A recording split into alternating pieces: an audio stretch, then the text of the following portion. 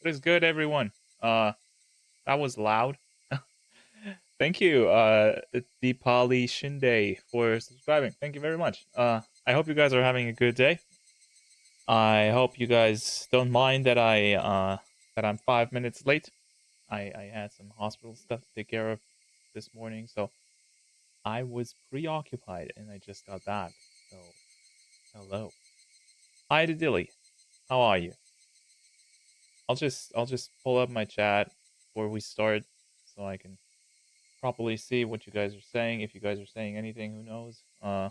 Since I didn't actually schedule the stream because I didn't know if I could stream today, I am not expecting a lot of people to be here, which is fine because do not plan around my day, please. Let's see. There we go. We got the chat. We got the audio.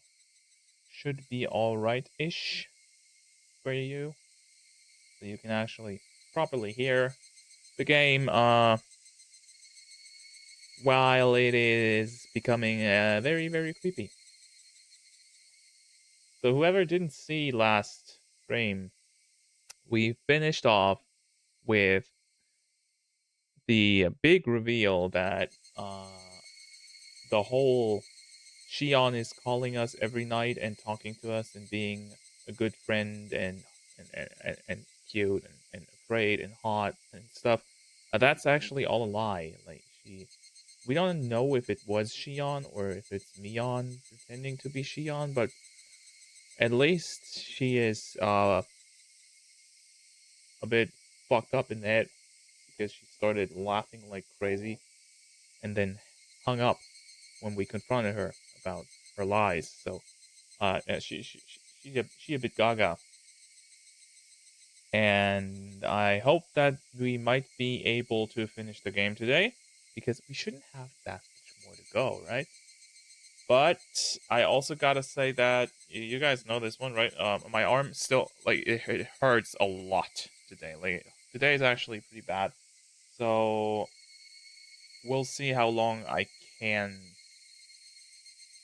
uh tolerate not lying down. We'll see. We'll see. But with that out of the way, with everything said, blah blah blah blah. End of chapter 11. There we go. All right. Fossil told me last time that there are a lot of important tidbits in the tips that can help you understand the game better and they are worth reading. But as they are also often pretty boring, I will not read them on stream. I'll go back after finishing each entry of the series to just like read through them by myself and see if there's anything interesting or important, and I don't know, I'll put my theories on the Discord or something. But I don't want to waste all that time doing the tips for something that most people, from what I see in the chat, really don't want to do. Like my impression, I guess. We'll see. Okay, if you have to, and really look, I want to do this right. I do not want to end this earlier than I have to because we have lost a lot of time. Uh, due to all that happened, and I just want to get back into it. So I want to do as much as I can, and I thank you for understanding if it's not enough. We'll see. Okay, chapter 12. Keiichi's mom is still here. Wait, I thought they were gone. So the parents are back. Are they also gonna die? That's not good. But I hear birds chirping, so I guess we survived the night at least. Keiichi. Keiichi. Just leave him alone. His friends went missing. It must be really hard for him. Normally, my dad never shows me any consideration, but this time he did. Shin. Shouldn't Keiichi stay home from school for a while too? I think it would be safer not to go until the police do something about this. Maybe. Compared to what could happen, taking a few days off wouldn't be a bad idea. Anyway, how is it logical not to close school during such a dangerous situation? What do those teachers think our children are? Well, he's right. If this was me and my kid was going to school while literal disappearances are happening to students and other parts of the village, I would be noping him the fuck out of there. Like, you ain't going to school, bitch. You're staying right at home. I'm doing the schooling now. No way in hell would I allow them to go there. Mom and Dad were pretty riled up, but at this point, I couldn't care less. Besides, that wasn't the only thing I couldn't care less about. The breakfast table, the food in front of me, the time of day, myself, I really had no interest in anything. This feeling, it was like a dead fog in my mind. It felt like getting dizzy after taking strong medication. Keiichi, how are your studies going? Yeah, that's important right now. You've gotten further than the other kids, haven't you? If you have, then you can take a few days off, alright? Oh, I thought he was being a bad parent, but he's actually a good parent. Okay, thank you, Dad. I didn't even feel like answering. So he just... Ouch. I got something in my eye. So he just sat there for like the whole night doing nothing after being creepily laughed at by Mion slash Shion slash we don't know who she is. Today was Thursday. Only 4 days had passed since the Watanagashi festival. Such a short time. And yet, now things were completely different. Everything had changed. The tranquil village, bright and clear as if it were an Indian summer, had undergone a total reversal. People were made to disappear every night, and we couldn't even relax when walking out in broad daylight. The village had become a world of fear. I had no right to curse this outcome. After all, the one responsible for everything was me. Well, look, I like the storytelling of this game a lot more than the first one. But I also got to say that I kind of think that the whole idea of how do I say this? Uh all of this happening just because they went into that shed is kind of dumb. Like, the situation is very high tension, but what caused the situation is just a minor thing that could have been talked out, right? Like, even if it did disrespect the god, they could have just talked to them. Like, they didn't have to kill. Probably. I just thought. That night, I couldn't resist my honestly tiny, little, and incredibly stupid curiosity and broke the taboo. Oh, we're getting a flashback. This isn't somewhere we should be going, is it? Let's not. It's a crime to force your way into a locked building, even if you don't steal anything. Shion, now that you know they weren't having some secret rendezvous, you've had enough, right? I don't want to do something like this. What if Rika-chan's dance ends while we're messing around here? I prattled on as I took the lock from Tomitake-san's hands and put it back on the door. Yeah, best viewers on get fucked. Uh, person advertising in Twitch chat. Sorry, man, but don't do that. I'll forget everything I saw here, so come on, let's go, let's go! Takano-san was fretting, but I pushed her away. Tomitake-san grinned painfully. Shion's shoulders drooped as if to call me an idiot. Even so, I didn't care. Oh, is that his thoughts? Like, I should have done that. I pushed everyone farther and farther away. Rika-chan's dance was still going on. Then, at last, her dance was brought to a close with a roaring applause. I, too, until my hands turned red. I clapped and I clapped. Oh. Oh, is this actually me? Is she gonna pretend like nothing happened? Oh, that would be so fucking weird and creepy. Ding dong. Ding to the dong. Isn't that Ren? Isn't that Rena-chan? She's here because it's your usual meetup time, isn't she? I looked up at the clock. It was 5 minutes past my time to meet with Rena. Keiichi, shouldn't you take a few days off from school? You're right. Thanks for being so considerate. I rose from my seat.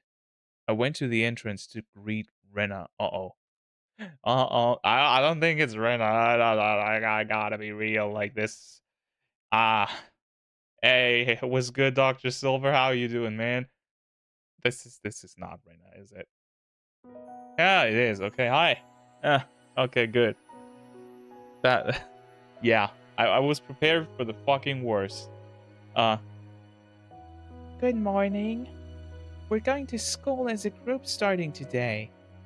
So you can't be late. Ah, that's right. If we, the ones farthest away, were to be late, the younger kids on the way there would be waiting for us. Yeah, so you fucked up, Keiichi. Um, I think I'm going to take some time off from school. Is a skinwalker hidden? What the hell is a skinwalker? I'm not hitting Rena. She's cute. Okay. Rena answered shortly, nodding. I think you should do whatever is best for you, Keiichi. So, you don't need to feel that you're weak or anything. Oh, and here, it's a notice they're sending around. Could you give it to your mom? I think it has a lot of important announcements in it. I took the notice. There were a lot more pages than normal. Well, yeah, because like, 4 people disappeared. The one on top announced the disappearance of the mayor, Rika-chan, and Sadako, and that they wanted any information about them. It made my heart ache. The police are looking as best as they can, too. They'll find them for sure. Just be patient, okay? If you don't know what a skinwalker is, you definitely should Google that. Yeah, I think I'll pass. Rena said, smiling in an attempt to give me courage. Rather than that, though, her smile looked like it was because she herself wanted to believe they were safe. Rena, you're going to question me? No. Rena, you know, don't you? About that night, would I. Do you mean when you snuck into the ritual storehouse? I was speechless for a moment, but then I bit my lip, made up my mind, and nodded a little. So it's all out in the open. Really, I shouldn't do bad things like that. Mei-chan was really mad. So she was upset. I suppose she would have been. I don't think she was as angry about you sneaking in there, though, as much as about you hiding it from her. Yeah, because you don't say shit. Like, Cage, everything you do, every time you fuck up, it's always because you keep shit to yourself. Why do you do that? What happened? Oh. Wait, oh, that's actually useful. I don't need to use the mouse. That's cool. Maybe, Cage-kun, maybe you should have just told her yourself and apologized. Should have told her myself and apologized. That troubled me. Just 1 week ago, I did something that I myself should have apologized to Mion for. I'd hurt her badly. However, I hadn't realized that at all. Is he talking about the doll thing? Plus, with all the confusion that Shion's appearance had brought, I still hadn't been able to talk to Mion about it. Rena, you're right. I never realize anything until you tell me. Is this a proposal? Okay, I don't know what you guys are talking about there in chat, but I'm not thinking this relates to Rena. Cage-kun, hypothetically, if you had admitted you'd done something wrong right away and apologized to me, Chan, I wonder if Rika-chan and Sadako-chan wouldn't have had to disappear. Why do you say that? That's such that she's why is she gaslighting us now? Like, I'm not saying that's your fault, but it's kinda your fault, you know. I couldn't answer right away. I couldn't admit to that. Wasn't Rena telling me right now, though, that I should have admitted my crime sooner? If I had done that and apologized, would things not have gone in such a horrible direction? Rena's eyes were filled with kindness, but they weren't naive enough to forgive me for keeping silent. They stared fixedly into my own. Yeah, you're right. If I had admitted my crime sooner, then Rika-chan and Sadako wouldn't have had to die or disappear. Oh, okay, that was out of nowhere. Yes, Renegade keep gaslight girl boss. I mean, she's got a point though, right? Smack! The palm of Rena's hand slapped me in the cheek. Yeah, go girl! I stood there unmoving and my head still tilted in the direction I'd been hit. It didn't hurt at all. I don't think that anyone has scolded you, Cage-kun. So I'll scold you in their place, okay? She's just the best. Like, seriously, yeah. Do it, smack me. I'm all for it. I'm down. I pressed the hand to my cheek, now warm with embarrassment, and quietly stared down at Rena's feet. That's kinky. Going somewhere you're not allowed to go was a very bad thing to do. Do you understand that? Uh-huh. Answer me with a yes, Cage-kun. Yes. Also, what's even worse, you didn't admit to having done something so bad. You should never do anything bad in the first place, but not admitting to it or apologizing for it is much, much worse. Yes, I was wrong. For a few moments, Rena stared at me silently and intently, as if gauging my remorse. Then finally, the tension in her face softened and she smiled. Okay then, it's about time. I should be going. Alright. Be sure to give the notice to your mom, okay? Also, warn her not to go out to pass it on after it gets dark. Why? Is this like the whole village is in on it, right? Why do they need to wait for dark? Keiichi has a thing for feet confirmed. Just like me, for real. I bent down to pick up the notice, which I dropped when she slapped me. The pages had come out of the clasp and were now making a mess on the floor. I gathered them up one by one. My hands stopped at a single, more lighthearted page with peaceful sentences dancing on it. We still have plenty of homemade soy sauce in stock. Feel free to come to the Sonozaki house if you want some. Bam! There it is. There it is. I mean, it was pretty obvious before, right? What the hell is that? Why is it picking up? Camera is acting weirdly. But now we got it white on black. Yeah, that's where they went, and that's where they died, and that's where we go, and that's where we die. I think. is this? I picked up the page and scanned the rest of it. They were stockpiling high quality soy sauce they got from faraway relatives in the Akita prefecture. They had gotten a big shipment recently. They couldn't use it all, so they wanted anyone who wanted some of it to feel free to come over, is what it said. As a PS, it said it arrived in barrels and to please bring a 2-liter bottle or other container for it. 2 liters of soy sauce? Does soy sauce go bad? I don't know.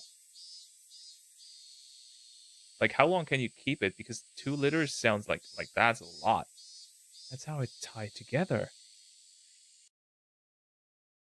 If you need some soy sauce, then you would go to the Sonozaki house. Rena, did you did you know all along? Yeah, I knew. I think I spell his name wrong every time. No, the way you spelled it right now is correct, Padilly. KG with 2 E, like 2 I. Rena had already been suspicious of Mion as soon as she noticed that the big bottle of soy sauce was missing. Rika-chan had taken the bottle and gone to Mion's house, and there she was erased. Rika-chan wasn't coming back, so Sadako called Mion's house since she knew where she had gone, and Sadako got called there as well. That meeting on the day of the mayor disappeared, didn't Oishi-san say that the 3 families participated in it? The 3 families would include the Sonozaki family. Didn't he also say that the current leader was really old, so her heir, Mion, frequently stood in for her at public appearances? While the mayor was returning from shrine, Mion called out and stopped him. She talked to him and invited him to their house, and then she made him disappear. Yeah, but why? That's a question I had last week, and I forgot to actually say that. If the whole thing about about Shion talking to Kimiyoshi was made up,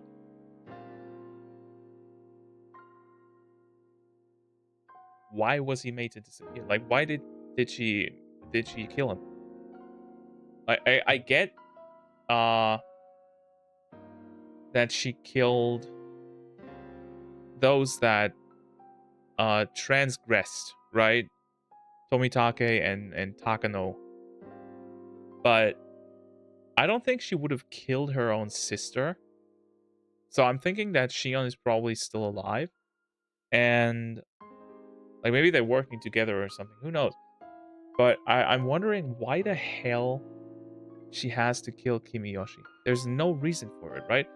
Because Rika and Sadako make sense because they are close to Keiichi and she probably wants Keiichi to suffer. But Kimiyoshi had nothing to do with Keiichi. We never met him. So the only thing I can imagine is that somehow, like, maybe she's keeping Shion locked up and made her watch or something because she wants to torture her as well. That's the only thing that would make sense in this case. I still really like this OST, by the way. It's so cool. It was probably even simpler to make Shion disappear. Shion was part of the Sonozaki family. They probably knew exactly what she was doing at all times. I'm sure they even knew her part-time job schedule, too. Thinking back, wasn't that Angel Mort store managed by the Sonozaki family? Yeah, but they were looking for her, right? Setting up an ambush for her there wouldn't have been any trouble at all. I'm I'm going to Mion. I'll go apologize. I'm going to have her put an end to everything. Mion probably won't forgive me easily, but I'll go and ask her not to sacrifice anyone else. With that decided, there was no need for me to be lazing around here. I put on my shoes and slipped past Rena to exit the house. When she stopped me, yeah, because you're gonna die. No! I'm going too. No! Rena, shouldn't you go to school? This is way more important than school. Rena, you shouldn't come. If you get wrapped up in this too, then I think I might actually go crazy. Rena didn't move her arm, which was blocking my way. If Cage-kun disappeared as well, then I think I might actually go crazy too. So I won't let you go alone. Rena argued boldly as tears welled up in her eyes. I saw them, and I knew the strength of her resolve. All right, let's go. Thank you, Rena. Damn, is this gonna turn into a 1v2 or a 2v2 with Shion and Mion? Rena nodded slightly but firmly and finally let down the arm blocking me. Let's go to Mion's house. I'll apologize for the crimes I've committed. Then we'll put an end to these twisted days. After that, I'll pray that once more we can return to those fun, lively days. With Rena following me, I left the house. In front of the house, there was a car waiting. It was Oishi-san. Yeah, maybe tell him what you're gonna do. Hey, good morning. Bye, Bana-san. To you too, Ryugu-san. Together so early in the morning, you make me jealous. What a truly praiseworthy man he was. If he had been lying in wait so early in the morning just to pressure me into talking. On this morning, though, maybe this was actually a good opportunity. You're from the police. Oh, have I not introduced myself to you, Ryugu-san? Please excuse my rudeness. My name is Oishi from the Okinomiya Police Department. Pleased to meet you. Are we telling Oishi-san? Yeah. I think my palm is enough punishment for your crime, Cage-kun, but you should leave me chance to these people. Pain and sadness. I looked down as those emotions build up in my heart. We have something to tell you, Oishi-san. Well, now, what about? Should we stand here and talk or go inside the car? In the car, please. I only continued to look down weakly. All I could do was be thankful for how dependable Rena was. How did she get this way? Like, Rena is absolutely on point when it comes to being a badass. Every time the need for a badass arrives, she's there and she's taking that slot. Seriously, she always does. She always delivers. So what was her past? She was crazy once, right? Didn't we have something with her flunking out of her old school or something? I vaguely remember there being something like that. I don't know anymore. At Rena's urging, I revealed everything to Oishi-san. The latter, while making sure to throw in murmurs that he was paying attention every now and then, took notes. We continued that way for a while. How do you feel? Don't you feel a lot better now that you've told me? Oishi-san asked this while scratching his head with his ballpoint pen. Of course I don't feel better. The price that had been paid up until now for me not owing up to my mistakes, to my crimes, had been so immense. But as long as that payment wasn't returned, the load on my chest could never be removed. His radio started to emit static. Okay, how did I voice Kumagai again. I think I did an old lady voice, right? Because we thought he was an old secretary lady. This is Kuma guy. Oi, son, over. Yes, hello. This is Oishi. We got news a few minutes ago that she's been absent from school. No movement at the Sonozaki house. Our target is still on the premises. Yes, good. Keep a close watch out. Roger that. The relief for 3 and 7 just arrived, and they've returned to base. Also, it looks like the division chief is looking for you, Oi-san. He keeps bugging me, too, to tell him as soon as I get in touch with you. What do you want me to do? If you're hard pressed for an answer, tell him you're actually under orders not to wake me from my morning nap. Got it. Bzzz. The radio grew silent. Sorry about that. It was about work. He just said there was no movement at the Sonozaki house, didn't he? Oh my, did it sound like that to you? This won't do. Please keep that a secret, alright? I don't have permission from the division chief to be making private inquiries like that. Oish-san had suspected Mion for a long time. Well, I mean, he's a cop, and a pretty good one at that, let's be real. So, yeah. Not for questioning witnesses or searching houses. We don't have permission for anything, really. The Sonozaki house's defenses set to protect the family members are also in full working condition.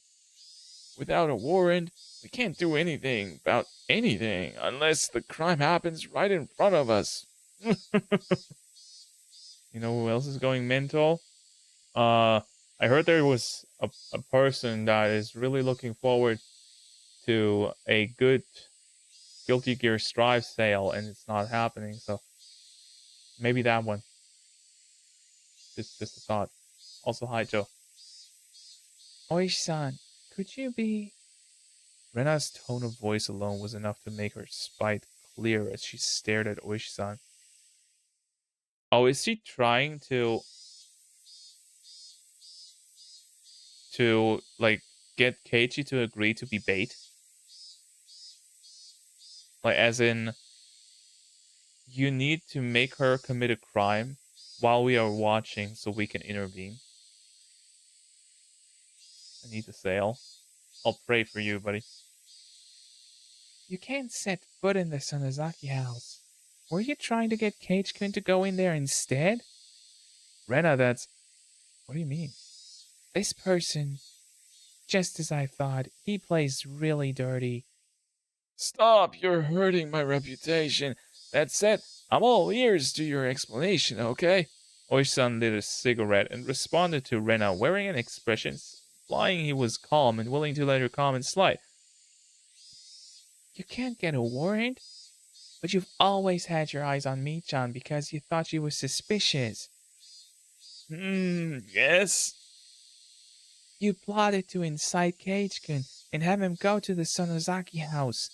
Then, if something were to happen to him, you would have used that as an excuse to go in. Isn't that right? I only understood about half of what Rena was saying. I knew, however, that Oishi-san had been trying to use me. Even if Keiichi-kun got hurt as a result, have you no shame? Is this how the police do things? My. It seems we have an incredible detective on our hands. Oh my. Would you be interested in taking our exam? I'd gladly write a recommendation letter to get you into the detective division. He's such a fucking asshole, but I love him. You're despicable. Rena spoke quietly, her voice, her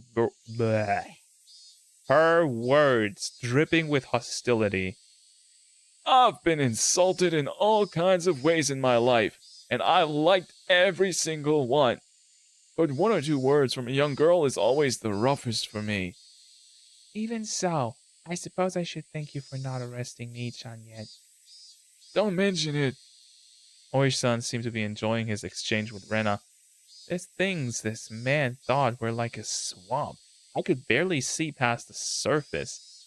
It reminded me again of how much I disliked him. Now then, as two esteemed friends of Mion Sonosaki-san, what do you plan on doing now? Will you wait kindly for me to go over the evidence and request a warrant?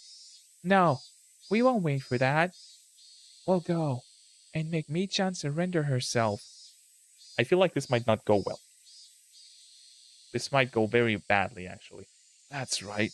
If she turns herself in rather than be arrested, she might get a lighter sentence. A lighter sent. Look, Japan still has the death penalty. Japan in the 80s definitely had the death penalty. She killed, or at least abducted, a minimum of 5 people. 6, actually. 6, actually. I don't think that a lighter sentence will do much. Like, she fucked. Where's Shion? Joey wins Boing Boing. You don't get Boing Boing, Joey. Shion is dead. At this point, perhaps that was the only pity I could find in me to afford her.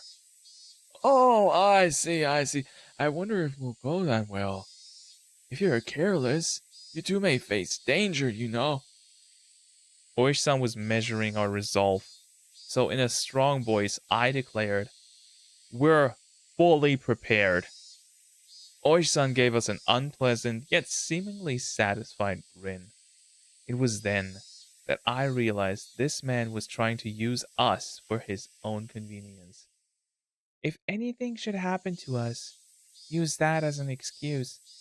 Though my greatest hope is that you will surround the place so that the criminal can't get away. Yugu-san, you're good at negotiating too. I'm throwing in the towel. I surrender. What are you talking about? If the policemen surround Mi-chan's house, then that will be insurance for the worst case scenario. For the worst case. Plus, it would be another way of pressuring Mion to give herself up, wouldn't it? I think it might actually put more pressure on her and make her go even more insane. You guys gotta realize she is not right in the head. Like, don't... This is completely going... Like, nobody's talking about this, but she's not just killing people, right? She is mental. She is enjoying that shit. She is doing that to make people suffer. She's just like me for real, exactly. Like, if someone is that foo in the head, I don't think that surrounding her with police forces is gonna make her surrender. She's just gonna snap completely, and kill everything she can before she gets shot down. Ah, Oishi Takuma-chan. Oishi Takuma-chan. This is Kuma guy. Go ahead. Our two friends are going to play at the Sonosaki house. Make arrangements so that we can reinforce them if needed. Roger! Their altogether too short conversation implied that our questioning was already a part of their plans. Then, let's get going. Want to buy some tea biscuits on the way there? Neither Rena nor I went along with Oishi-san's stupid joke. Alright, so we got a setup now. That's interesting. I like this. Although it took a bit long. Also, where's Dink? Dink was so hyped for the ending and now he's not here. What's going on?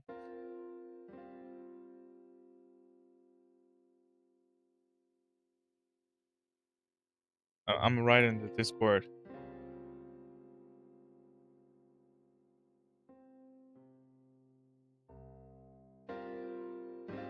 Maybe he'll stop by then.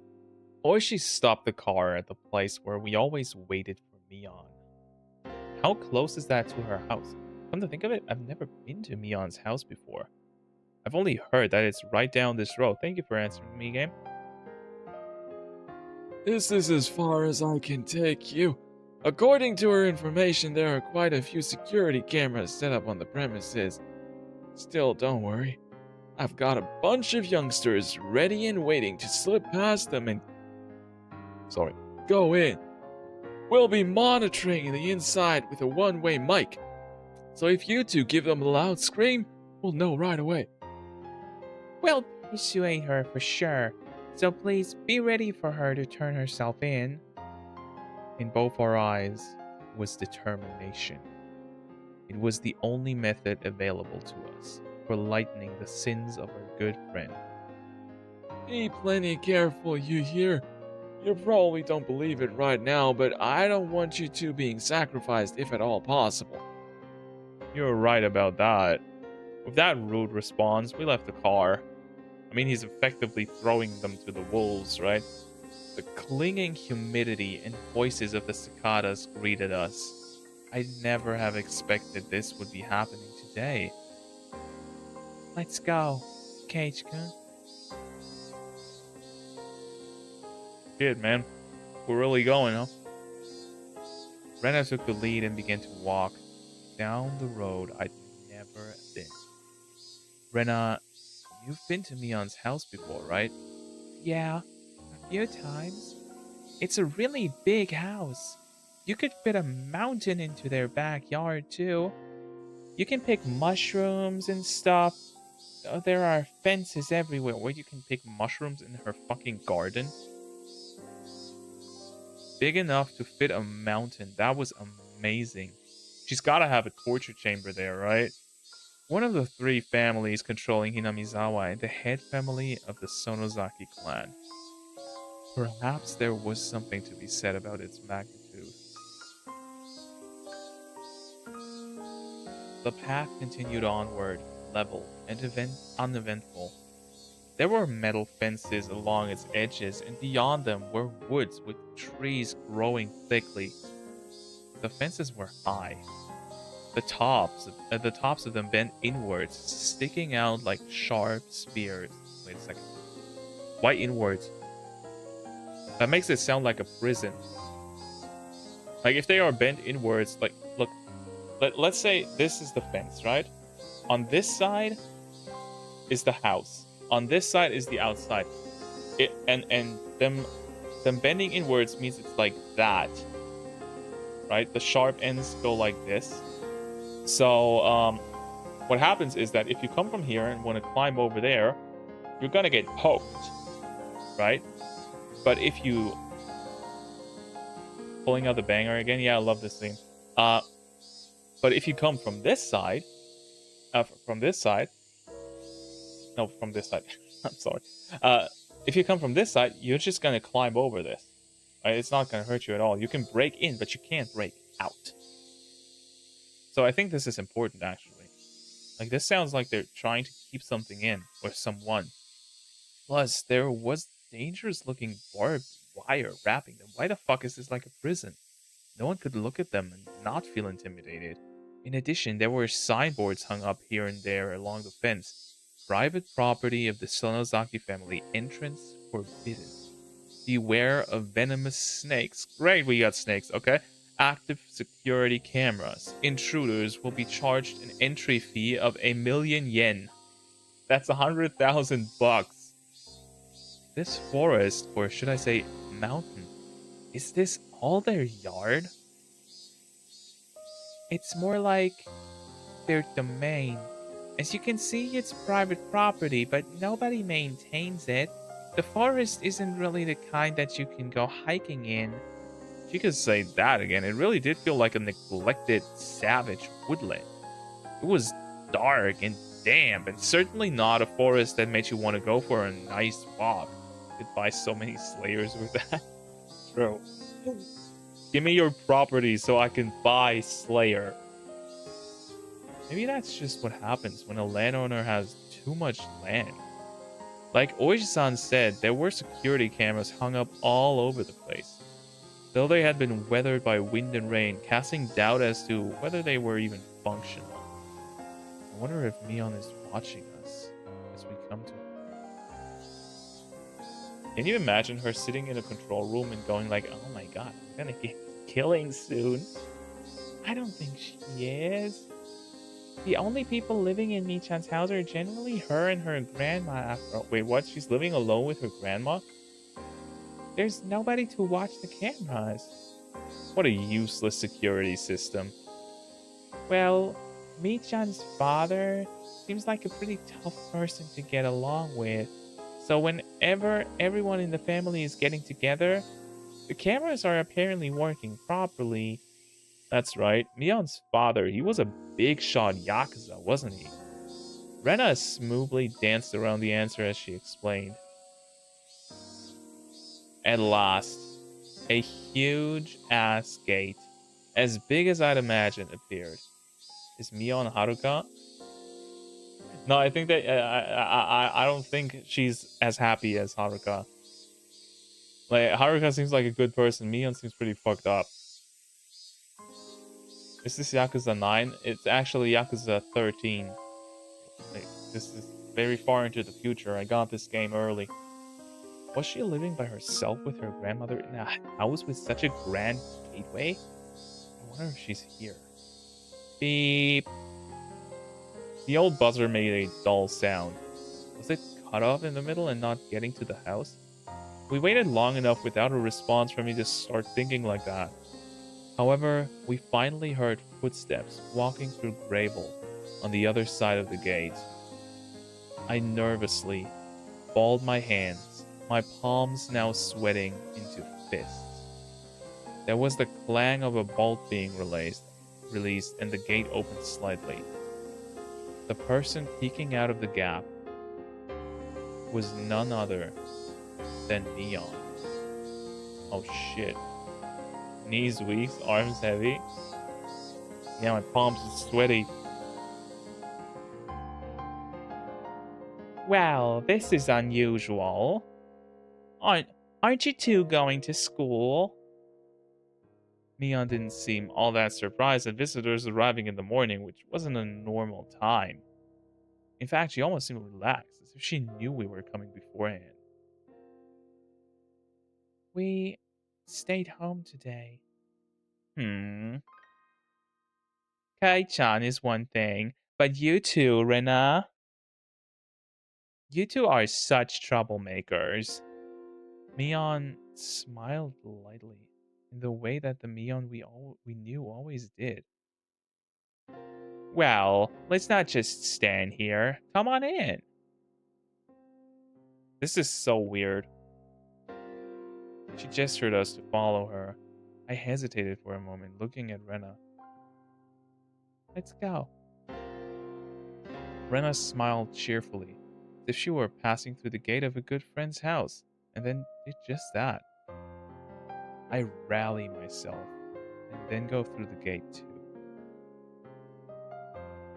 On the other side, it hadn't been maintained very well, but it was clear that the lot was magnificently wide.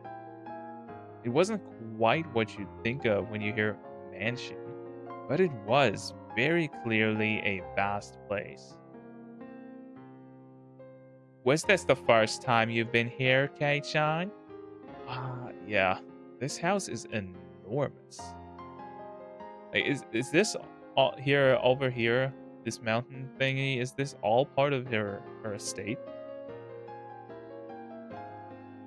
State thatched roofs aren't in fashion anymore. This place could be a tourist attraction. I want to rebuild it using totally average and boring reinforced concrete soon.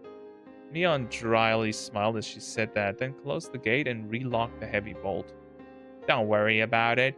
Things have been dangerous lately. Gotta do at least this much during the day, Tom. Hey, what's good, Dink? How are you doing? Yeah, you're right. Maybe it was my imagination, but I thought I saw a hint of a shadow in this. Well then, good sir and madam, I shall show you inside.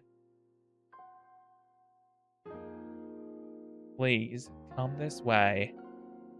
Mion bowed to us like a worker at a high-class hotel, then pivoted on her heel and began to walk. Rena gripped my stiffening arm lightly. Kate, oopsie, wrong voice. Kate-kun, you're too tense. We came to see Mi-chan, remember? You don't need to be that nervous. That's right. When I get nervous, I tend to let everything show on my face. I'll stop tensing up. Even if something were to happen, there were two of us. Oishi-san's subordinates were waiting outside the gate for us, too. There was nothing to worry about. Until she pulls out the gun. After thinking about it that much, I realized my nervousness was already gone and laughed at myself. Alright, so we're about to die, huh? What's this? Mion, what's with this stone on top of the newspapers? It's in the way.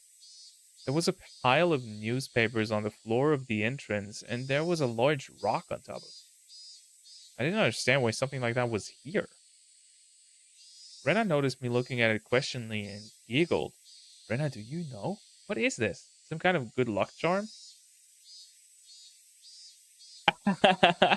If you don't really know, then feel free to move it out of the way and put your shoes there.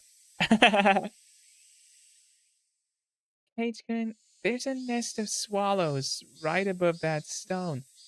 Oh, so when the swallows, when the baby chicks fall out, they don't die. Huh?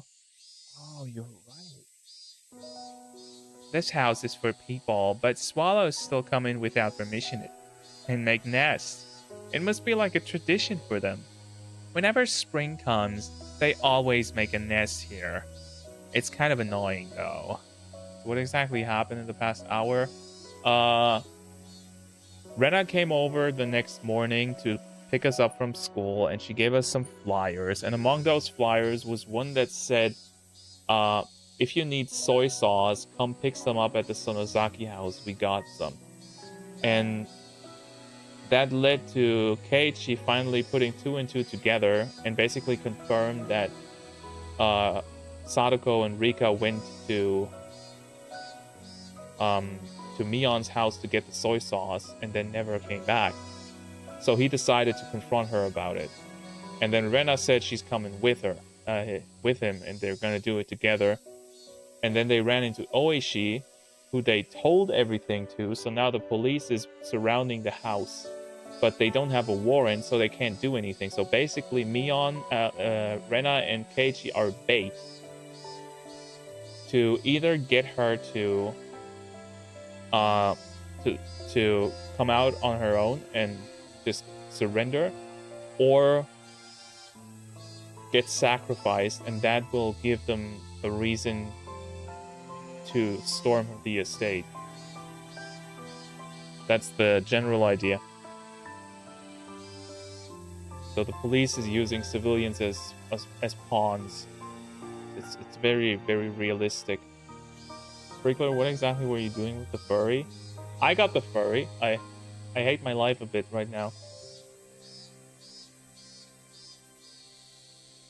In other words, it's a sign not to take off your shoes here, because swallow poop could end up in them. Oh, that's why. So Mion is confirmed to be the killer then. Yeah, pretty much, yeah. Like, there was barely any doubt left, and the soy sauce thing just kind of confirms it. And now they're acting all friendly, but I'm guessing this will break down rather soon. Plot twist, what if it was Shion? The thing is, I don't think we're done with the plot twists yet, so you might not be that far off. Maybe this isn't even Mion. Maybe Mion's already dead. Who knows? We just know that one of them went missing and the other one has been in the house for a few days now. So they're just pretending to be friendly to lure her out. Well, I think they're both pretending to be friendly. Like, it's a two-sided play, right? Because Mion is probably pretending because she doesn't know if she got properly figured out. And yeah, so this is actually a weirdly tense but non-tense situation right now. I couldn't help but laugh at the silly contrivance. My laughter naturally spread to the other two. A really long time ago, the Sanozaki family apparently cultivated silkworms. Our ancestors would get all worked up over exterminating the swallows. When you think of it that way, maybe this is our just desserts. Anyway, come on in. Hey, Cow Soup, what's good, man? How do you always win the gamble? Wait, Mion was the one on the phone, right? Who jump scared us. Yes, she was. At least we think she was. But just because she laughed and I don't know, maybe she's just playing along. Maybe she's actually trying to get us to let her guard down or something. We don't know. The inside of the house wasn't very bright at all. It looks pretty bright for me. It was dimly lit, in fact, but mysteriously, I could still feel an elegance to the place. Mion seemed to want a more modern building, but traditional houses like this aren't bad either. You're kidding, right? There's a terrible draft, and the winters are freezing. Don't go making my house into property of cultural significance and getting in the way of renovations, get it? What I want most is a house like yours, Kei-chan. Oh, is that why she's gonna kill us to get the house? I'm pretty jealous of it. It seems like it would be warm in the winter. Oh, but snowfall seems like it would be a problem. Snowfall's a problem? Does Hinamizawa get that much snow? Our latitude is south of Kanto, isn't it? Isn't this region warm? Just a second, I gotta let Luna out.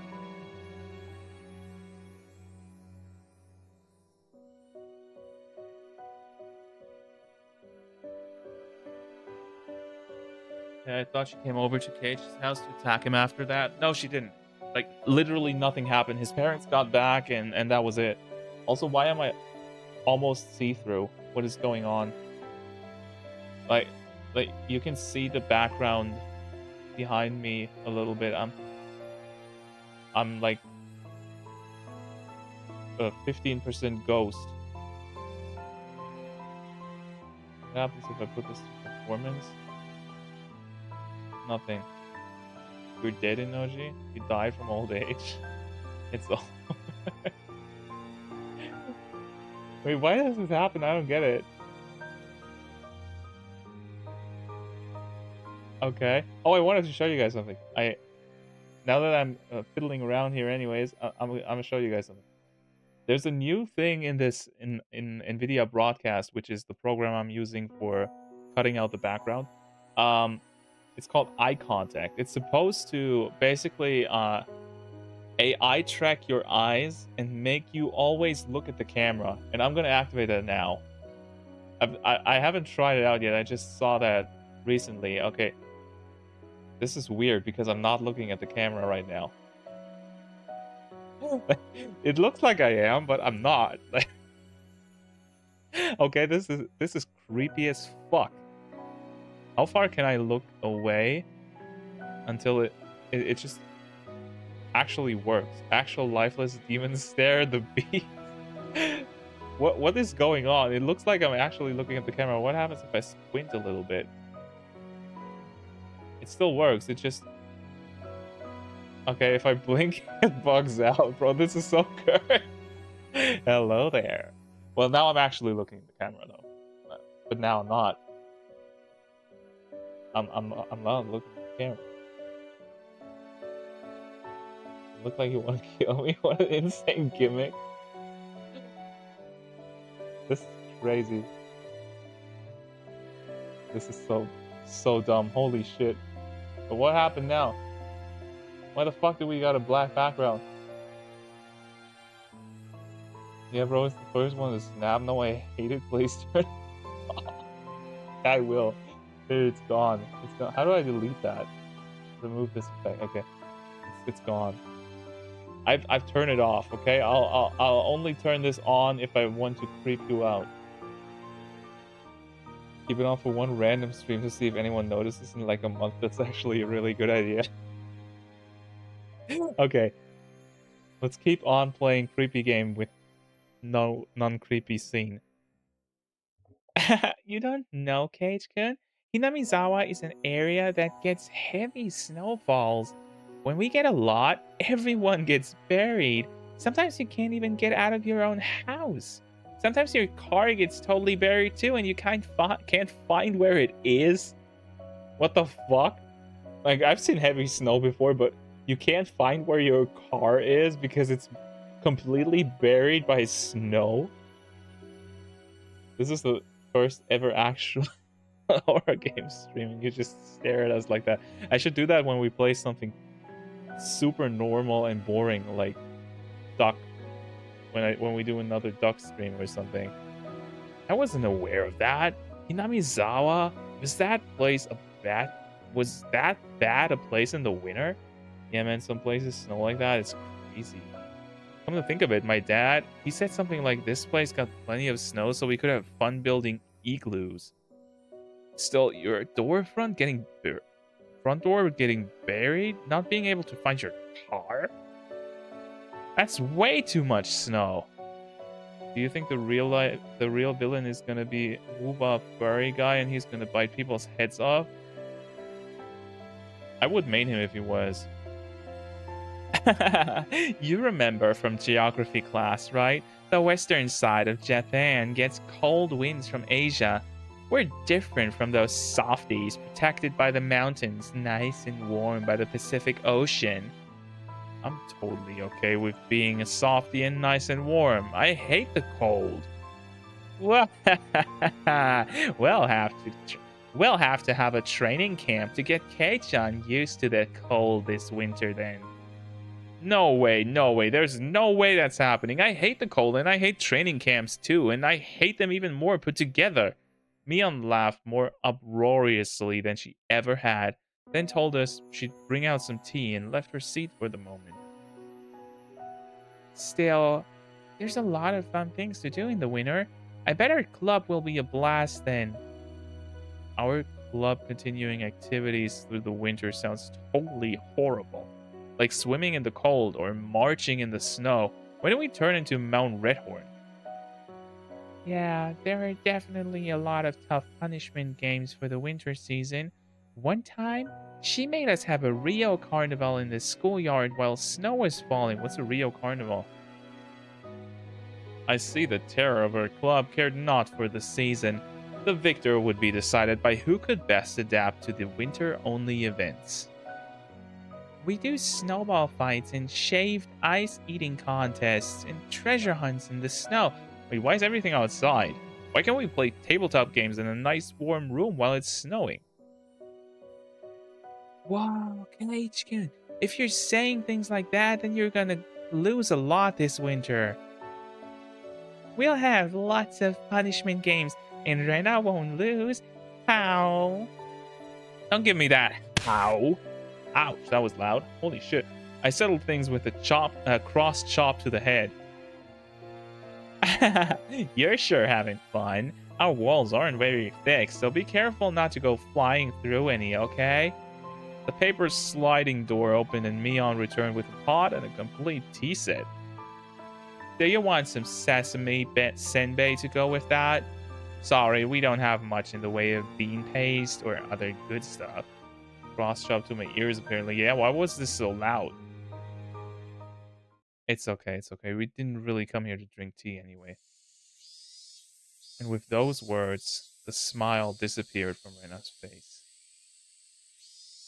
Ah, she did it. That one careless statement reminded us of what we had nearly been able to forget. I had wanted to enjoy this peaceful time for a little longer, but we put an end to that with those honestly careless words. Multitask gamer right now? What are you talking about? When she noticed the smile disappear from Rena's expression, Mion too changed hers. It was as if the cheerful air that was like a warm spring day until a moment ago had slipped through the cracks in the paper door. Playing Judgment, listening to Old Man Streamer at peak life. So how long are you gonna take to finish Judgment? Like, you've been playing this for a long time, haven't you? And altogether disappeared. There was no point in regretting it now. We did not come here today to chat and enjoy ourselves. Mion silently poured the tea. During that time, both Rena and I sat kneeling without uttering a word. Here you are. Drink up. We couldn't even mutter a word of acknowledgement at those natural words of courtesy. Is nobody like suspecting her to I don't know, like poison the tea or something? Realistically, I could get it done in a day, but I've been playing a lot of other stuff instead, like Strife, for example. Well, what's the point in playing Strife if you can't get Slayer? I'm sorry, that was mean. Oh, okay. There's no poison in it or anything. Do you distrust me that much? That's upsetting. Mion gave a bitter smile at that and let her shoulders droop. Now silent. We all remained silent. We remained silent, hoping that someone else would speak up first. That was, however, the one thing we didn't want to do, and so we sat for a long time. At last, Mion smiled scornfully and opened her mouth to speak. Hey now, Kei-chan Rena, you're the guests. Didn't you come here for something? If you don't speak up first, this old man won't know what to do. Rena and I exchanged glances, and we both resigned ourselves. Rena opened her mouth to speak first, so I stopped her. Kate-kun. It's okay.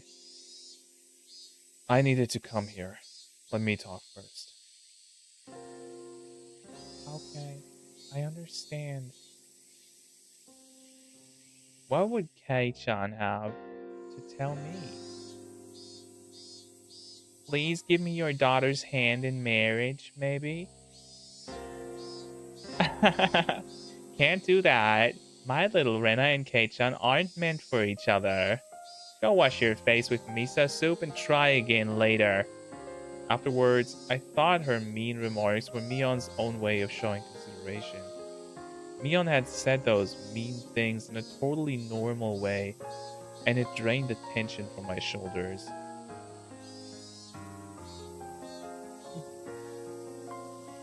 Yeah, this is not fun.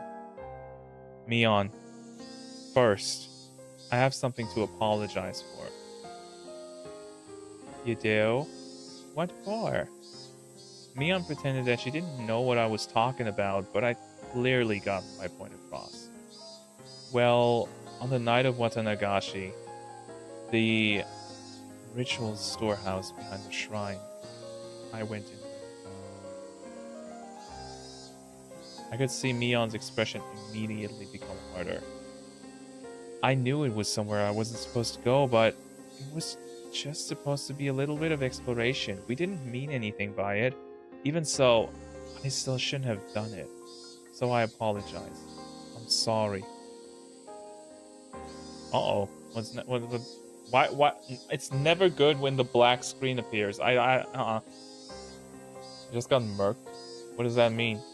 To display my deepest sincerity, I pressed my forehead to the table.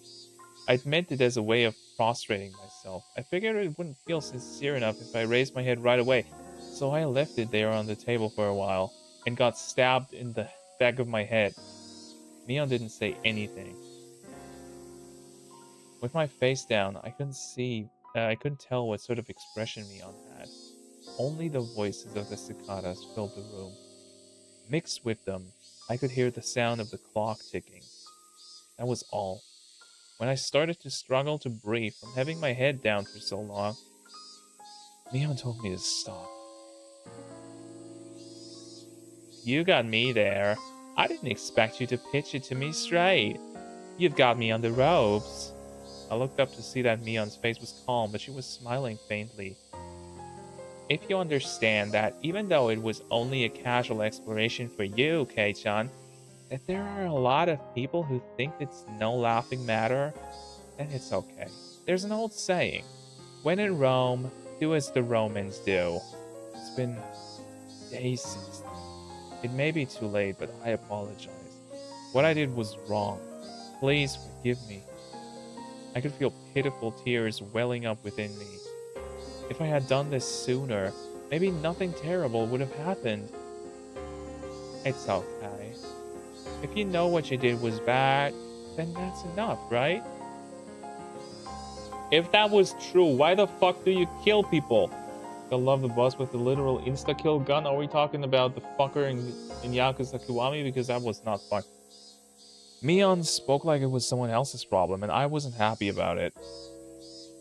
Michan, Keiichikun is apologizing seriously. I think maybe you should respond seriously as well. I am being serious, though. Do I not look serious to you, Rena? You don't. Rena was giving her tit for tat, and so the room's atmosphere quickly began to grow sharper. She was right. Even though I came here to speak from the heart like this, it felt like she hasn't been taking this seriously. Obviously, Rena isn't fond of that. Keiichikun, you can get up now. Let's tell her everything. That looks like what Michan wants, too. I had known it would turn out like this from the beginning. Hadn't I come here prepared for that? I mustered my willpower and bit my lip. Mion, you called Rika-chan and Sadako the day before last, right? I don't remember doing so. If you have a reason to think so, could you let me hear it? It was evening before dinner time. Rika-chan should have come here, bringing a big bottle of soy sauce to have you share some with her. Mion was trying to keep from showing any reaction, but I didn't miss her eyelid twitching just a little bit. Why do you think that? It's not hard to understand. Mi-chan, you saw it too, didn't you? Rika-chan's room. Mion put a finger to her forehead and acted like she was thinking. There was chilled tofu, but no soy sauce. Plus, the big bottle of soy sauce that should have been under the sink was nowhere to be found. What? Is that why she would have come here? Mion dropped the act. You wrote it yourself on the notice, didn't you? That you'd share your soy sauce. Mion scratched her head. I heard her ever so faintly click her tongue. It was as though we found out she'd purposefully given too little change to a servant. That's all I could feel from her. Like, this is a very weird situation. My arm just disappeared. Okay. Um, given that, uh, like she's acting normal, right? But her her insanity comes through very briefly sometimes. So I think she's gonna snap soon. Then Mi-chan, Rika-chan, you hit her. Rena hesitated for a moment. I could tell that she didn't want to use the word erase, and that she was struggling to find another word. That was really supposed to be the end, wasn't it? For you, anyway. What are you talking about? Three of the worst things in the boss fight combined. Nochi would love this. Yeah, seems like I'm never playing Judgment. You didn't foresee Rika-chan would tell Sadako-chan that she was going to your house, did you, Mi-chan? Then Sadako-chan called.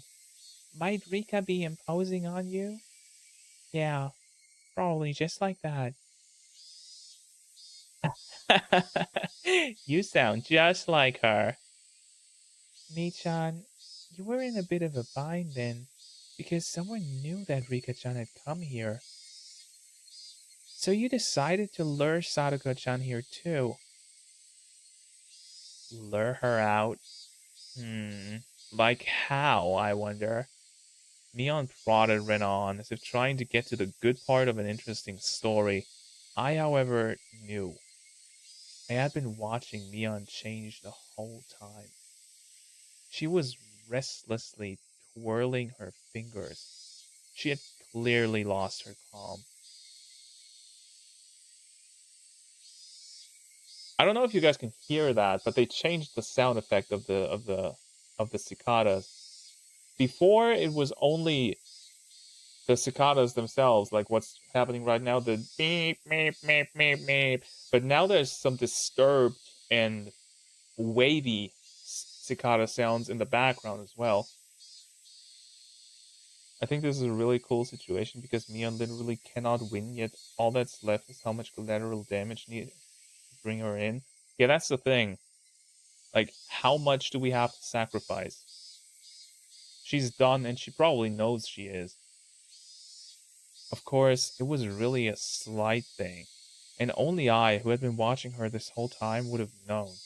Mion was panicking. What Rena was saying must have been a bullseye. It probably went like this. Sadako, I actually made too much dinner today, so why not come over and eat? Rika-chan came earlier and already ate some. Something like that. Scratch. Mion's nails dug into her knee. I would love to see this scene animated, by the way. Like, this sounds like it would have so much little detail. This is so cool. There's no recordings of the phone conversations or anything, so how do you know that much? I know it because the dinner that Sadako-chan made for the two of them was plastic wrapped in the refrigerator and hadn't been touched. For a few moments, Mion's face was frozen in utter amazement. She looked like she couldn't believe that this person in front of her was Rena. With just that to go on, how did you even guess what we said over the phone? It's a long explanation, so I'll get to the point. The contents of that refrigerator provided a vivid account of what you said over the phone when you lured her out. Mion's jaw remained on the floor. That was the only way I could describe her face. That's I had no idea I had such an incredible detective right next to me the whole time. I can't believe you'd figure out everything, down to the phone conversation, just from what was inside the fridge. You've got me there. You've got me. You've got me. You've got me. As if a dam had burst, Mion convulsed into laughter. Her laughter, though, definitely didn't make us want to laugh as well. And you're about to get killed. Yeah, we did. Yeah, the room for cinematic camera angles and detailed movements would enhance the tension like crazy.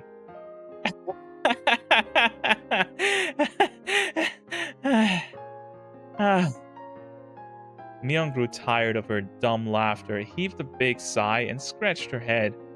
I'm just waiting for the creepy eyes to pop out now. It almost seemed like Mion had lost a detective punishment game for the club or something, and her punishment had been decided.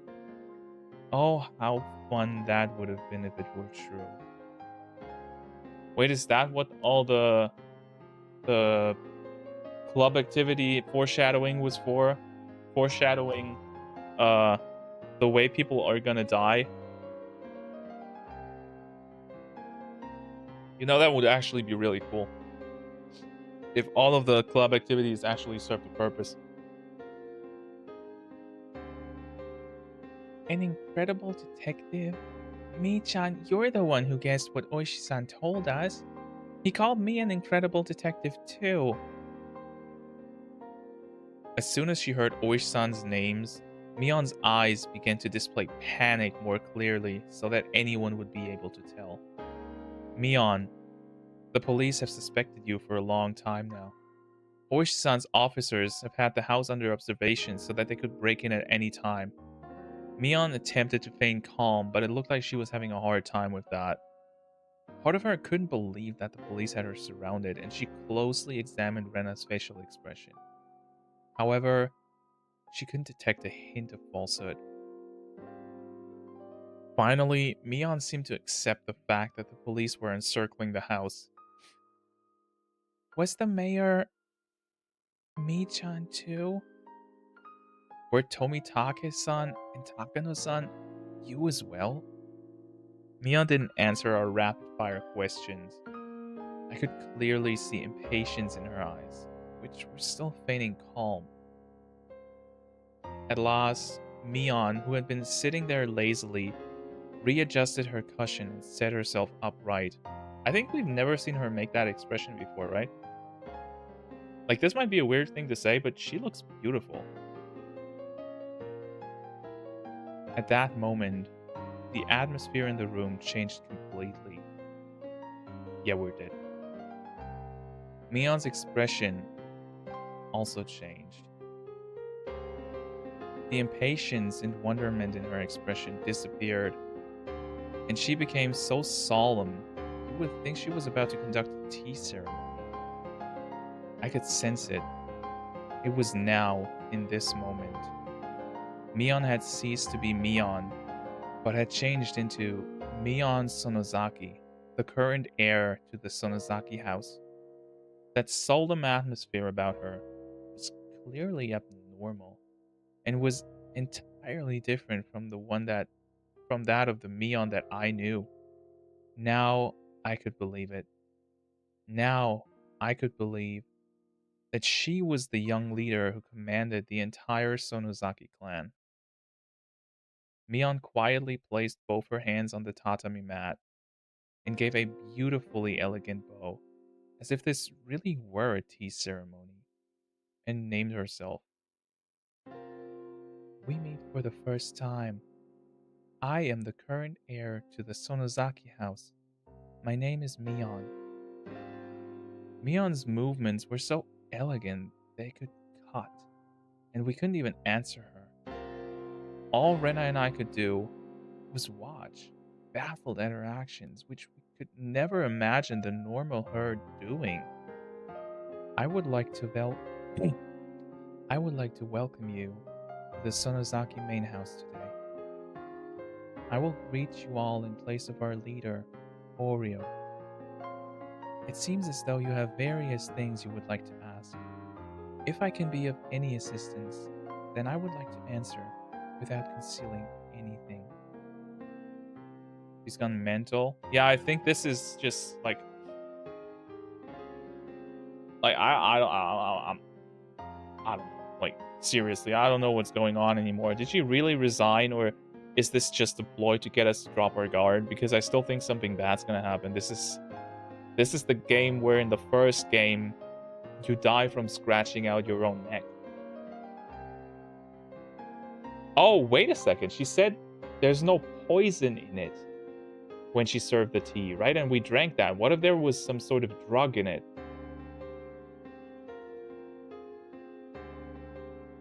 If I'm right, I want money for that. What? What did Mion just say? Mion said she would answer anything we asked. There was a strong light of resolve in her eyes. It's really alright if we ask anything then? I shall tell you everything I know. That is why you have come here, after all. Rena and I exchanged glances. There was a mountain of things we wanted to ask Mion. However, we hesitated for a moment on what we should ask first. The first question Rena gave was extremely abstract, but it was the question everyone wanted to know right now. Why would you do this? That was what I wanted to ask as well. Why? Why would you do this? That didn't only go for Rika-chan and Sadako, it went for the mayor, Takano-san, and Tomitake-san as well. No, even further back, for all the incidents that had been occurring every year. Wait, are we making her responsible for the killings for every year? I don't think it's that simple. For a little while, Mion couldn't respond. I think it was her only in this year. Right when we realized that the question was too vague and tried to put it into more concrete terms, she finally opened her mouth to speak. answer that question will take some time. If that is acceptable, however, then I would by all means like you to hear it. She spoke clearly. She spoke with clarity that a grandmother might use when telling a story from a long time ago. Do you know what Do you know that the Hinamizawa village used to be called Onigafuchi village? We got a new track.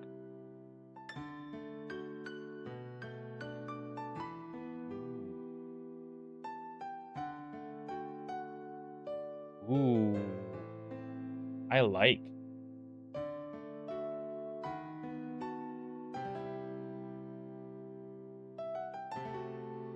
Awesome. This is super somber.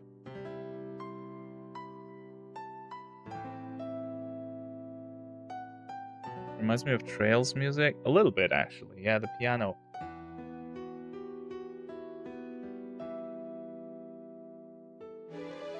Oh, shit.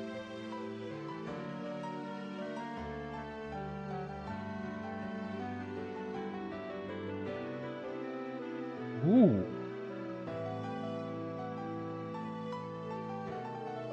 Oh, shit, I'm getting goosebumps.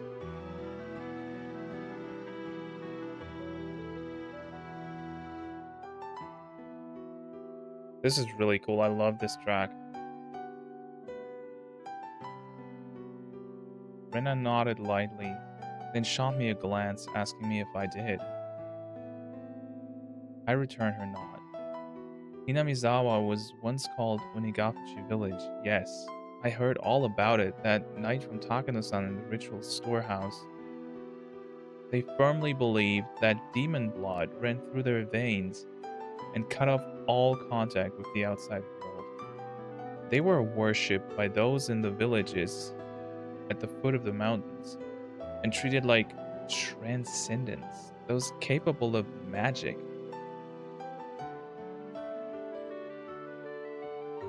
That's right. Oh, it falls apart. Ooh, I like the tone shift. Our ancestors in Onigabuchi village were proud transcendents descended from the demons. Those in the villages at the foot of the mountains worshipped and honored them. The track just keeps getting better. Jesus Christ.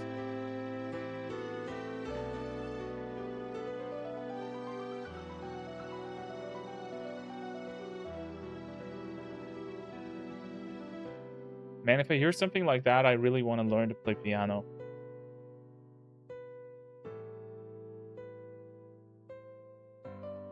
Jesus, okay. Nevertheless, that all decayed with the end of the Tokugawa era.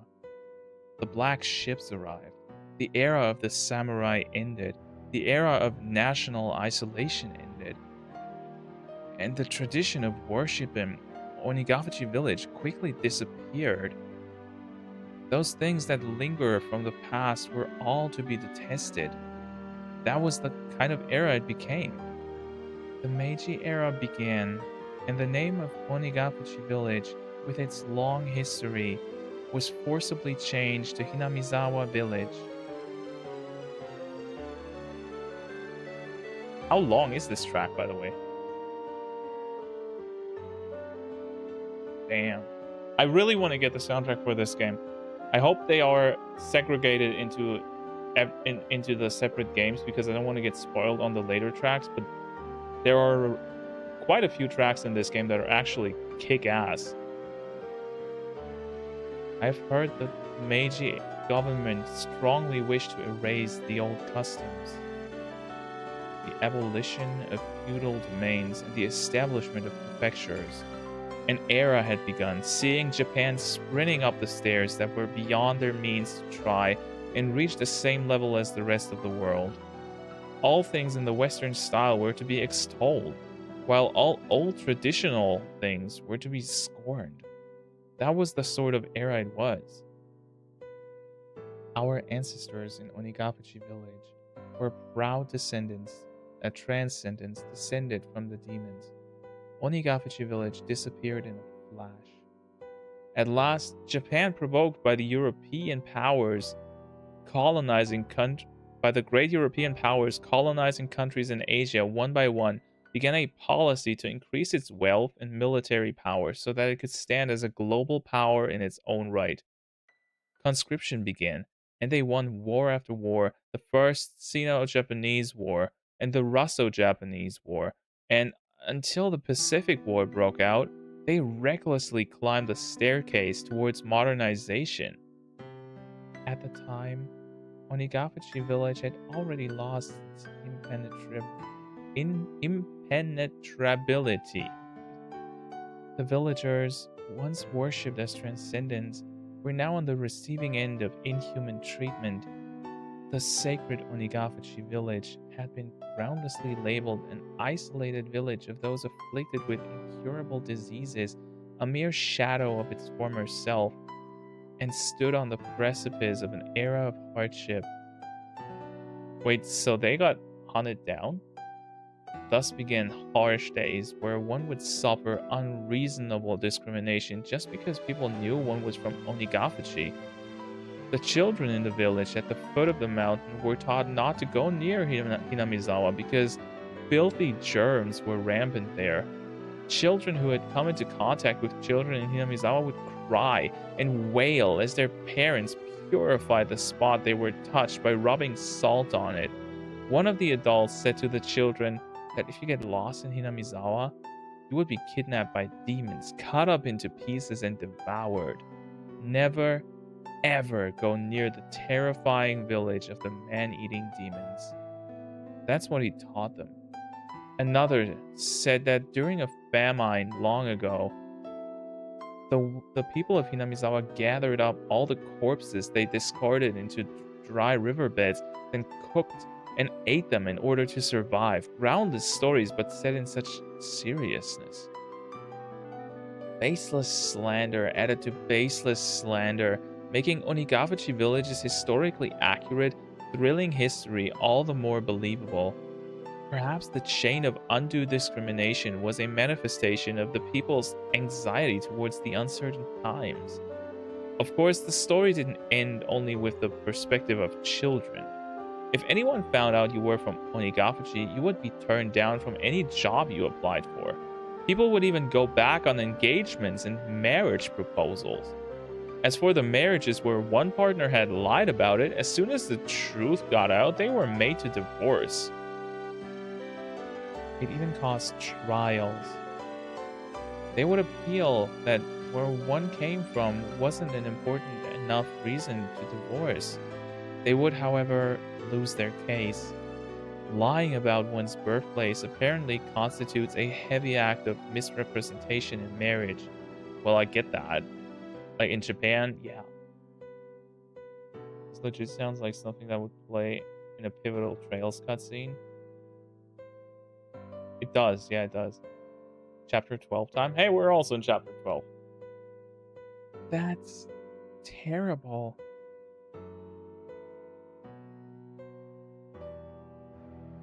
Why the hell are they talking about marriage? Wasn't she about to kill them? She's basically, we're getting a big lore dump about the village and the history.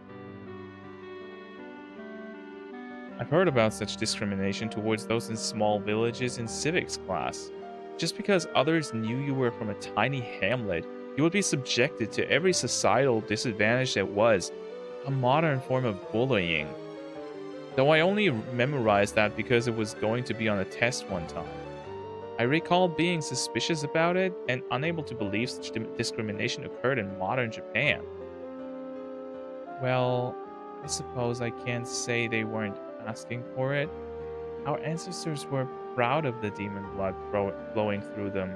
They lived their lives boasting about it and scorning those at the foot of the mountain after all. They struck fear into the villagers down there with their mystique and demanded gifts of dread and tribute. With that, Mion smiled for the first time, albeit in self-mockery. During the Pacific War, Despite the slogans that all the country was acting as one, those from Hinamizawa continued to suffer all manner of discrimination. There were too many ways to count. They would send their husbands and sons to war, and the women on the home front would suffer greatly too. My grandmother remembers it well. She remembers it being a difficult time. Even that bitterly long war, however, finally ended in 1945. Hinamizawa had lost many male hands, but at last their fathers and husbands and sons returned to them.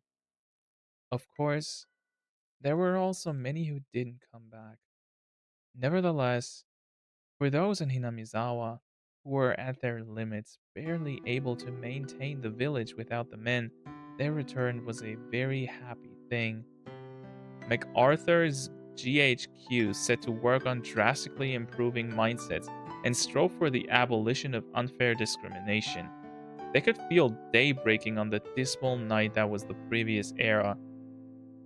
Can we just quickly talk about how we're getting a proper history lesson in tandem with a fantasy, like a fictional game right now? Like this, not all of this stuff is made up, right?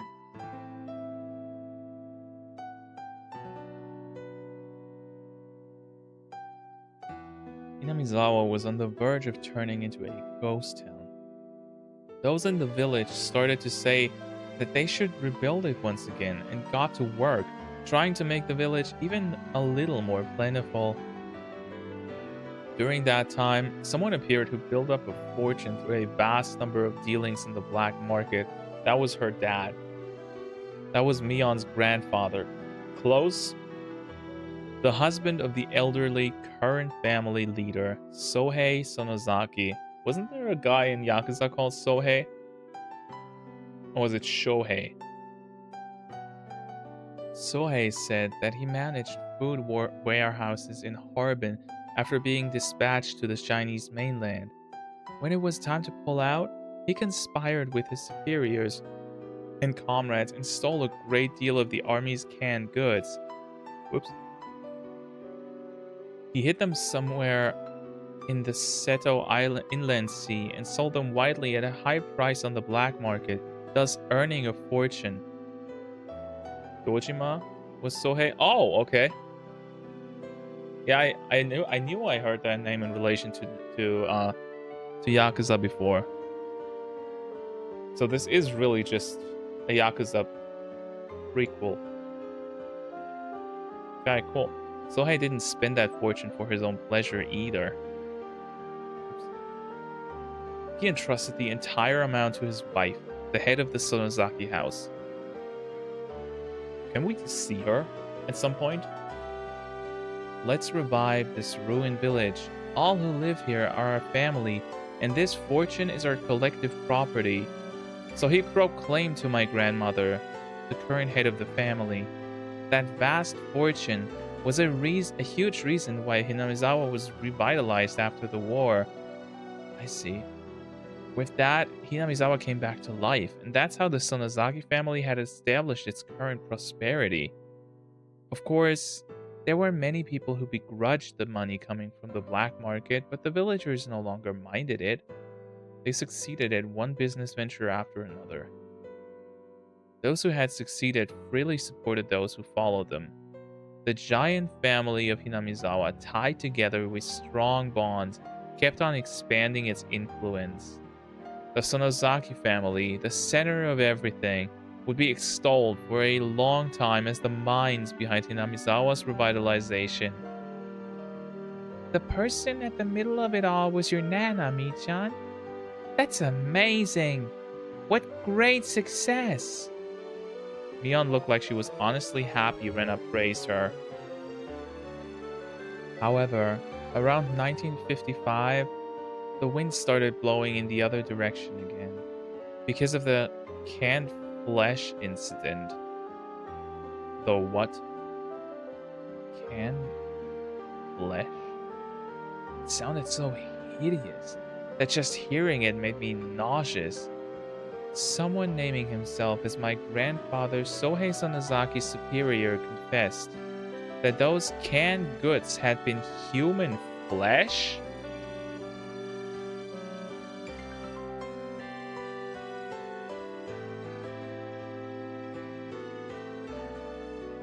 Ugh! Hinamizawa, a village in which demons lived and ate humans. They were just about to wipe away that cursed stigma. The light they had finally started to see in their peaceful lives grew hazy and disappeared. The shocking truth, as revealed by his former superior, the stolen provision from the old Japanese army that had been a huge cornerstone for Hinamizawa's revival, had been canned human flesh. Why were they cans like that? Wasn't Sohei just the manager of food warehouses? His superior revealed that Sohei Sonozaki did not have the job of managing the food. In reality, Sohei's job during the war had been to exterminate pestilent mice and to transport the corpses of those with infectious diseases. It had been unfair treatment, and all because of the lowliness of his origins. As a result, though, he had returned safely without having been sent to the front lines or being detained. Perhaps that was the only fortunate thing to happen to him. Finally, Sohei was enlisted as an assistant at a military medical institution. There, however, he found something even worse than the low, scorned, depressing customs of Onigafuchi village. In the research they were carrying out, could that have been, well, the bacteriological corpse in the old Japanese army or whatever? Can you've heard of that? What could it be? I was pretty sure it was Unit 731. It was a nightmare unit that devoted itself to researching terrifying bacteriological weapons to break the deadlock in the war. They used many innocent people as fodder for horrible human experiments. They methodically observed how many days a new strain would take to kill the victims. Holy shit. Why are we talking about biological war now? Like, Jesus Christ. They really mentioning that? Yeah, this game has no chill. How many days it would be when injected? How many days it would be when swallowed? They dissected many people to find that out. Wait, is this gonna turn around and the whole scratching your neck out thing is actually part of that? Like, they're still experimenting? I knew I had heard of Unit 731. That's a real thing, right? Sometimes they wouldn't bother waiting until they were dead and dissected them while they were still alive. Oh my god, are they gonna say that this stuff happened in the village and that's what the shack is? That it wasn't torture equipment, but medical research?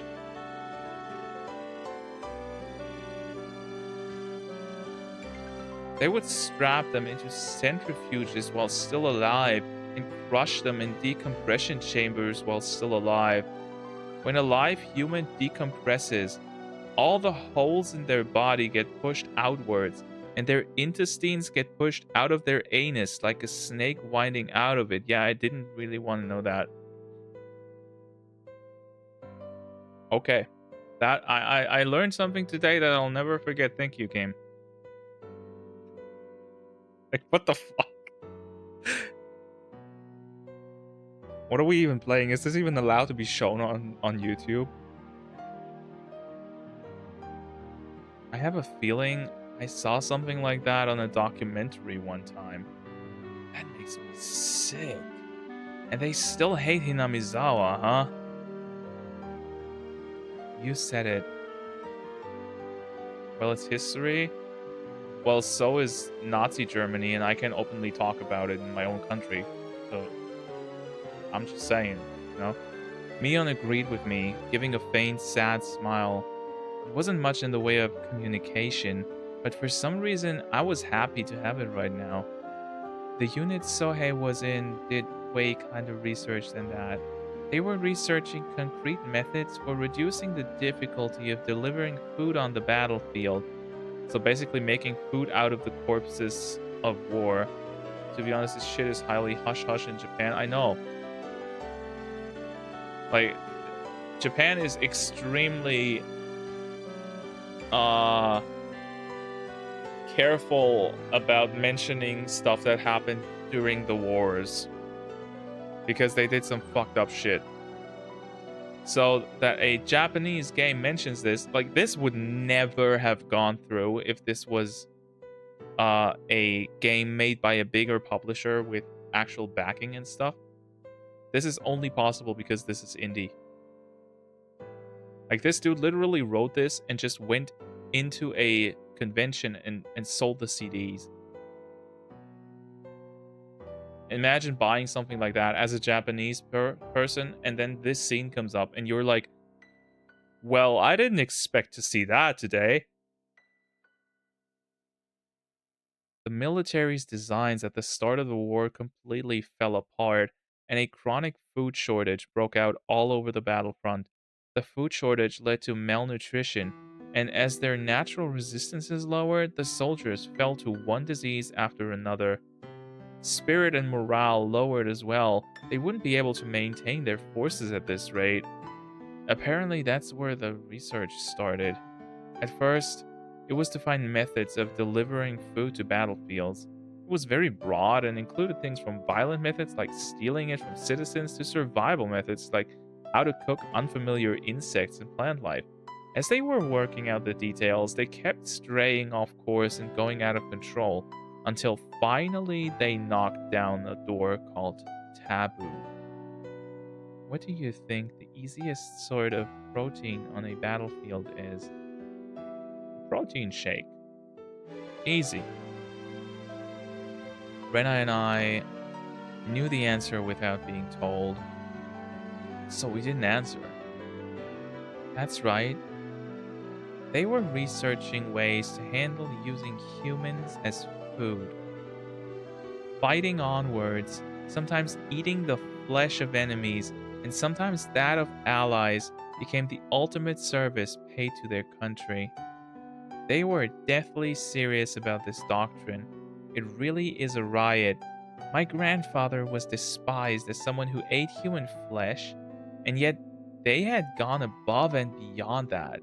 Apparently he always thought about it too.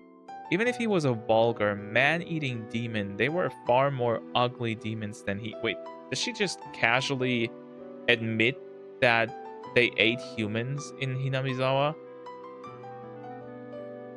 I thought that was just a rumor, but is it true? So no matter how much he was scorned, he wouldn't put up with it. At last, they had a handful of test prototypes. When the soldiers learned it was human flesh, however, the scientists couldn't make anyone eat it, so it was apparently sent to the front lines. The cans were labeled meat substitutes, and so that they wouldn't accidentally eat it themselves, they stamped the bottoms with a circle. The starved soldiers on the front lines apparently loved all the prototypes they were sent. Among them, those who cooked it in soy sauce, like it was sukiyaki, loved it the most. Come on, Mii-chan, stop. I'm getting sick to my stomach. Rena really was pale-faced, and she looked like she was having difficulty continuing to sit on her knees. Mion looked like she had more to say, but she sighed lightly and stopped there. Then, those canned goods your grandpa brought back? I don't know if it's true. Sohei denied it was human flesh up until the day he died. However, those who begrudged Hinamizawa's sudden revival called him a savage for making a fortune from selling human flesh, and the villagers began to be scorned again. They returned to a time where children would be jeered at and have rocks thrown at them. That is a fucking sickening history for this village.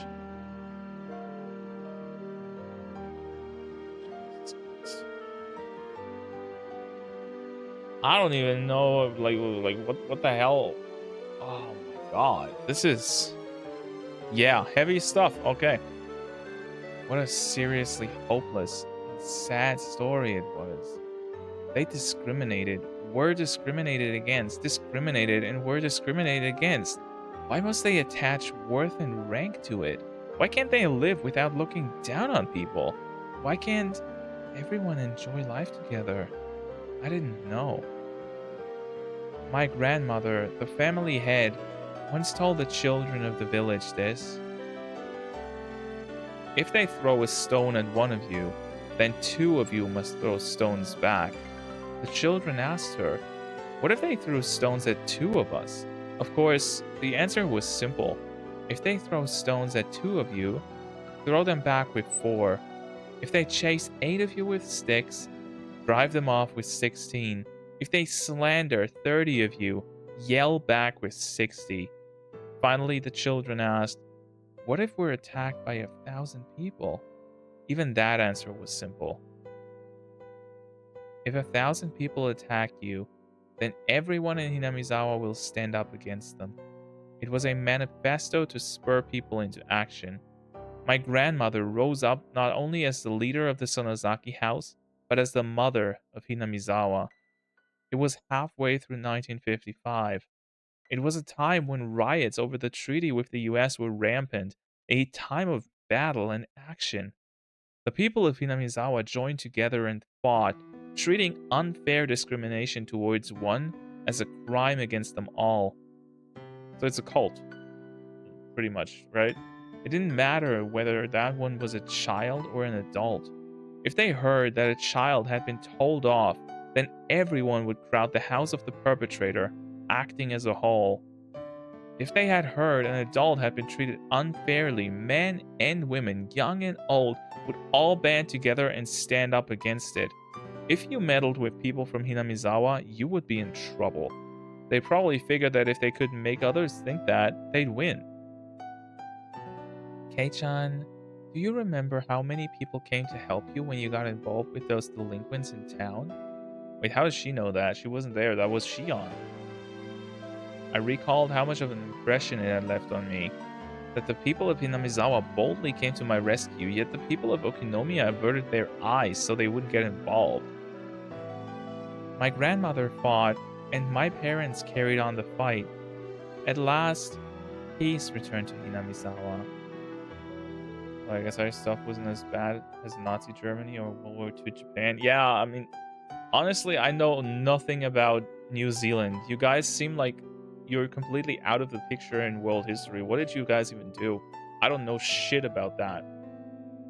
I've been to school for 13 years. I've read books. I've played a lot of games. I've seen historical shows. And New Zealand is never mentioned. So are they like gonna keep lore dumping, or is she gonna kill them already? I'm actually glad they're doing this because this adds a lot of interesting possibilities to the lore down the line, because remember, we still got 6 games to go, and that's just the main series. With spin-offs and stuff, there's like 15 games or so.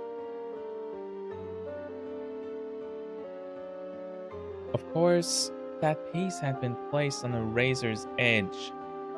When you consider the previous 100 years of history, the tranquility now can only be called a chance interval, standing on uneven scales. Why?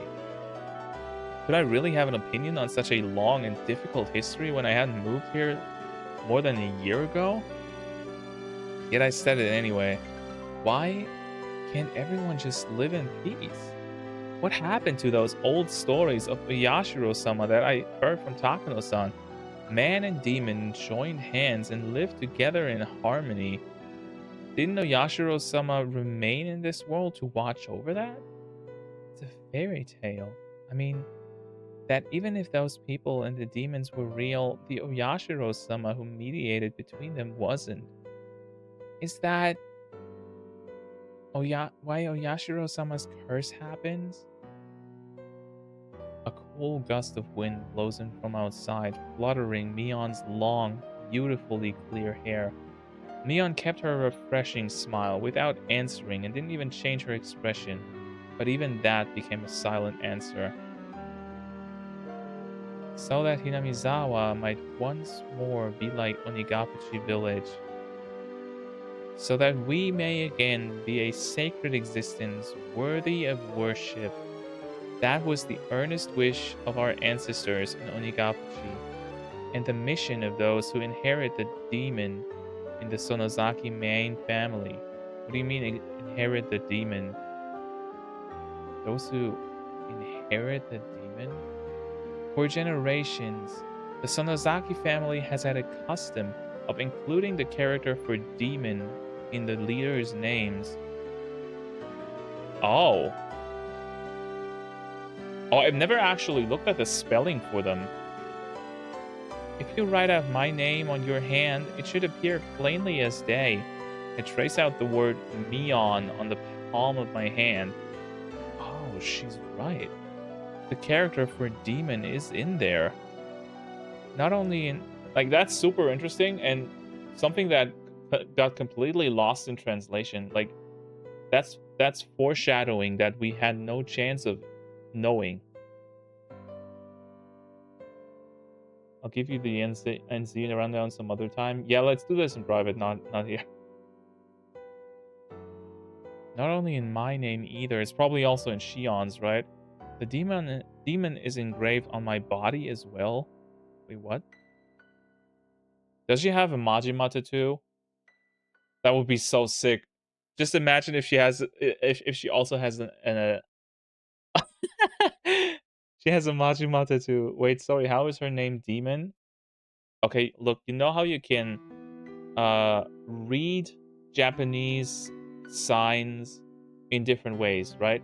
Like most or pretty much uh any Japanese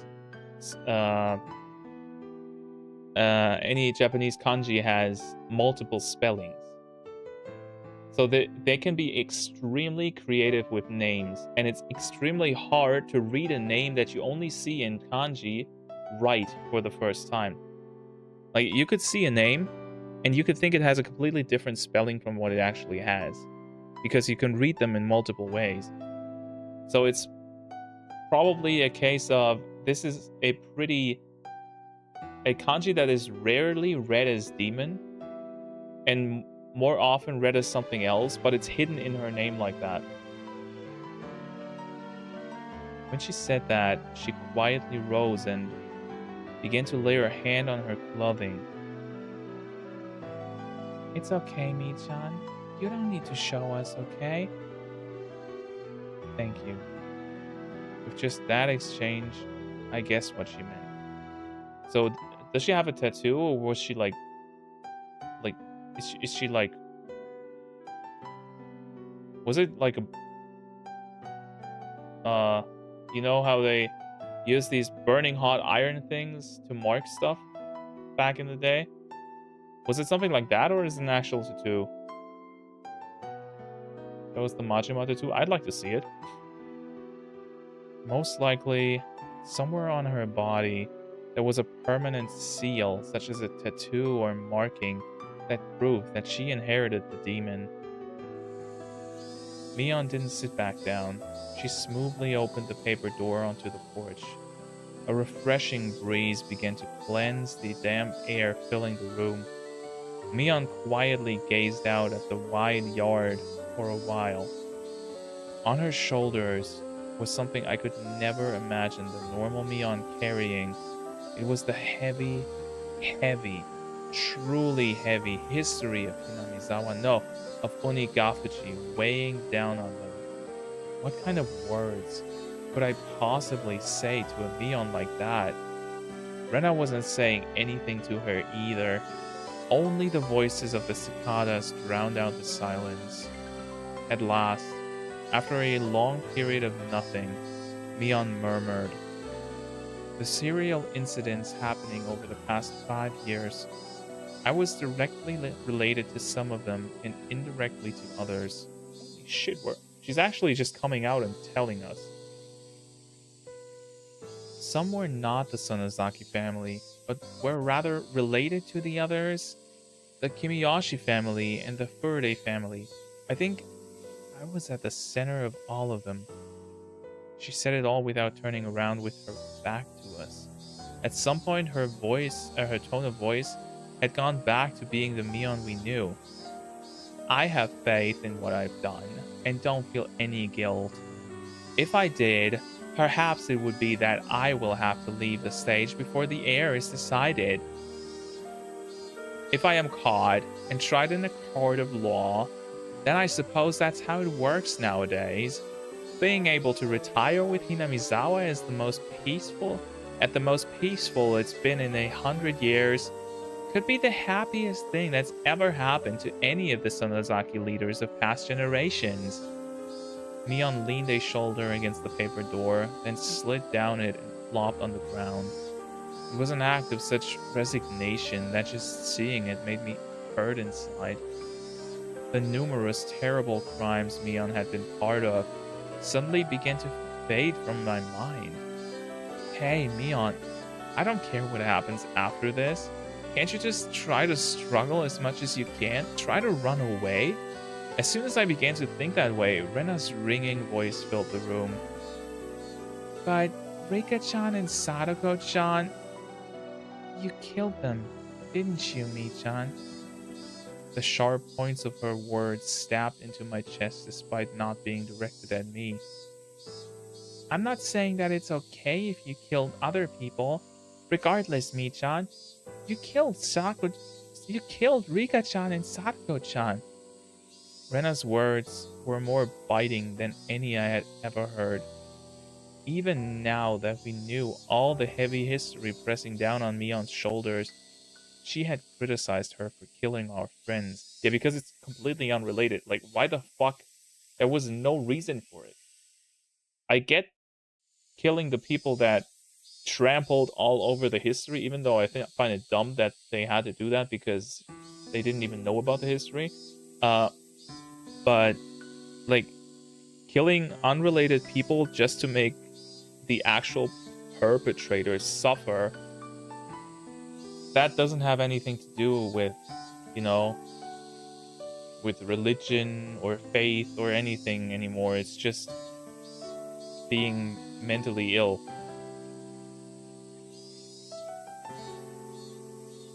Just as I bear the duty of the Sonozaki family, Rika-chan bore the duty of the Furaday family. That duty was to protect the ritual storehouse. My chest tightened. I learned around last year that Rika-chan had said something about it. The bars on the storehouse door were too heavy for her, and she wanted to change them to a simpler lock and key. Even the priest before her had complained about it being heavy. He was very aware of how hard it was for Rika-chan. So that's why she killed her? I will make sure to guard it, so I want to replace the lock with something lighter. I replied on the behalf of the Sonozaki family leader. Ever since the string of freak death incidents, there seem to be people who are insolent towards Oyashiro-sama, so you shouldn't replace the lock with a simpler one. That said, the leader of the Kimiyoshi family, Old Man Kimiyoshi, if it's that difficult for you, Rika-chan, then I think it's okay to replace the lock, he said. The very fact that it was locked with a key was an indication of it being somewhere you mustn't enter. There's nobody bad enough to break through it and go inside, he said. Even if we were alike as leaders, I couldn't find it in me to argue with Old Man Kimiyoshi, since I owed him so much. In the end, we decided to change out the lock on the storehouse and switched it to a really cheap and light padlock. Old man, is this really alright? Nana says that if possible, we should keep the lock the same.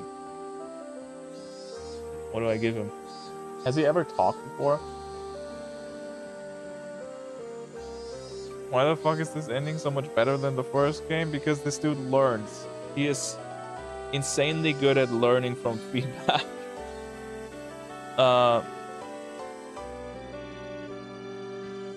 It'll be alright. You're quite the worry word. If something happens, this is just Oishi. If something happens, this old man will take responsibility. Do you promise? You mean that you will take responsibility as the leader of the Kimiyoshi family, right? Oops. You should be well aware of how sacred the things inside really are. It's okay.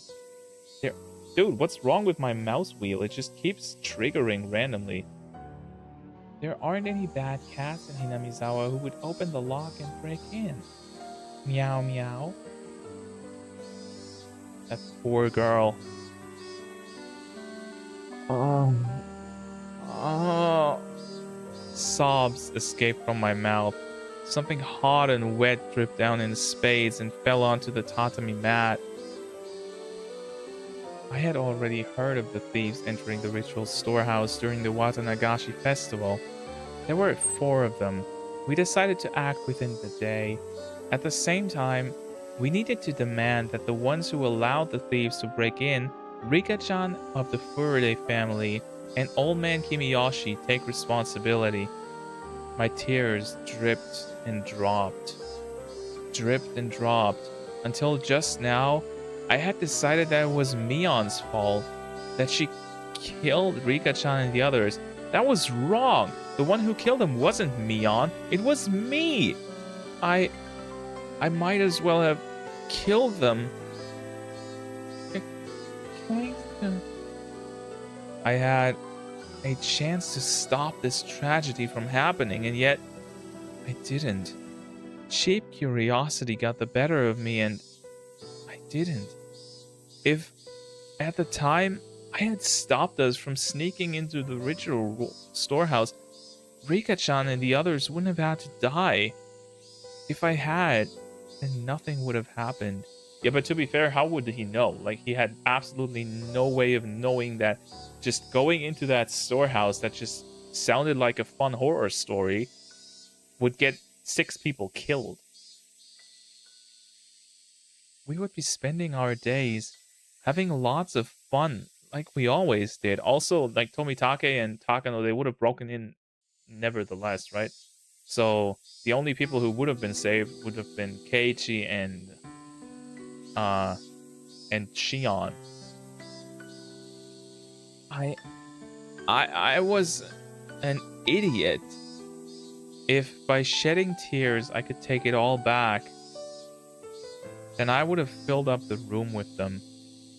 However, such a meager act wouldn't be enough to redeem myself for the crime I've committed. To be honest, she hasn't really provided a good motive for killing Rika, let alone Sadako yet. Like, this is... I think it went somewhere like this. Like, she had to do it because it was village tradition and stuff. So she had to kill Rika, even though she didn't want to. But something in her just snapped, and then she, like, went crazy and wanted to kill more. So she took the spontaneous opportunity to kill Sadako as well. Kei-chan, you're not at fault. Mion gently began to speak to me, as if trying to reason with me. As the leader of the Sonozaki family, I needed to act. But given the history of the Sonozaki family, thinking about it now, it's no big deal. Maybe I should have saved my friends, even if it meant casting all that aside. I yielded to it, and that's why I killed those 2. I, Mion Sonozaki, and nobody else killed them. I had hundreds of chances to stop it, but I didn't stop. I gave in to the easy role that was handed to me and abandoned all thought of fighting for my friends. So this is my crime. I killed them. Don't make a face like that when you say this. Mion Sonozaki, with these hands. Oh, is she gonna snap now? Is this the moment? Killed them, and nothing whatsoever changed. Nothing. Her masochistic laughter was sad, especially because Mion boasted in club that she would turn the tables on whatever predicaments presented themselves. It was so painful. Still, Mi-chan, you saved one person of your own volition. Eh? As I looked at her surprised, Rena stuck her finger right at my forehead. You left Cage-kun alive. As strong as you are, Mi-chan, it would have been no trouble for you, but you didn't kill him. Yet. It looks like she's up to some mischief. Just a tad bit of trolling. That's right. Neon was so cunning that nobody could stand up to her, even in our club. If she had seriously tried to kill me, I would have been dealt with on the very first night. Yeah, but she's in love with you, you fucking idiot. So many people have been sacrificed, but I was always left out in the cold. When did I first realize it? Even though people were disappearing one after the other, for some reason I had this vague belief that only I would be left alive. Why didn't I kill him? As a demon, I can't even begin to guess. Maybe Mion had some reason she didn't want to kill you. What is that supposed to mean? Is this, like, actually some schizo stuff? Mion put a finger to her lips to say that Rena didn't need to talk. I think this was actually supposed to mean that because of the romance stuff. Is Oishi waiting outside?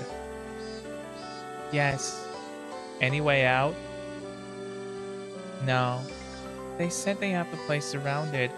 It seemed like they called a lot of cars over the radio. I think they have your entire property surrounded. Mion fell silent. Rena's merciless words felt cruel.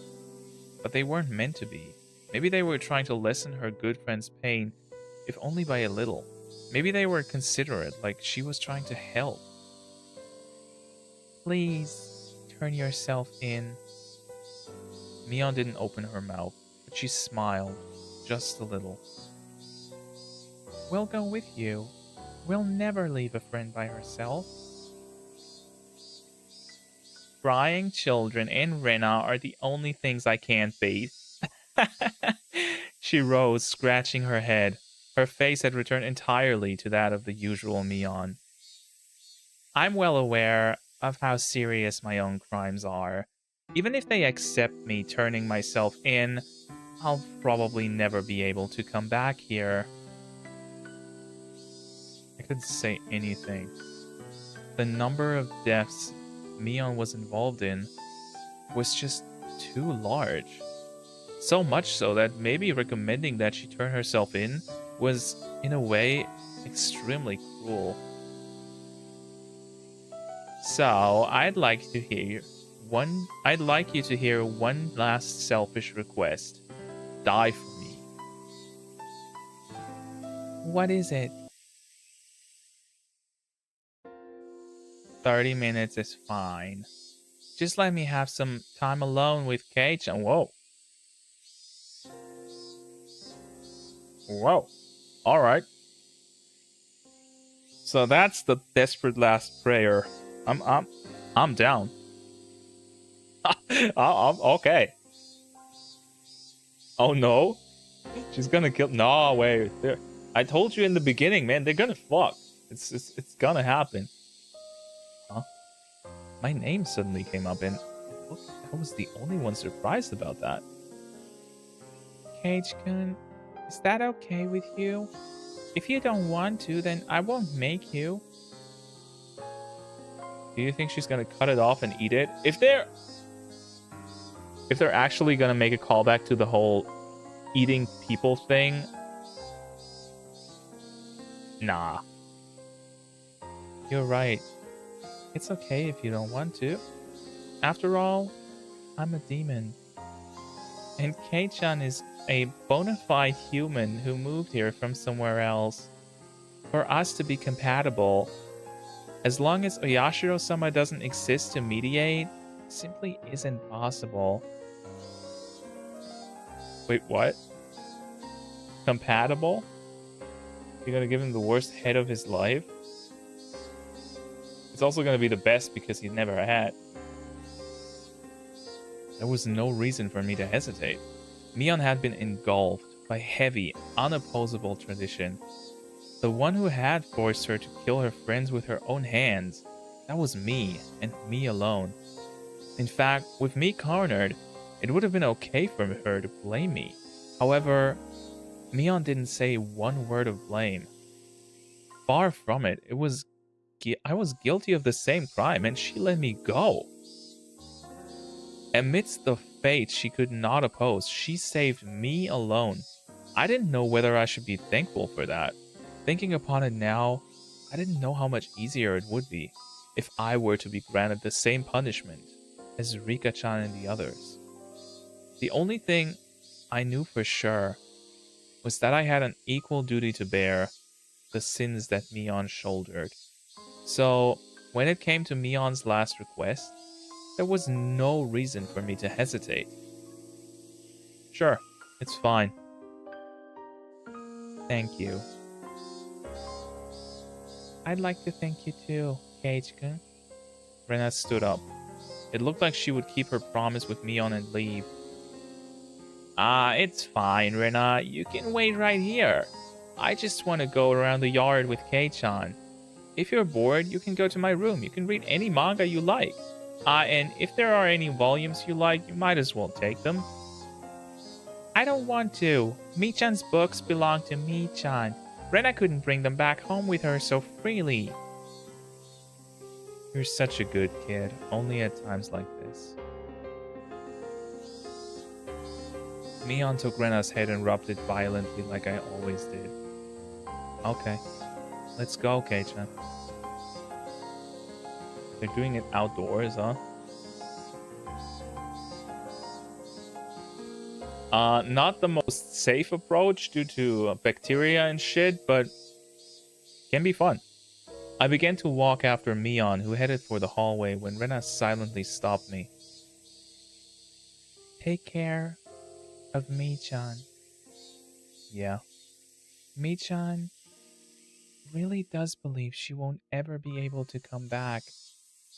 I didn't know much about laws, but with as many deaths as she'd been involved in, the chances of her escaping a heavy punishment seemed non-existent. Watch out that she doesn't do anything rash, okay? Mion might not surrender herself to justice, but instead choose to put an end to things herself. Rena had already thought that far ahead. Right, I won't let that happen. Rena rubbed at her tears, which had fallen without me noticing them. Okay, then go after her. I nodded and followed Mion, who had disappeared out the front door. Shit. That's an ugly ass car. Bro, they live in a village, they all do it outside. It's not how it works in a village, man. Also, I don't think she's taking him just outside. There's gotta be something more to this. It does? Okay, it does, yeah, you're right. I grew up in a village. I fucked outside all the time. I could clearly hear Rena sobbing from the other side of the paper door. Why was Mi-chan made successor to demons? Maybe it just had to happen that way. But it's just so awful. Something hot burned down my cheeks. They were my tears. I fiercely wiped them away. This was the last of my time I could offer to Mion, so I absolutely didn't want to see her. I absolutely didn't want her to see my tears during it. Can confirm I'm in the game. Okay, nice. Who you getting with? Mion was already waiting outside the front door. Or was that a chapter? Really? Is that the chapter end?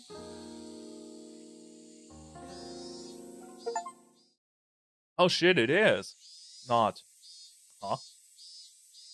Wait, what? What was the achievement for? Twisted Sister. Okay. But the whole chapter had nothing to do with the sisters. Was that supposed to pop?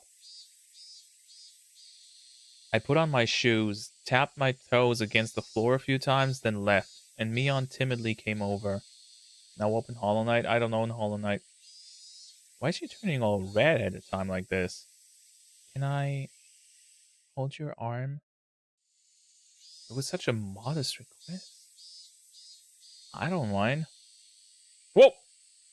Don't fucking do that. Jesus. Why would she do that? I know how you looked on the phone last night, lady. With my permission, her face lit up with glee, like a child being given a toy, and took my arm. Oh boy. Do you kind of get nervous with your arm through mine? You're not thinking, for example, that I put you in a world-class joint lock or anything? You two say the same things. I don't think that at all. Back when nothing had gone wrong yet, during those nostalgic days of the bristling commotion at Angel Moore, I counted back and was amazed. It had only been 1 week ago. I had been arm in arm with Shion then, too. Linking arms with Mion like this really reminded me that they were twins. Or they are not, and this is actually Shion. Just think about this. It's still a possibility, right?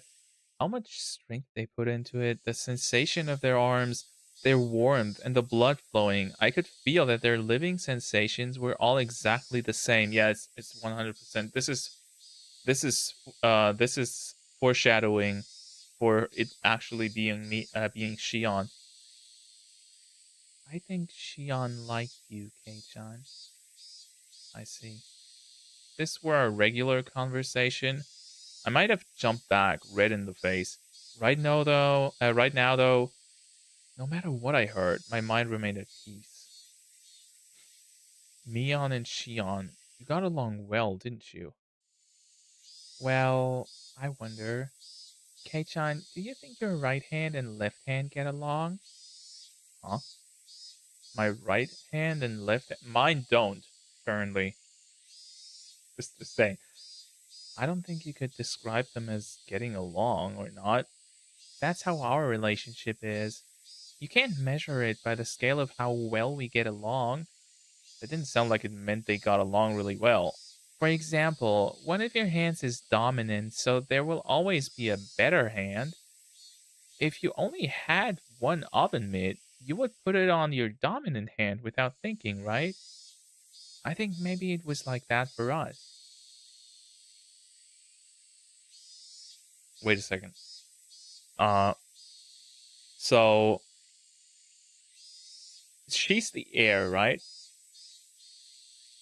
Uh, and she's the one that has the demon stuff on inherited.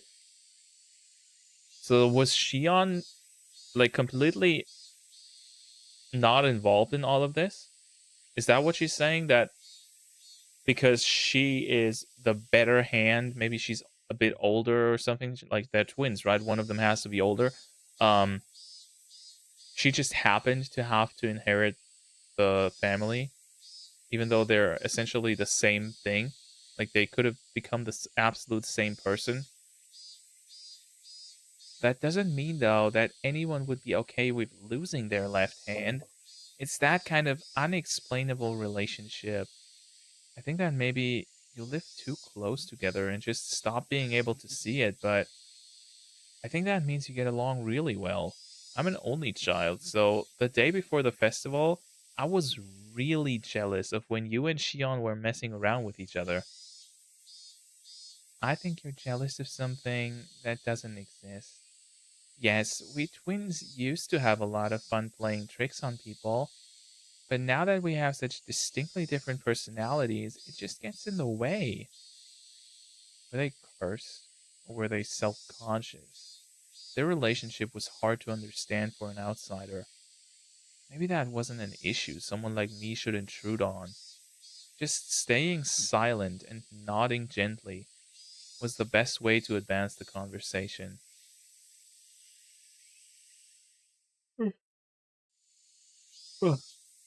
Oh god, I'm sorry. Mion passed through the vineyard and invited me into the big, desolate forest we'd seen on the way in. Such a big forest was part of their property, so I couldn't feel it help but feel small. It's huge. You must have had a great time playing in it as kids, huh? Mion seemed to be silently reminiscing. I couldn't look into her mind, but she was probably thinking back to those fun days when they played as sisters without any antagonism. Every time the wind blew, it caressed the treetops and the leaves, making a swishing, murmuring sound. Mion remained silent for a long time, thinking back on her younger sister, whom she had gotten rid of with her own hands. There was no need for me to get a word in. Just walking like this, arm in arm, was enough. Mion suddenly stopped and turned. Shion is still alive. What? Wait. First of all, hell yeah. And second of all, is this a metaphor or like really? Mion took a hard look into my eyes, then nodded quietly. Yeah, I've been thinking to give her the most horrible death of all, so I had her locked up. Well, that's nice. I never did think of a good way to do it, though. Mion sounded as though she hated Shion, but also, down, she didn't completely detest her. So I took my own hand and rustled Mion's hair with it. Mion didn't only save me, she saved Shion too. Mion may have become a demon and led many people to their deaths, but she fought against it and was able to save two people. As I petted Mion, she narrowed her eyes in an entranced smile and untangled her arm from mine. Then Mion quietly said, "Come with me. I want you to see all of my sins. Although, Kei-chan, it might be the worst thing you've ever seen." Wait, are we going to Murder House? I could sense it. There I would probably find all the sacrifices up until now. Looking at them would mean accepting Rika-chan and Sadako's deaths, as well as accepting that my best friend had done it. The denial in this man is palpable. Why denial? It's already happened and it's in the past. You can choose not to look, Kei-chan. If you don't want to, then wait here. I will personally end everything. I was taken aback by how ominous that sounded. I remembered what Rena told me. Mion might not surrender herself to justice, but choose to put an end to things herself. I couldn't leave her on her own. Besides, I agreed to her last request, didn't I? Even if it was hard for me to accept, I'll still do it. Even if I avoided looking, it was something that had already happened. It doesn't matter what I see. Yet, Mion Sonozaki is the best friend I could ever have. That won't change. It never will. The treetops softly swayed in the wind. You and Rena both. Why do you only get really cool at times like this? Normally I'd say something rude right back at her, evading the question, but today I didn't. I just answered with a smile. I mean, bro is still trying to have a normal conversation with her despite the fact that she murdered two children who Keiji was friends with. I don't think he's in denial. I think that he just really thinks he's like the same level of responsible for what happened. So I think he just wants to share the responsibility and not just put it all on Mion. At last, Mion started walking into the thick forest, into the deepest part. What is there? After following a thin path that looked like an animal trail for a while, We finally came across a steep incline with a tunnel that reminded me of a coal mine or bomb shelter. We were surrounded by shallow hills. It had been created in a spot not visible from the outside. Okay, so two things can happen. Either she's actually trying to go there and show him and then kill herself, or she's trying to lure him there because she just thought the best way of torturing Shion before she kills her is by killing him in front of her. That would be so fucking horrible. There were many silhouettes of crows in the trees here and there. The abnormal odor I'd been smelling for a while was doubtlessly escaping from inside this place. If you want to turn back, now's your chance. I don't know what kind of person Mion Sonozaki is to you, but if you go inside, that Mion will probably... She won't change. I'll say it as many times as I need to. Mion Sonozaki is the best friend I could ever have. I clench my fists. Inside there was probably a sight beyond anything I could imagine. If I let my guard down, I might end up vomiting. What the hell was... Uh...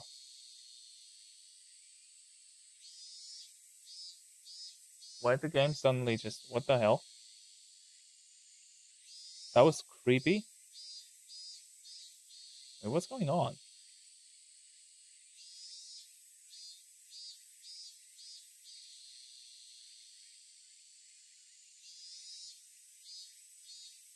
Wait, did it really just do a...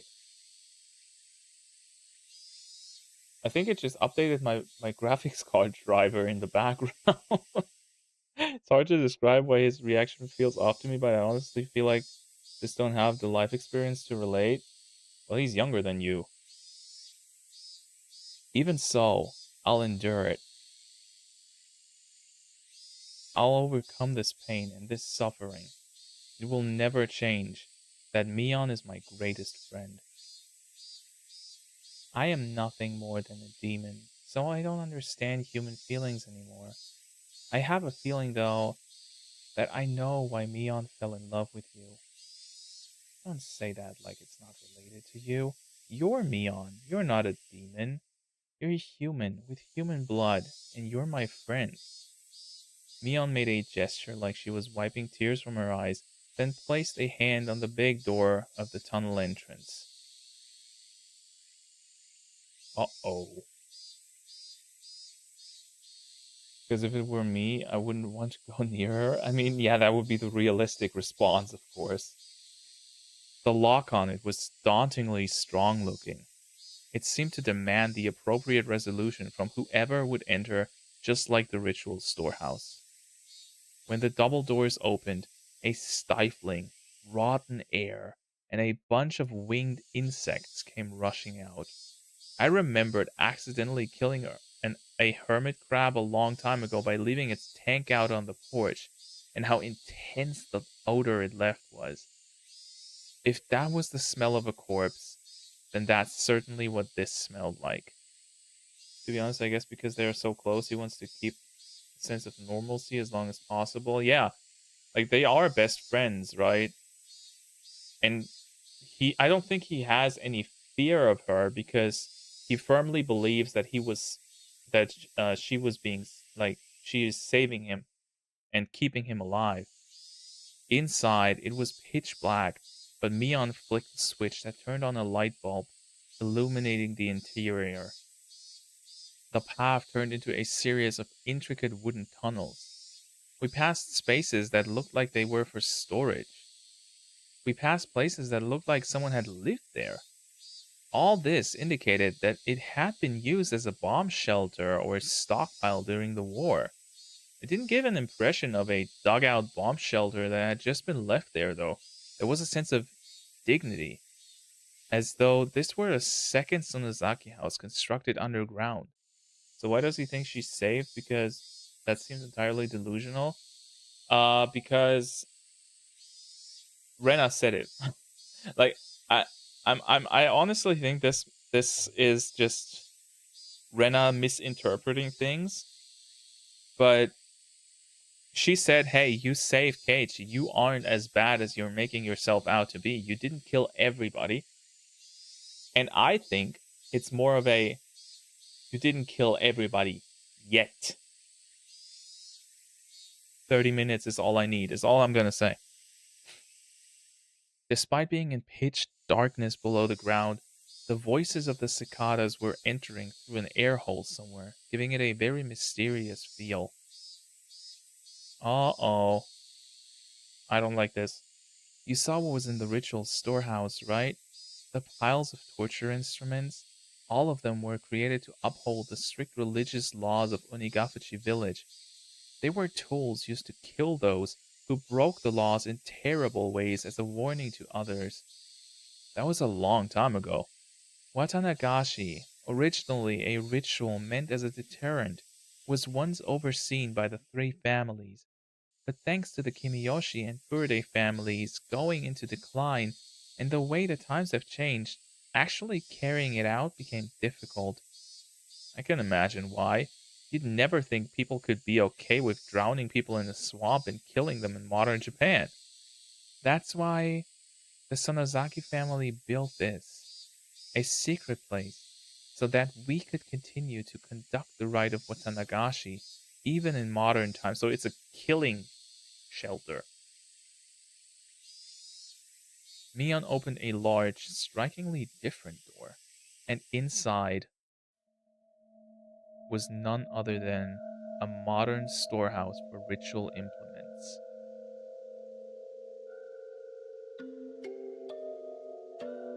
This looks exactly the same. Also, this is fucking creepy. There's there's quite a few, isn't there? Some of them were actually brought here from the original storehouse. All of the things there had been rusty and covered in dust, so they didn't seem that real. But the things in here were different.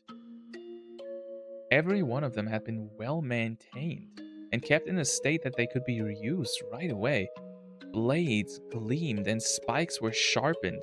Also, perhaps as a precaution for the splatter of blood, the walls and ceiling were covered in the kind of tiling you would see in bathrooms, and there was even a drain set amidst a slight slope in the floor. There was also a coiled rubber hose along the wall attached to a faucet, perhaps for cleaning up the splattered blood. Well, this is getting dark. According to something a leader from a long time ago wrote, blood splatter has impact, despite the fact that it doesn't tax the sacrifice. Watanagashi was meant as a deterrent after all. My ancestors thought up all kinds of different things to show off. As she said that, Mion pointed deeper into the torture room to a spot veiled in darkness. There was surprisingly a room floored with tatami mats, and in the corner was a pile of cushions. Oh my god, they watched it! It wasn't just for torturing, it was literally a show.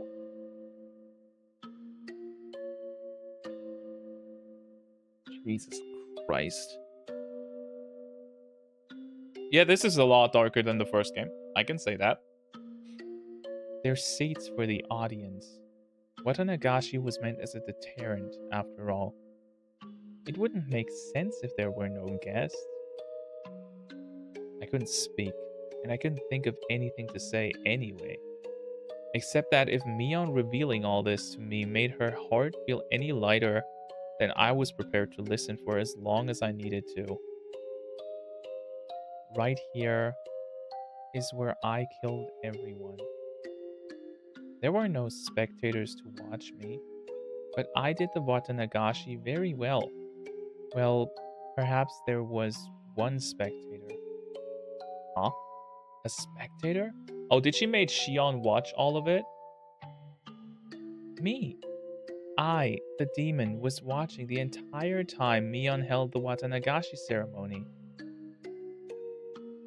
Mion cackled in self-depreciation. It wasn't a nice-sounding laugh. Back there is the prison.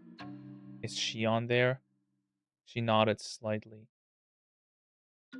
Mion's Watanagashi had ended today. Oh, is that why the game is called Watanagashi? Like the chapter? So I don't really get how there are 6 other games of this because this is literally wrapping up every mystery of the series in such a neat bow. I don't think so. I needed to tell Shion that I was safe without a moment's delay. After all, she was probably trembling in fear at this very moment, worrying about when she would be killed. The ostentatious door on the other side opened, revealing what must have been an incredibly expansive space based on the echo it made. Mion groped around in the darkness, and a handful of naked light bulbs came on here and there. As my eyes adjusted, more and more of the great cave showed itself in the faint light. The walls were bare rock surface, and it felt so savage that bomb shelter was the most apt term for it. There were small, barred rooms built here and there, like holes made by insects biting their way through a giant piece of fruit. It was immediately clear that each one of them was a prison. Wait, so they literally built like little prison cells into a cave? Where is everyone? Rika-chan and Sadako.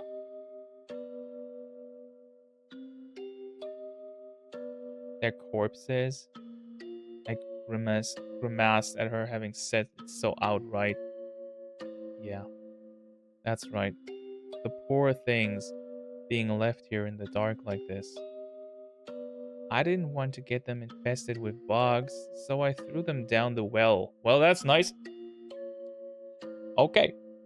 I'm sorry. Wait, so they got a well down here?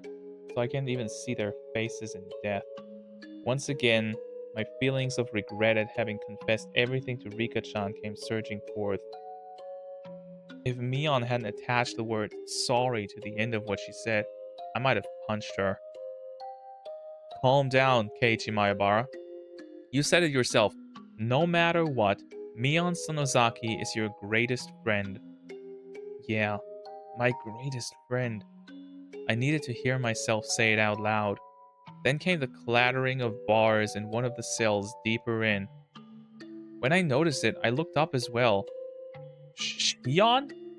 Is that Shion? Kei-chan? Is that you, Kei-chan? I ran over to the cell. White hands were peeking out through the gaps in the bars. It really was her.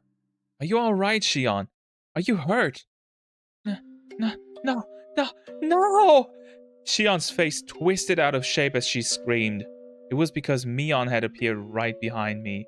Of course. Shion didn't know that everything was over yet. Calm down, Shion. Everything is already over. Everything. I don't think so. I really don't think so. I think she's trying... I think I'm right.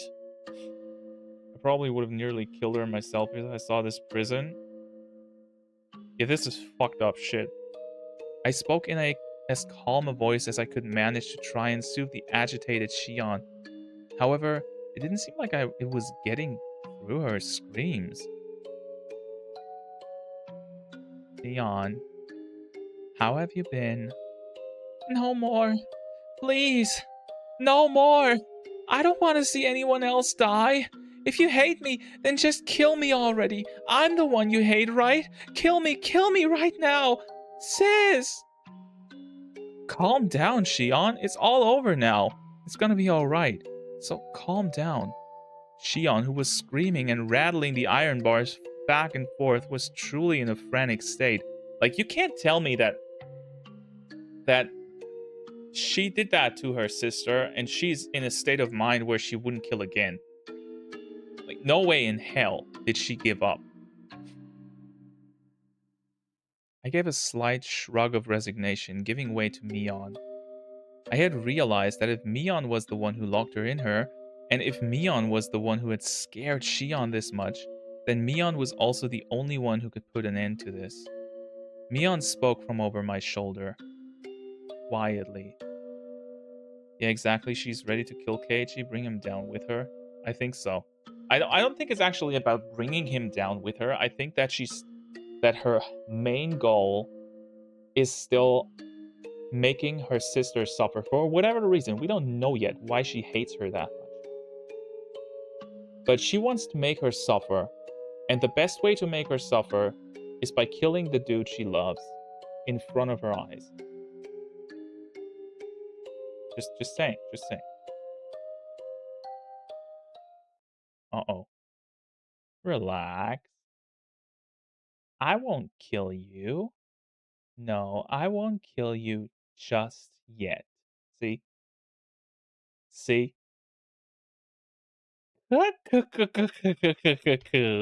She burst out into a bizarre laugh, as if trying to make Shion's madness even worse. Shion broke out into a fierce shiver brought on by that laugh and rattled the iron bars as she wailed. Please stop! Don't kill Kei-chan! Kei-chan has nothing to do with this, does he? If you're going to kill someone, then kill me right now. I don't want anyone else to die.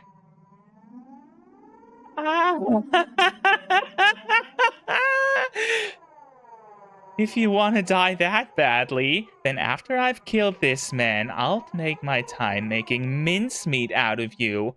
In accordance with the ancient rites, I'll do it slowly, starting with your extremities. I'll shave you down and mince you. I had that mincing machine set up specifically for you, after all. Or would it be funnier if I were to mince up Kei-chan in front of you? Hey, quit it already. What do you have to gain by scaring her at this point? No! Kei-chan, run away! I tried to rebuke Mion for flinging terrible words at her this late into the game, but when I turned around... Oh, fucking hell! Mion's mouth, so much so that it was hard to believe, had twisted into a shape even... Oh my god, the music! Fucking hell. It was a smile. I could sense it like a jolt of electricity. The person here wasn't my best friend, Mion. It wasn't the Mion Sonozaki who had been tossed about by her heavy duty of succeeding the Sonozaki family either. Then, who was she? Bam! I saw sparks flying before my eyes, like what happens when you get hit in the back of the head. The strength in my body drained instantly, and my head suddenly became heavy. My knees buckled under the temptation and hit the floor. Then my whole body abruptly collapsed. My face should have hit the floor, but it was comfortable, as if I had fallen onto a down-filled futon. My consciousness reeled, then receded. It was the kind of sensation like if you took a nap in the car, but you were still half awake and could listen to your parents talking as if they were far away. No, you wouldn't be listening. You would only be hearing it. It was happening so far away, and the conversation was completely unrelated to you, so you would have no interest in it. So whether Shion was yelling in my ears or Mion was in vulgar hysterics, I didn't think it annoying, nor did it interest me. Now then, I wonder how I should go about preparing you. Oh yes, what do you think of a bed of nails? I tested it on those two little brats, but their hands were too small for the restraining table. Let's do that. Mion held me up from behind and dragged me across the floor. The soles of my feet scraped on it, and one of my shoes fell off. No! Please stop, sis! Please stop! Shion's emotions exploded outward, and she burst into bitter weeping. As if her crying had whetted Mion's interest, she flung me down and returned to the prison cell again. My, you sure can cry with a cute voice, can't you? Your unnatural bravado was making my skin crawl, but this definitely suits you the best. Neon, my big sister, I beg you. I don't care how you choose to kill me, but please at least let Kei-chan go. I'm begging you. Shion had always acted as though she were a cut above her older sister. That Shion, in such a miserable voice that I couldn't have imagined it during those peaceful times, prostrated herself before the older sister she used to scoff at and pleaded forgiveness. Mion looked down with an expression of cool indifference, one that was plainly smiling with joy. You know, I wasn't planning on listening to your petty wishes. The way you're crying, though, is just too funny. I think maybe I'll change my mind and listen to you. Since, come to think of it, I never did anything big sister-like for you. Yes, thank you so much. All right then, let's hear you apologize for everything. Then maybe I'll let it all be water under the bridge. And maybe, just maybe, I'll let Kei-chan go. Wait, apologize for what, though? This is not the ending I wanted? I mean, we're not done yet, right? Mion said she might let me go, but she never said anything about letting Shion go. Before long, Shion got on her hands and knees behind the bars and began to speak weak words of apology. They were too faint for me to hear, but their intention got across. Despite having watched her with a magnificently jubilant expression, Mion kicked the bars and declared she was unsatisfied. You think you can make up for years of grudges and hard feelings like that? That will just not do. I guess I'll make mincemeat out of both of you. No! Wait, sis! One more chance. Just one more chance. Mion stopped and waved her hand again in resignation. Not because she had grown impatient, but only because she was taking delight in abusing Shion. You can't apologize to my satisfaction anyway. I'll teach you how to make an apology that will get through to your older sister. I'm only going to tell you once, and if you get even a letter wrong, you're out. Got it? Yes. Thank you, sis. Shion's miserable voice cried out, having become utterly hoarse. The sensation tearing through my chest returned a little at a time. Oh, is he gonna get up? I realized it was feelings of anger bubbling up. I was slowly regaining control of my body. However, I was only able to feel my skin and my blood flowing at the time. I still couldn't voluntarily move my fingers. Did you memorize it? And let's hear you say it. Sincerely and faithfully, from beginning to end, with all your heart. If you can do it properly, then I'll only kill you. Yes, thank you so much. Something was strange. Something had become strange at some point. Until just a few moments ago, I was sure this had been Mion, but at some point, she had become someone else. The Mion I knew well would never do something so nasty like enjoy trampling all over someone's dignity like this. Is this foreshadowing or a tip saying that they actually changed roles? Is Mion Shion and Shion Mion?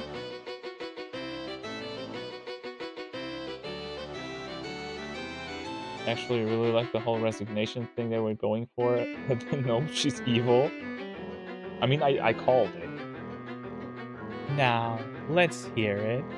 Your big sister is listening closely. Shion Sonozaki is... When I ran over to Shion's cell earlier, had the real thing been swapped out with a fake right behind me? Anyway, this couldn't possibly be Mion. Oh, is he gonna kill Mion now?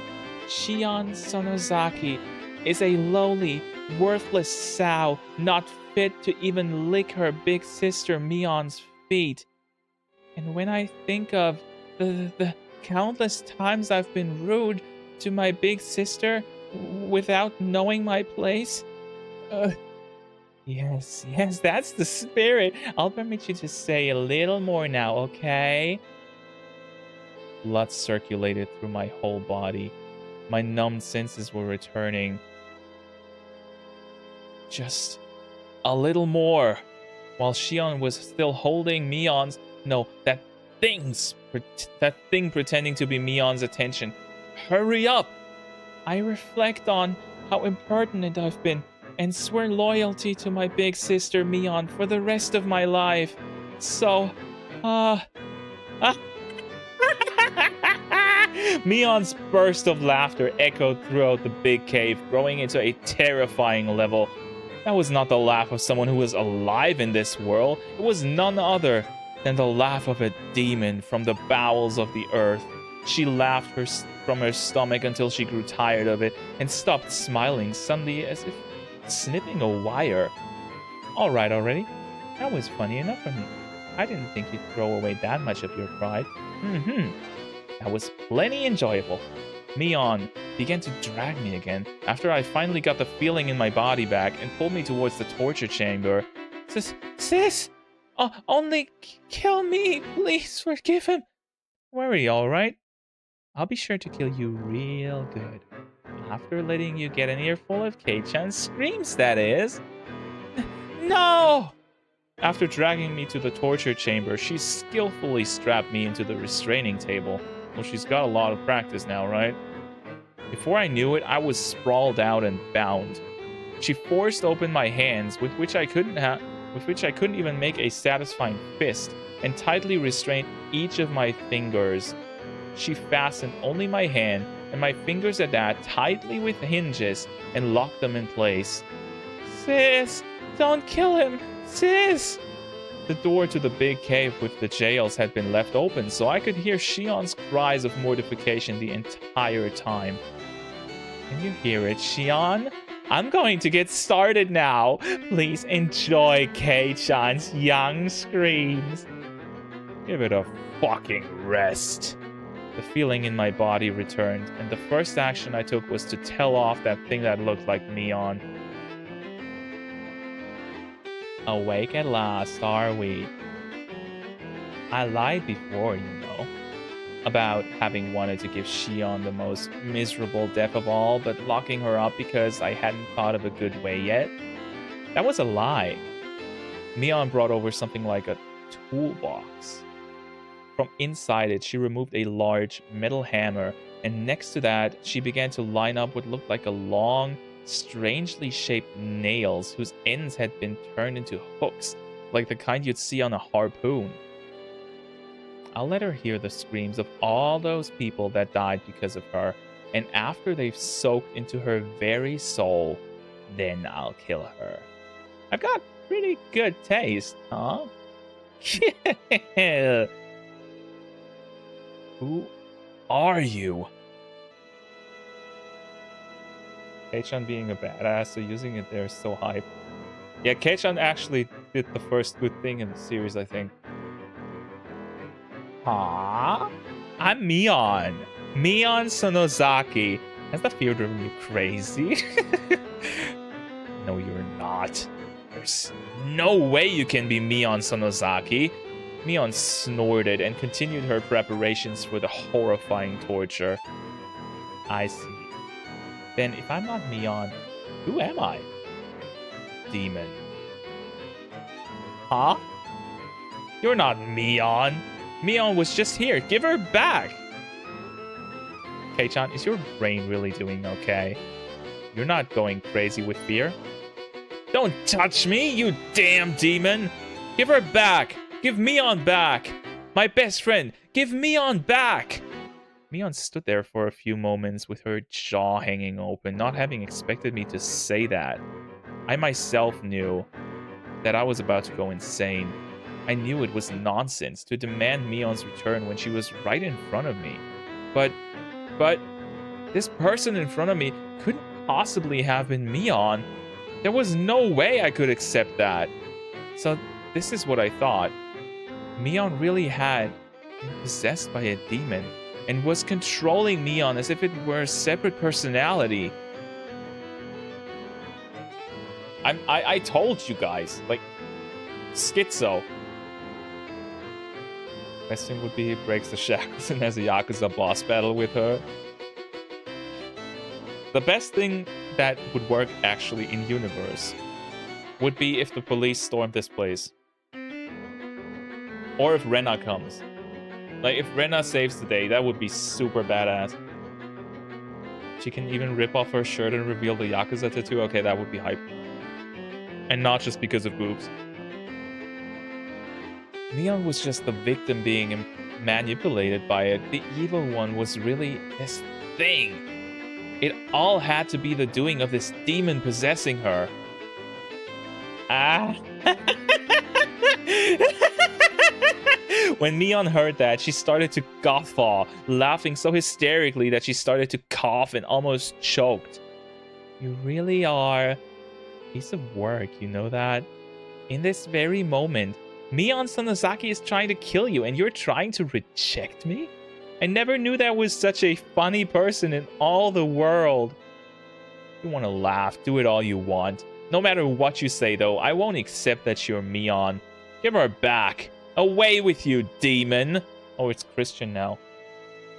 The game turned into a Christian game. Kei-chan, are you trying to kill me by drowning me in my own tears?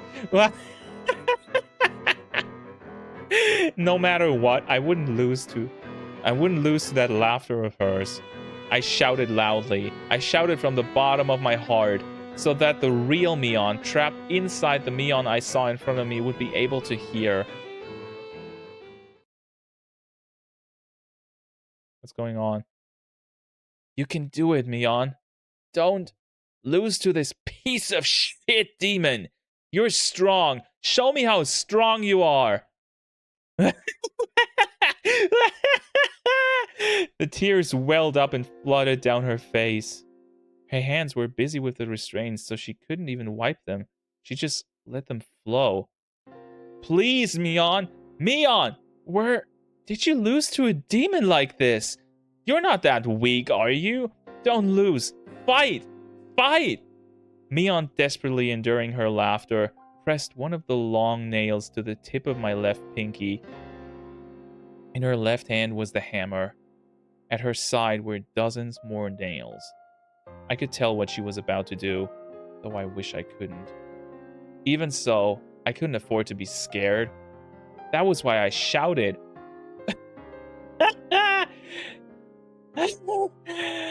My sides hurt like they're about to split. Is that all? I'm gonna get started now. Sure to give her some good screams. Not only am I torturing you, Kei-chan, but I'm torturing Shion as well. Why? Why would you? Mion! Then I wept. Only sobs came out. They weren't an acceptance of the torture about to be performed, however. They were tears of regret that Mion had lost to the demon. Yet a small change did occur in the Mion in front of me. Her heightened excitement was draining, little by little. By the time I'd realized it, the one in front of me had returned to being Mion. Kei-chan, this may not be something pleasant to take to the grave with you. You really seem to want to know, though, so I'll tell you just one thing. I didn't know if this was Mion or just a display of momentary humanity the demon had recovered. A long time before the demon came to live inside me, it was gnawing at my heart, trying to spur me to violence, but I suppressed it with my reason. That settled the demon down, and I got to thinking it had gone away somewhere. As it turned out, I was wrong. It hadn't left me. It had just gone to sleep.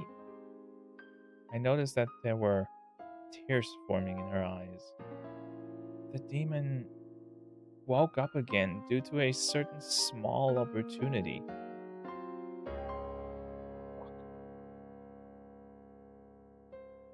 Don't say it.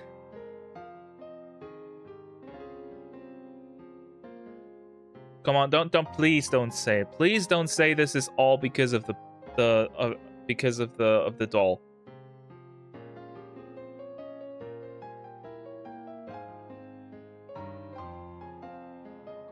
Man. Fuck.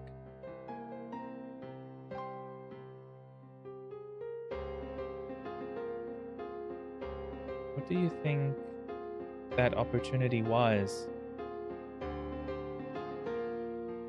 There was a sad and yet reproachful light in Neon's eyes. Do you understand? I don't know what gave the demon the chance to beat me on. This might be strange for me, a demon, to say, but you're the reason that everything got so messed up.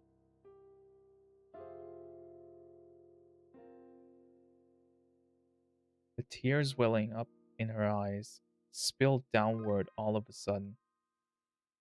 At the time, if you had given me that doll you got without hesitating, maybe everything wouldn't have gotten so twisted. The doll I got, that doll I got when we had our club meeting at the toy store that Sunday, you probably can't understand. I wouldn't expect you to, but you see, all sorts of things started falling over like dominoes after that, and soon it was too much for me to control. It only makes sense that you wouldn't be aware of knocking over the first one, since it was so small. But you were the one who set it up. Me? You hadn't made Mion cry, and I wouldn't have had to wake up. Is that enough for you to die in peace? A mistake that I'd made on that day was what messed everything up?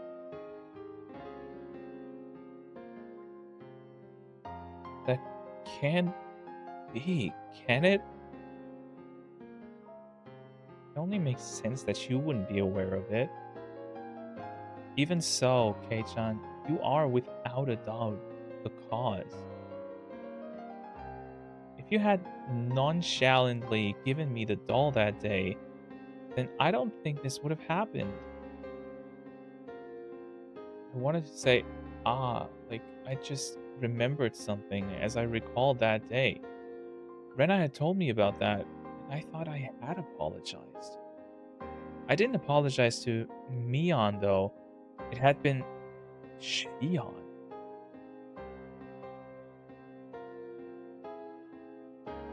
In other words, oh, I hadn't said a single word of apology to Mion.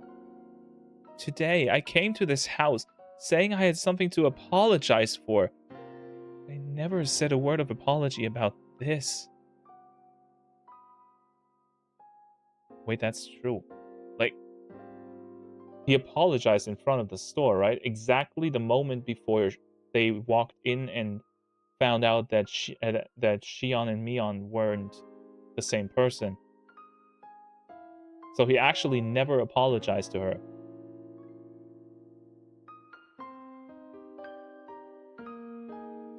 Was that why she was so taken aback by when he said he needed to apologize, and then he apologized for the wrong thing? Like, he apologized for going into the ritual storehouse, and she probably didn't even care for that anymore.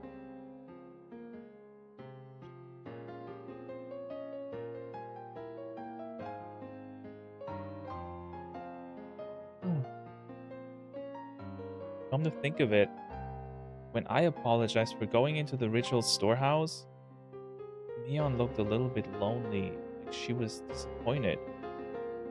Why didn't I realize that until just now?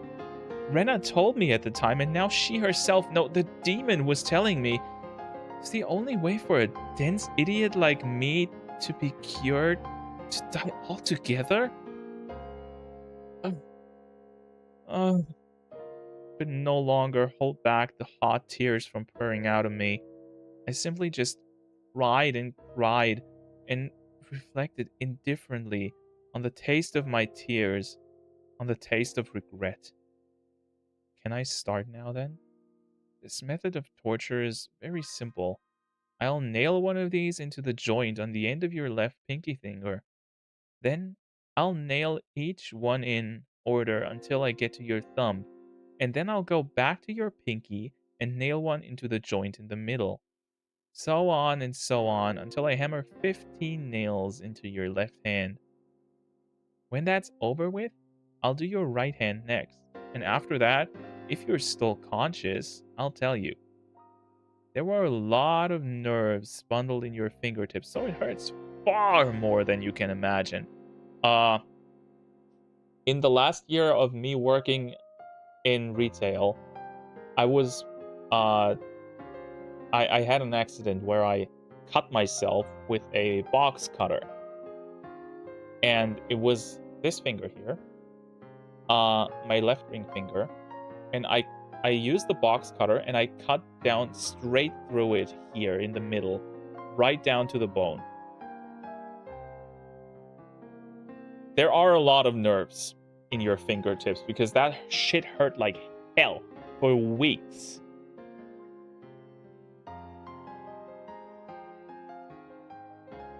Just a little bit of lore.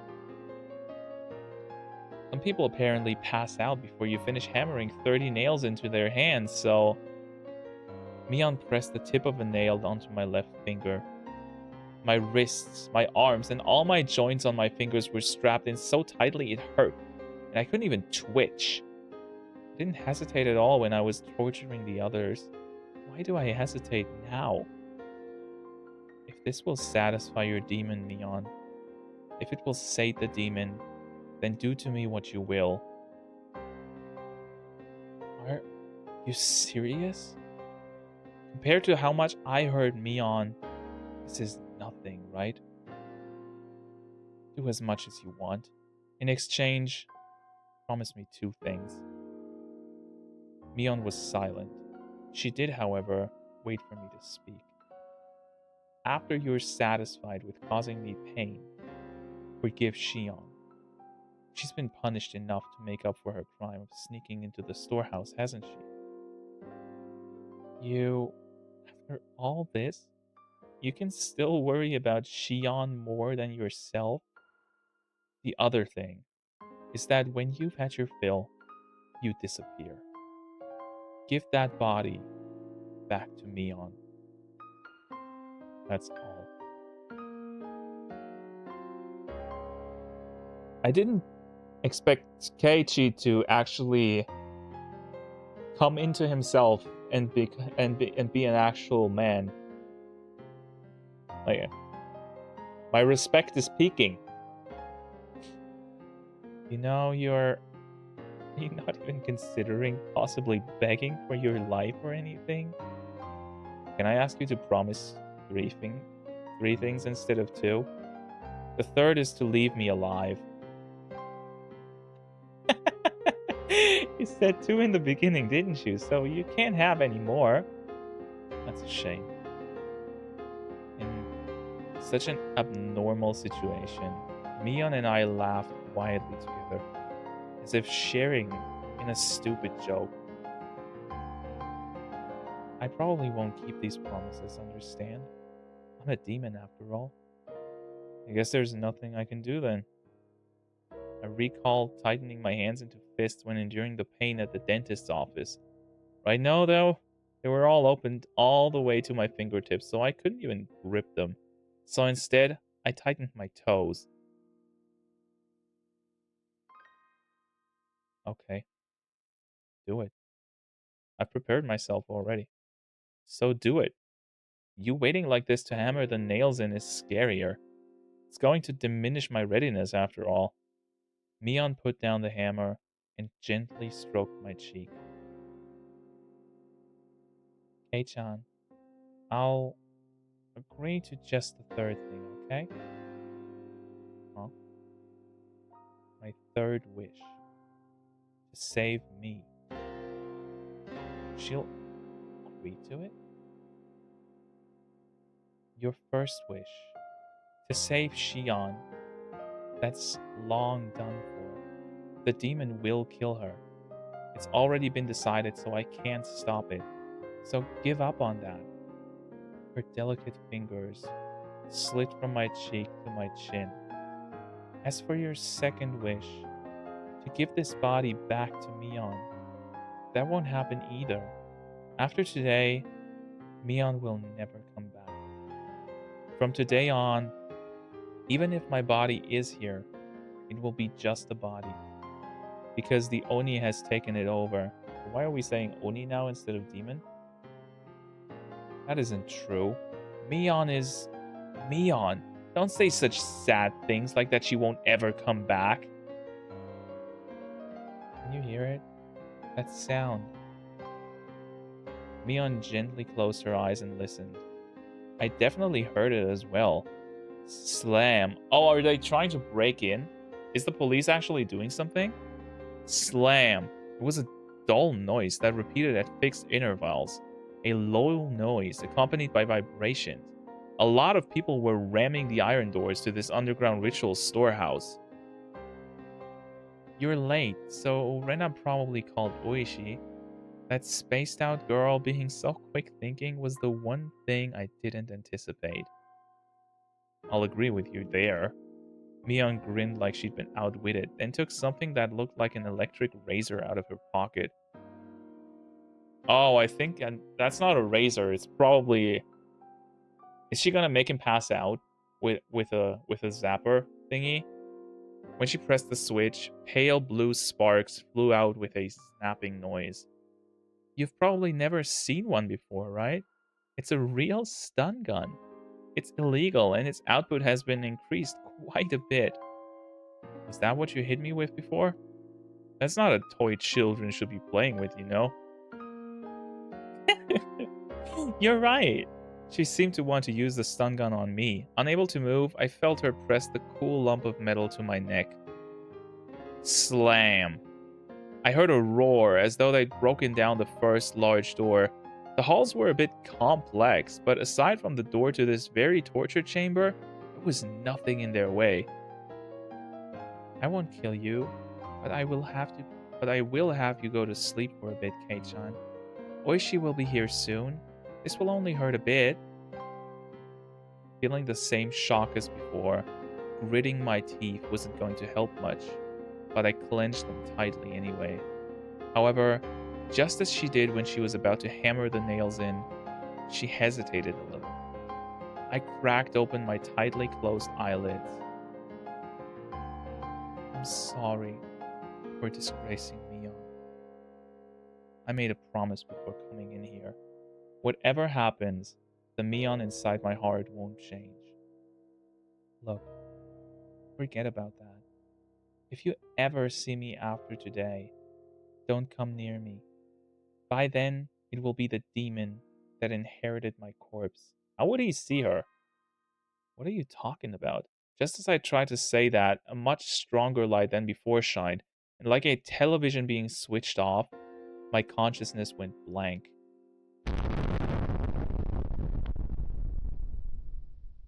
That was a shitty sound effect.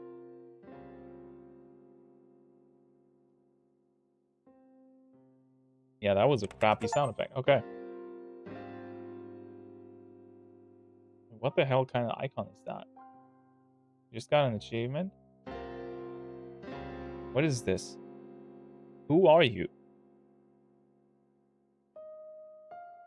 Blend the truth. Twisted Sisters. Who the fuck is that? Who's Blondie? I've never seen her before. Not just in the game. Like, I've legitimately, I don't think I've ever seen her in anything before. Not in any promo material or nothing.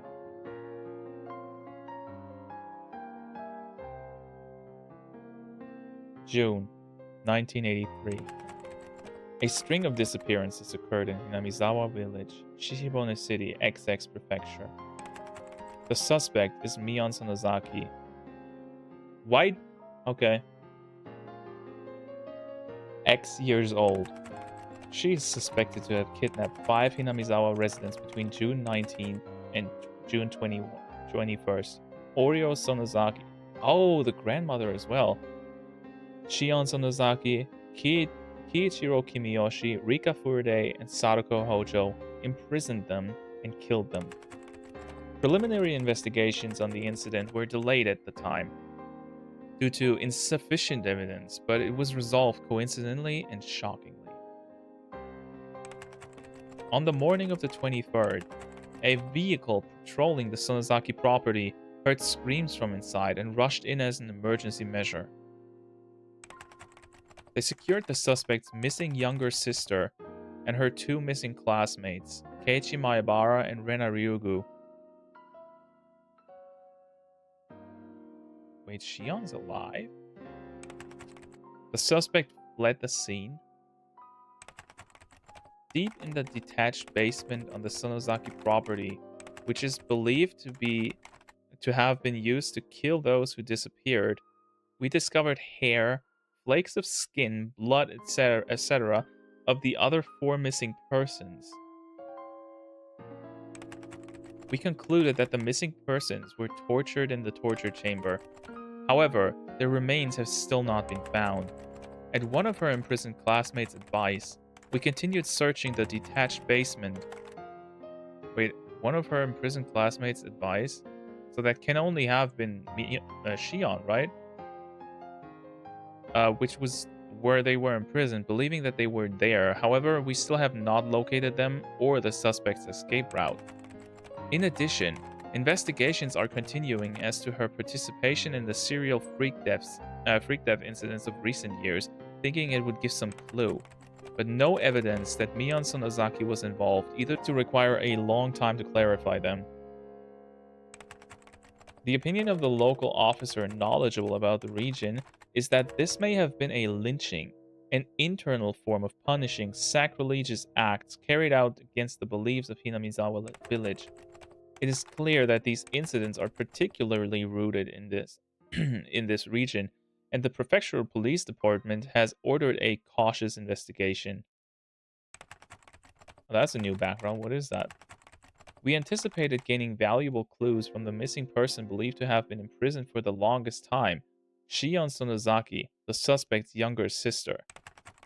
But her mind was stricken by the grave after effects of the incident, and she has not been in a state of mind to properly answer any questions about what she knows. The psychiatrist concluded that she is in a temporary state of shock, but it doesn't seem hopeful that she will recover today either.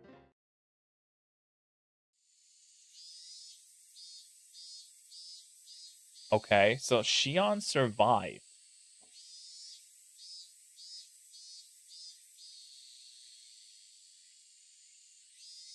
And they didn't find any of the corpses. So my question is, she said that, like Mion said that she threw the corpses into the well, right? This might be super out there, but what if Mion is posing as Shion again? Like, what if they're using the same plot twist again? What if she killed Shion and threw her corpse into the well and then disguised herself as her sister and is acting like she's been the one tortured so she can escape the police? Because she said to Keiichi that if he ever sees her again, she shouldn't approach him, right? So why would she do that if she doesn't plan on surviving somehow? Also, there has to have been, like, there was no escape route in the tunnels, was there? So how would she have escaped in any way?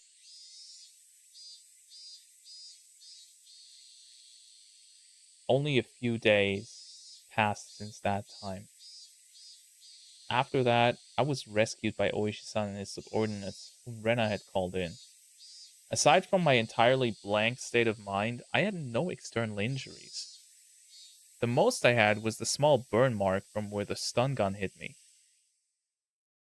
As I was having a checkup in the hospital, Oishi-san asked me all sorts of things. This is the first time uh that Keiichi survives, right? Like the last time he clawed out his neck, but this time he wasn't among the victims. Actually, there were a lot more deaths this time around than in the first game, uh, but I don't really remember what he asked or how I answered him. From what I heard, surprisingly, Mion still hadn't been captured. There were apparently a great many hallways and smaller rooms extending out from the depths of the prison. Really, it's that big that that the police force can't cover it in a few days? It wouldn't be strange if she had fled to one of those and hidden herself. The one fortunate aspect amidst all the misfortune was that Shion had been safely secured by the police. When I last saw Mion, she seemed like she was going to take me with her and then kill me. She probably didn't have enough time to, though, since Oishi-san came running in faster than she predicted. That was the only really fortunate thing to have happened. Of course, the rescued Shion, despite having no external wounds, now had a big, deep wound in her heart. She was in a severe state of confusion when they rescued her, and apparently she bit the police officers trying to resist.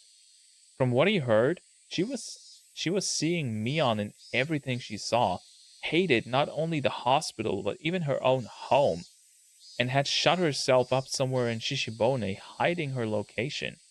Additionally, in fear that Mion would come for her, she was moving from place to place every day, and even her parents weren't sure that where she actually was.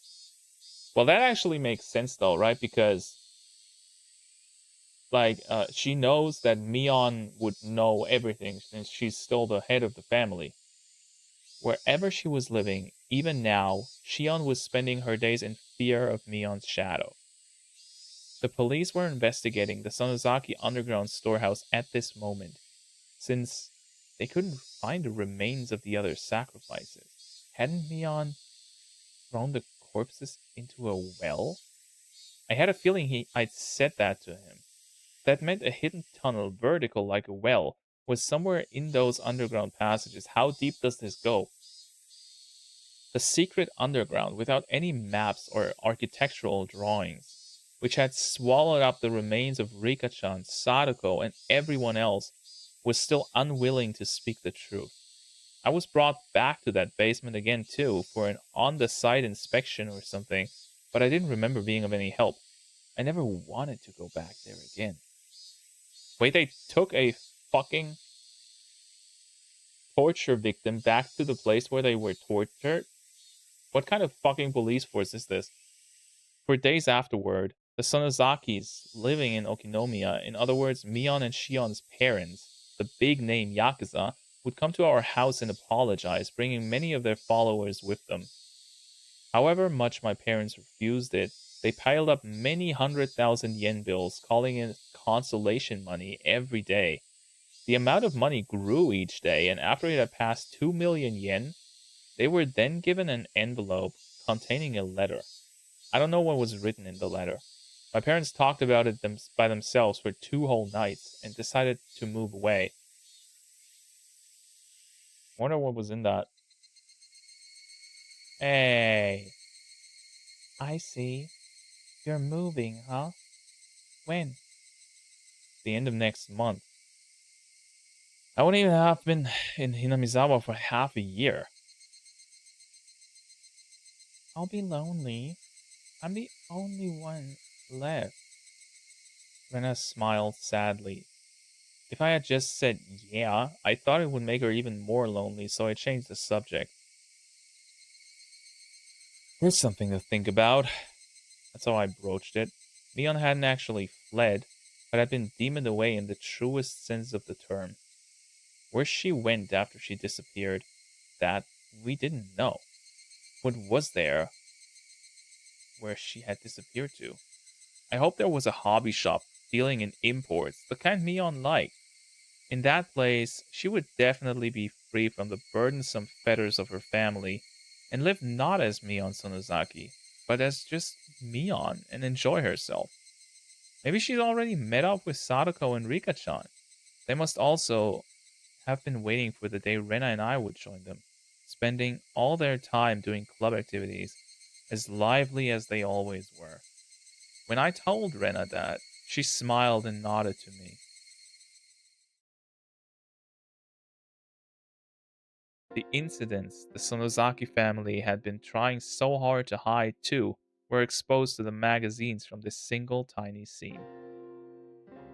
The serial incidents of recent years were all pulled up like a long vine in the ground, one by one, and for many days, news of it was brought up on talk and variety shows. The shows, which were comedic and silly, never once tried to touch upon the grim, heavy history that Mion had been bearing. It made me mad to see them bringing this stuff up in jest, but there was nothing I could do about it now. Wait, they were making fun of the killings? How big an impression would these short few weeks I spent in Hinamizawa have on my life? During these few weeks, I met my best friends and had the best experiences of my life. I would probably never forget it as long as I lived. As for the distorted image of Mion that the media created, after the masses got tired of treating her like a plaything, they would ball her up, throw her in the trash, and she would fade from their memories. I'd get annoyed if they use that plot point again. You mean the Shion Mion switching thing? I don't know, it's kind of the whole gimmick of the game, right? Beyond any doubt, that will surely become my offering to her. The sky reached so far up, and towering cumulon. Bleh, I hate clouds. Cumulonimbus clouds floated through it. The real summer was just before our eyes.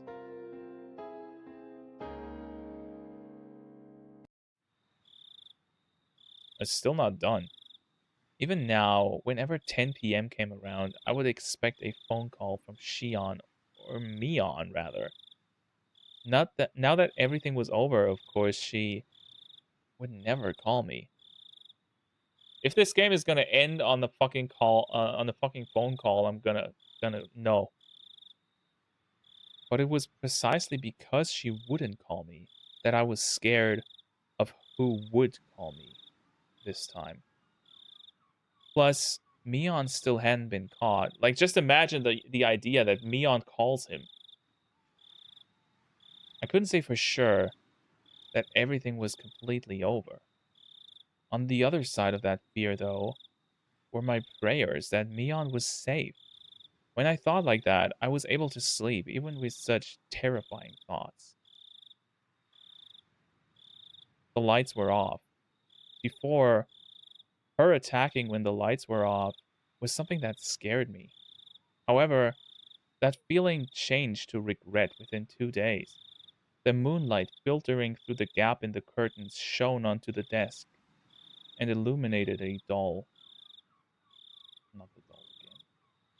That's right, the doll that I should have given to me on that day.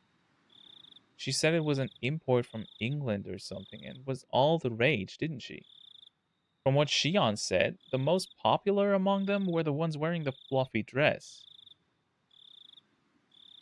After being released from the incident, the first place I went to was that toy store. Everything was apparently sold out besides the things on the storefront displays.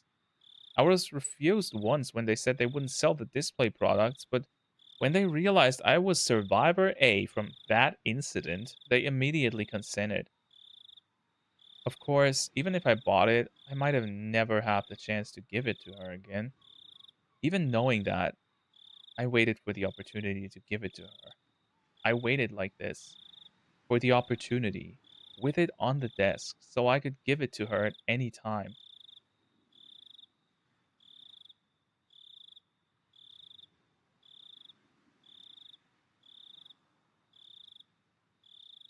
Well, yeah, there's any kind of slaps. I think it's way better than the first game, yeah. Long. It's plonk. It was a weird noise. It was a noise I wasn't used to hearing. It was too big to be raindrops, and it was completely different from the sound lost bugs make when they ram into fluorescent lights. I figured I must have misheard and nestled back into my futon. Plonk. The noise has happened again. I wasn't hearing things. I definitely heard it. Where was it coming from? I got up and turned on the light. If there was a second, there would be a third. From where, though? I listened carefully. Plonk. The window. Oh, somebody's throwing. Oh my god. Oh boy. Oh boy, maybe I spoke too fast. Like, maybe I spoke too early about him surviving this game. Ah. Some sort of pebbles were colliding with my window. Is this before or after he moves? When I realized they weren't being blown there by the wind, but rather being thrown by a person, I gave a start. I looked at the clock. It was 2 a.m. Who would it be at a time like this? I quietly peek out the front through the gap in the curtains. In the light at the gate, despite it being so late, I saw someone. They picked up a piece of gravel and threw it at this window. It hit the window and made a plonking noise. Who was it? Ah! I caught my breath in surprise. If my eyes weren't deceiving me, that person was Mion. Oh god. So, I threw open the window and looked at the figure again. My eyes certainly weren't deceiving me. It was Mion. Oh, is she gonna kill him? Bro, she told you to not go near her when you see her. She literally told you that. Do not do that. Do not go. Do not get killed, man. It was Mion. She was alive. Mion pressed her index finger to her lips and made a shh motion so I wouldn't shout. If she hadn't, well, I was nearly about to cry out. Mion was in a very delicate position right now. Even if it was in the middle of the night, I shouldn't call out her name. I waved to her, gesturing that I'd be right over, flung on my coat atop my pajamas, and flew out the door. I quickly hit the brakes just before going down the stairs. Yeah, maybe don't, like, your parents will hear you, right? Although happiness was sprouting within me, I had the sad feeling that this would be our final parting. So I went back to my room again and grabbed the doll. If there was a god, I don't think I would have ever thanked him as much as today. Even if it would be the last time we ever see each other, I was so grateful for this one chance to give it to her. I slipped into my sandals, unlocked the door, unhooked the chain, and leaped out of the house. Ah, Mion. It's been a while. How are you? Been doing all right? It was like how we used to meet every morning. Mion waved to me and responded like she always did. It was doubtlessly Mion. It was the real Mion. Are you all right hanging around this place? I really shouldn't be. She certainly wasn't acting like she knew the police were following her. It was almost like she was a patient who had gotten tired of staying in the hospital and had snuck out. Yeah, because it's Shion, aka Mion, aka I don't know anymore. Like I don't get it. Her speech was relaxed enough to make me think of that, and I couldn't help but be surprised. That relaxation, I thought, was more like Mion, and I was happy for it. Anyway, what's wrong? What do you need at this hour? I wanted to talk to you one last time. That was when I noticed them. On Mion's forehead were big droplets of sweat. Her expression, too, which I had thought to be a satisfied smile, was, upon closer inspection, trembling slightly, and I realized that she was forcing it. Well, I can't stay for any longer. A faint note was beginning to enter her words as well, as if just smiling was a feat for her. Are you all right? Are you not feeling well? I tried so hard until now, but I can tell I'm done. This is my limit. They're about to come up behind me to take me away. Mion's smile crumbled and started to stiffen. Did she push herself this much to come all this way for me? Her laughter cut off and changed into rough breathing. I reached out to rub her back, but she knocked me away. Okay, don't force yourself. Oh, that's right. I had something to give you, Mion. This doll. I had wanted to do this one last thing because I knew how little time you had left. But this last thing, it.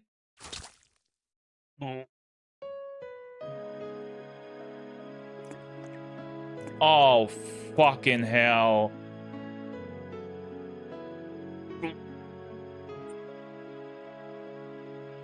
My stomach is burning. Mion took a meat cleaver like knife and stabbed me and pushed it in tight and took it, twisted it, me, and uh, it hurts. I made it. I made it. I cowered on the ground. My stomach was so hot it was almost spewing fire. Mion watched it, then took a few steps back and cackled. I've done it. I've done it all. That's everyone I wanted to kill.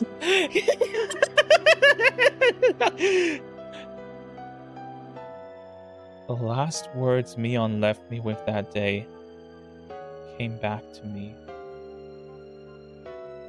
After today, Mion will never come back. See, I told you!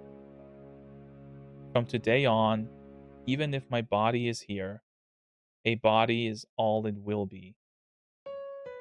Hey, Menace, how are you doing, man? I'm doing somewhat fine. Broken wrists. So, yeah. I'm dandy. How are you? By then, the demon will have taken it over. The demon. The demon. The demon. Oh shit. Oh. This can't. I thought we had finally been able to meet. This can't. Mion. In a pool of blood of my own design is the doll I bought for Mion. Dyed in red. So red. Mion. The good fortune of having been allowed to meet Mion once more, and the misfortune of that meeting being torn apart before my eyes. Should I be grateful or curse it? My emotions were neither of those, as my consciousness sunk deep into a black swamp. The doll I bought for Mion, the blood, had ruined it. No matter how I scrubbed and scrubbed, it had needlessly been ruined. Ruined. The sad moon was so white, it looked frozen.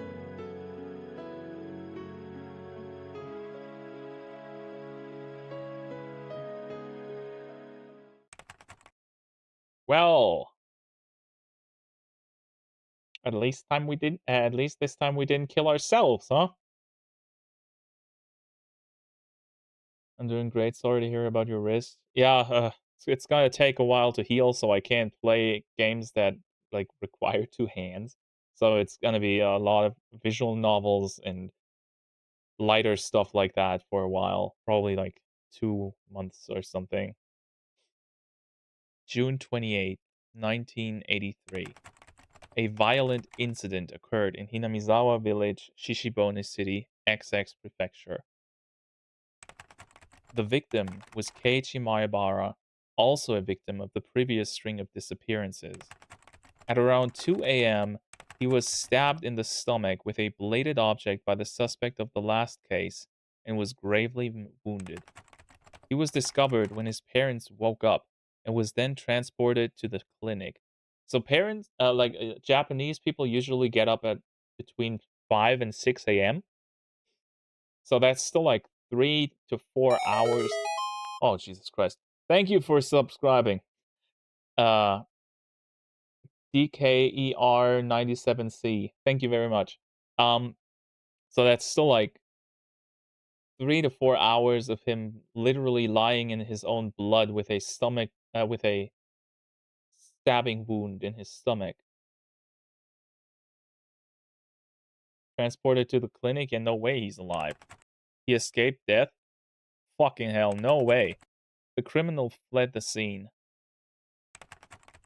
On the same day, at approximately the same time, a fall accident occurred in a Kamiishiki apartment complex in Shishibone City. The victim was Shion Sonozaki, also a victim of the previous string of this. Wait, did Mion go around and tried killing both of them? I gotta get going now. Have a great stream and heal up. Thank you, man. Have a good day at work, if that's possible. Late on the same night, neighbors overheard her having a big fight with someone and informed the manager. The manager used a master key to enter the room and discovered that the victim had fallen from her 8th floor balcony to her death. Shit. The room had been torn apart and appeared to show traces of a fight. One neighbor had frequently visited the Sonozaki house for a long time and testified that he heard what sounded like just like the two sisters having a fight, trading insults back and forth. We believe this was related to the injury case that occurred the same day in Hinamizawa, perpetrated by said incident suspect, and did a thorough search of the room, but we could not find any traces that would imply that anyone but the victim was present. Wait, so she was alone? So it was like it's schizophrenia. The victim fell straight down into the foliage of a parking strip. Her neck broke and she died immediately. Well, thank God for that.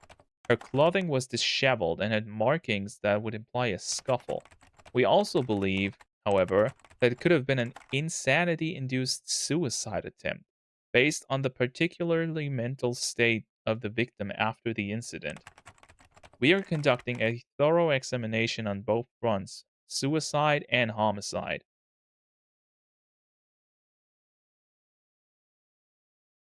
Well, shit. So everybody's dead, except for Mion, the perpetrator, and and Rena. What now? Wait, did Shion die? Yeah, she fell to her death from the 8th floor apartment. Only for 5 minutes, understand? Please, try not to excite him. Oh, yes, yes, I'll be careful. Her clack. The door opened, and as I expected, Oishi-san came in. Hello, hello, Maebara-san. It's been a while, hasn't it? Tell me, how have you been ever since then? The doctor says my post-operative recovery seems to be going smoothly, but I think I got worse when I saw your face. I like that they have this kind of relationship now. You wound me. As Oishi-san gave a laugh that smelled of sweat, he handed Mom a bag of assorted candies he must have purchased from the souvenir corner on the first floor of the hospital. Excuse me, Mrs. Maibara. Would it be possible for me to talk to Keiichi-kun for just a few moments? Mom clearly wasn't pleased at the thought of a police officer talking to her son without her there. However, I insisted. Mom, sorry, just a little while, just 5 minutes, okay? Though grudgingly, Mom left the room. When she closed the door, Oishi-san grinned widely and looked around the room. A room to yourself. How high class. My old lady always gets a shared room, you know. It is quite lively, however. Seems like you're a higher rank if you have a worse disease in places like this. The sicker you are, the prouder you are, or maybe the more arrogant. Oishi-san, we only have 5 minutes. I would like it if these were the last 5 minutes we ever saw each other. I don't have any connection to Hinamizawa anymore, and this isn't in Hinamizawa anymore either. Yes, because there aren't any general hospitals in Okinomiya. Mind if I take a seat? Down we go. This was a large university hospital in Shishibone City. It was splendidly urban, entirely different from the likes of Hinamizawa and Okinomiya. Wait, but that's where Shion died. It was hard to believe Hinamizawa was part of the same city. When does it look like you'll get transferred? Dunno. I'm ready to go whenever, though. Our moving plans were delayed a little because of my serious injury. Also, he was still at home, okay. My parents had already left the house in Hinamizawa, though, and were living in our new one. They planned to have me transfer hospitals to be closer to the new house once I'd recovered enough to be taken there. Please don't come to where I'm transferring. I really will get worse then. Man, you really do hate me. It may just be my job, but that stings. That's why I brought you all kinds of lovely souvenirs in atonement. You didn't need to bring an assortment of cookies for that. Well, you see, there aren't actually cookies in there. Look. Oishi-san pulls open the can of cookies and... Ugh! Ow, ow, I'm stretching my scar. I didn't know what you were into, Maibara-san, so I brought all sorts of things. Wait, did he brought porn? Did he bring porn mags? Hey, Softling, what's good, man? How are you doing? Hey, all sorts of cute-looking ones, from Western to comic strips. Lately, they have this sort of H manga aimed at girls, too. Don't bring porn in here! It's actually porn.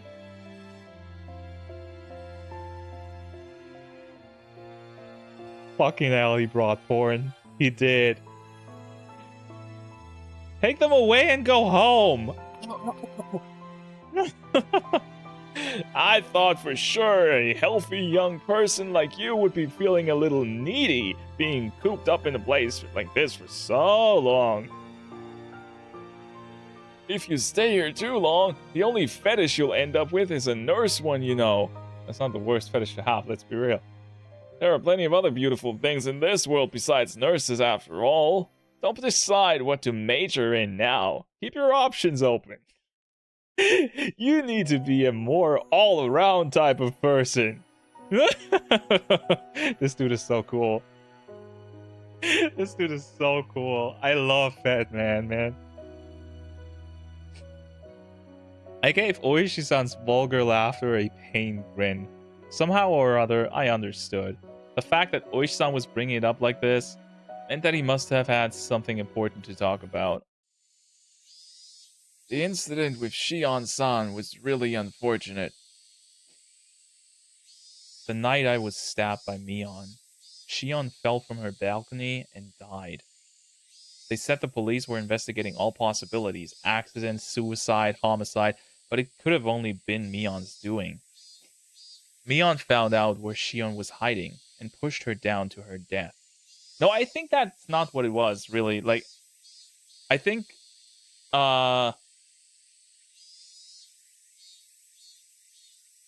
okay, I'll say it after. I'm guessing we're pretty close to the end of the game, right? I'll keep my theory for now. Nothing else was conceivable. It couldn't have been an accident. It was Mion. It had to be.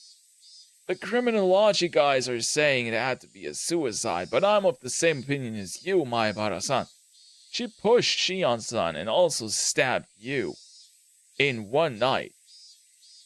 Has Mion still not been found? Oh, that's right. That's what I came here to tell you today. Yes, we actually did find her. And now my theory comes into play. Okay, I have to do it because it's gonna be revealed soon. I'm so sure. They found her in the well. They found her corpse in the well.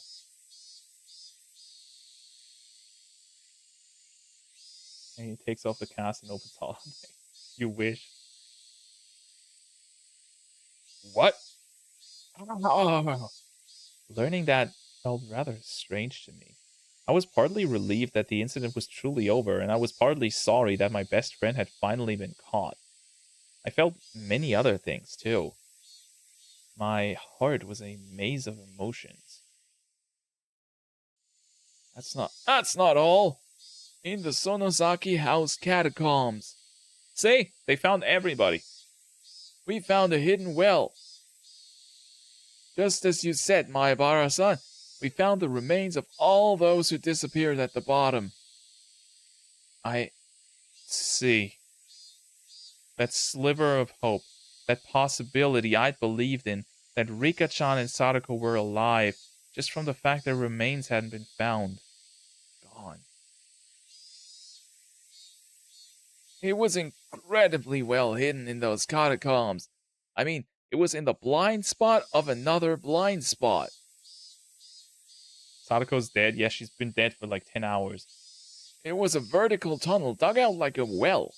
There was a ladder set up there, and when we went all the way down, there was another tunnel built there, going through it. When we followed it a few hundred meters, What? How fucking big is this? we found ourselves at the mouth of an old unused well in the mountains. I wonder if it was a secret escape route a previous Sonozaki family leader built. Probably was. Maybe it was made in the Meiji era. Still, I'm impressed they built something like that. So everyone's remains were at the bottom? Yes, even deeper down than the escape path, there was a pool of coal tar. They'd been casually thrown into there. They had fallen from a fairly high spot, so their remains were totally buried in it. It took a lot of time and effort to pull their bodies up. Did you find them all? I hope that they at least wouldn't find Rika-chan or Sadako. That's what I wished for when I asked, but my shallow hope was crushed in the blink of an eye. Yes, all of them. In fact, we also found human bones we think are over a decade old. We think there are at least 3 people. I suppose it's the dark side of Hinamizawa's history. I wonder how many people's bones we'll find when we've sucked out all the mud. It's a scary thought.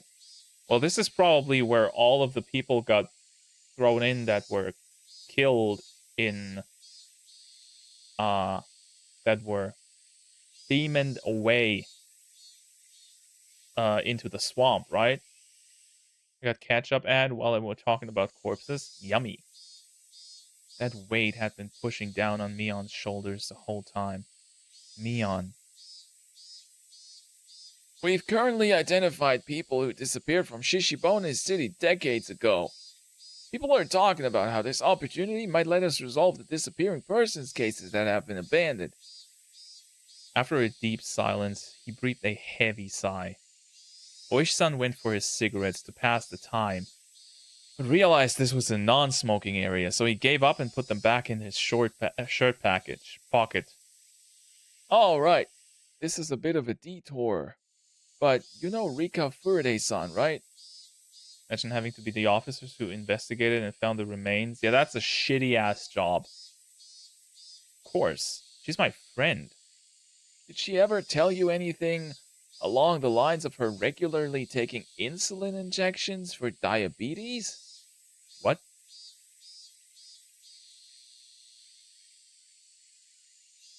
What?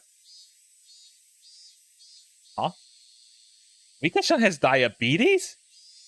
I didn't know what he was talking about. Actually, we found it in her skirt pocket. A syringe. What the fuck?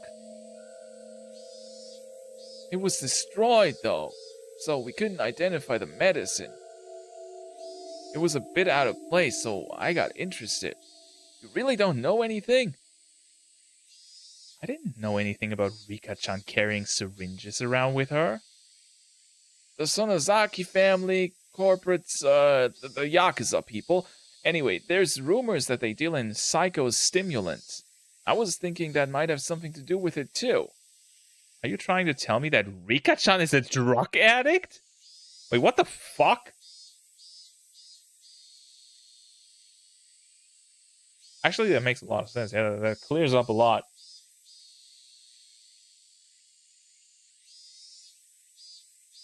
I told you she'd fight using potions, and she did say that she was going to take care of it, just like me. Didn't she? Like, Rika smoking some weed for real?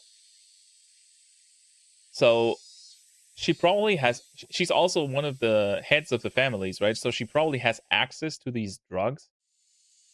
And she knew that she couldn't take on Mion in a straight fight, so she probably brought one of these syringes. I mean, she looks like an average drug addict. Come on, she's cute. When can we get the crack stream? As soon as YouTube allows it. No, not at all. That isn't what I'm saying. It just seems strange however you look at it, that she would bring a syringe with her on her way to get soy sauce. I have no idea what any of this means. My eyes are spinning. I feel sick. Are you alright? Should I call a nurse? I'm fine. Please continue. Well, that's all I had to say about the syringe. It was the only thing that personally struck me as interesting. Rika-chan? Rika-san was sort of like a village mascot after all. It looks like the village is in an uproar right now, between the older blind believers and the Sonozaki family who killed her.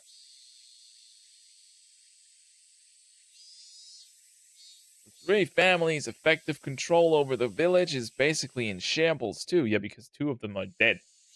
If someone came up to them with talk of a dam again with this sort of timing, the entire village would be abandoned for sure this time. I'm not related to Hinamizawa anymore. I actually was. I just said it because the thought about Hinamizawa being abandoned was unpleasant, and I wanted to end the conversation quickly. There was a knock at the door. It opened slightly, and my mom asked if we were still talking. Fun fact, insulin overdose kills you. Yeah, I know. Like, I'm thinking that Rika, I don't know what's in the syringe, but I think it was probably meant to be used against Mion, but she somehow lost, and that's how she died. Like, I don't think Rika was dumb enough to actually just go to Mion's house to ask for soy sauce and get killed like that. Whoops! We went off topic, didn't we? What a pickle! I looked at the clock. 5 minutes were long past. He told my mother that there was something he really wanted to ask and if she could wait a bit longer. Is that so? Keep it short, okay? And Mion is like twice her size. Yeah. That's what I said. She's a little kid and she had to use the she's not dumb, right? So she knew she had to use something to beat Mion, and that's why she probably brought some sort of drug. And she was trying to get her, like, unsuspected and put it in. I don't think the syringe is saving you from a possessed person. I'm just saying, man. That's my theory for now. There wasn't any getting around the fact that she was thinking about what a police officer could be talking to her son about. Maybe we should choose another day for this. Oishi-san, Mion, how is she right now? I wanted to just hear that answer and then get rid of him.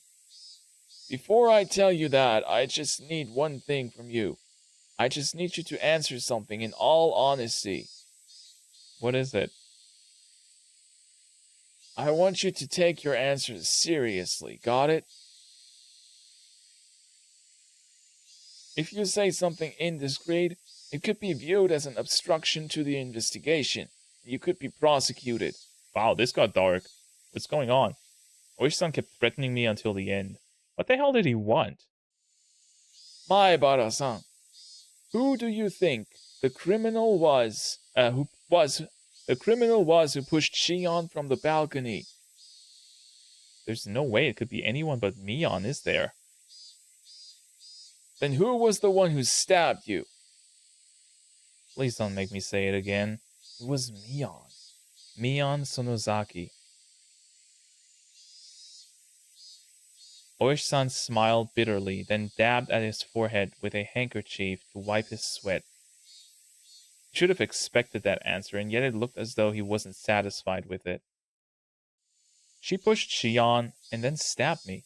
Didn't you just admit yourself that Mion was the criminal?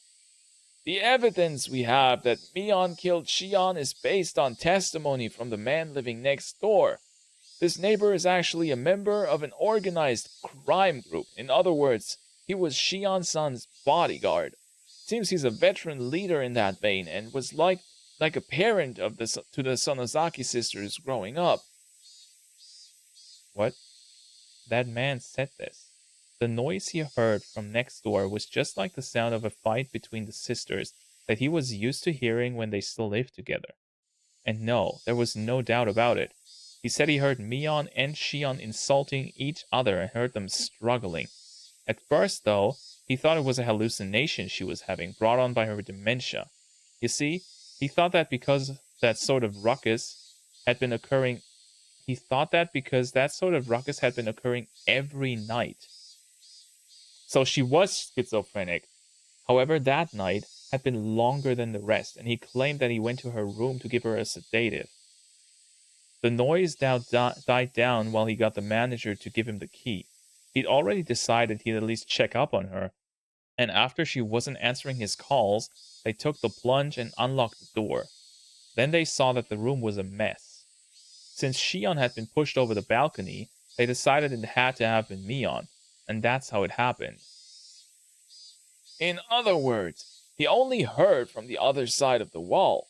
Plus, because the apartment complex is connected to their organization, it doesn't have many residents. So they were the only ones who heard it happening. To reiterate, there was only one person who witnessed Mion Sonozaki. Even if he didn't see her, isn't it obviously Mion's doing? Now settle down.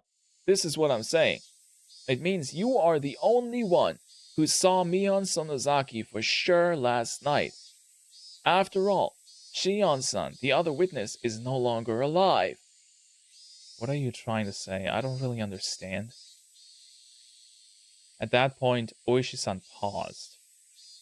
The fact that this was a non-smoking area completely slipped his mind, and he took out his pack of cigarettes again.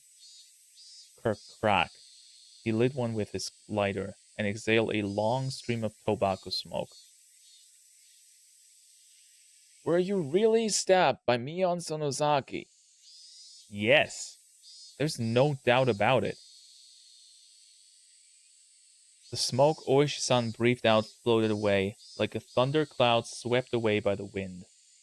Oishi-san, you can't smoke in here. The nurses will get mad. Actually. What? We found Mion Sonozaki at the bottom of the well, too. Fucking told you. I knew it. I fucking called it.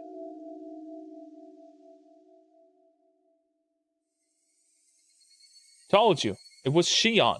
Yeah. My theory was correct. 100%.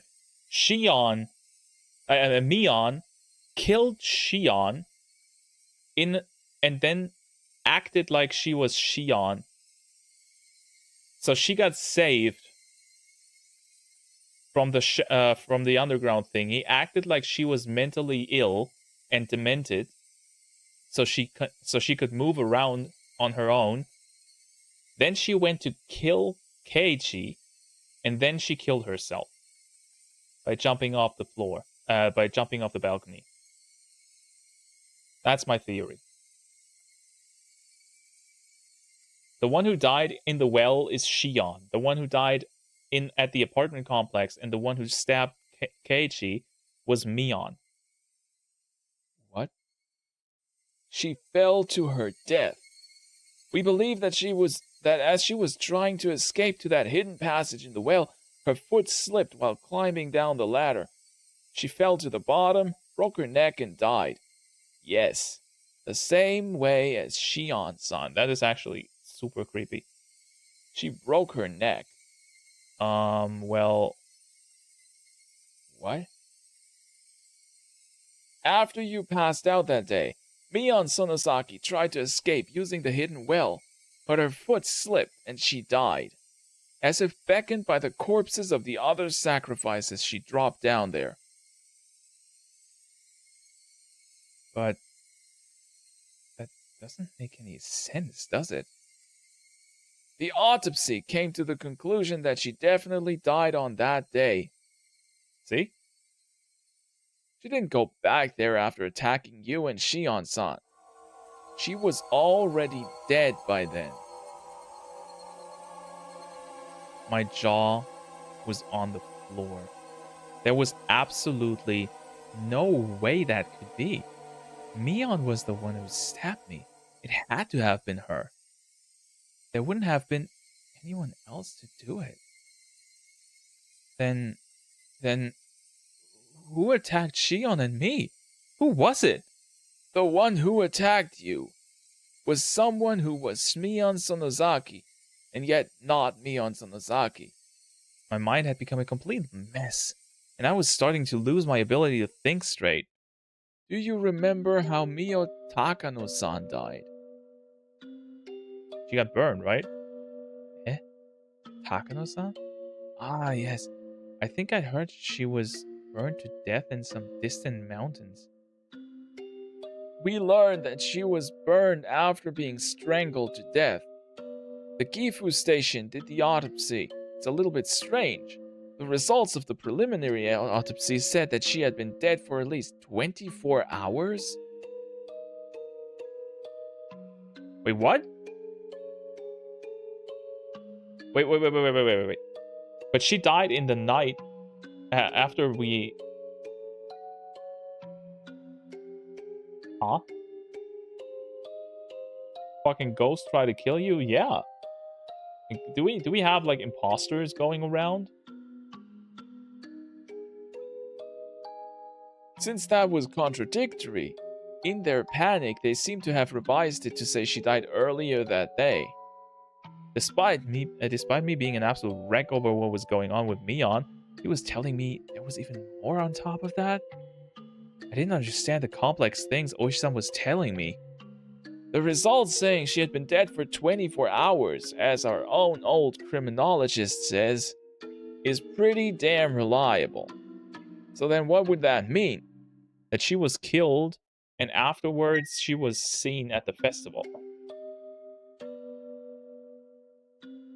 They're making an actual murder mystery out of this. I've asked that question over and over, but on the night of Watanagashi, you were with Mio Takano-san, weren't you? Well, what if she wasn't Mio Takano-san? Like, we barely know the woman, right? We don't even know how she actually looks. Oh my goodness gracious, the demons. Do we really think it's demons? The demons possessed her corpse? Oh, that would be so dumb. That would be so fucking stupid. Yep, all supernatural. I really don't think this is trying to go with the supernatural route. Freaking skinwalkers. Dr. Silver would be proud. Okay, so there's like imposters going around. Like, we really do not know how Mio Takano-san actually looks. Like, she might have been someone completely different. She might actually have been the murderer for all we know. Like, what if this woman, this blonde woman, is the actual perpetrator? Everyone has twins. Just imagine that. That's the plot twist of the entire game. Everybody has a twin. I was. You also met her on the day before while setting up for the festival, right? I mean, I ran into her too. Yes, I was with her then. She'd been dead for 24 hours, then that would mean she was already dead the day before the festival. That can't be.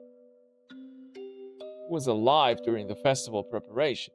However, when you all slipped into the storehouse, Takano-san was already dead. Origin of all that happened. The beginning of everything. Because basically, she's the reason why we went in there, right? Like, in both games so far, this woman is the instigator to the issues. In the first game, she's the one who tells Keiichi about the curse and everything, making him go mental. Although it's not really her fault, but she's still the first one to mention it. And in the second game, she's the one that suggests and pushes towards going into the shrine. Never trust no blonde woman. Yeah, they crazy bitches. You can't just... They're hot, so... Yeah, Our intrusion in the ritual storehouse, which I had come to regret countless times, the one who tempted me, Takano-san, when she invited us into the storehouse, she was already no longer of this world. There are too many dead people walking around in this incident. Yeah, you can say that again, bro. Incident caused by a dead person and ended by a dead person. Also, apparently they're under pressure to revise the time of Mion Sanazaki's death, not to the day of the incident, but to right after she stabbed you. Probably pressure from the outside to get this incident wrapped up already. So I'd appreciate it if you didn't say a word about this to anyone.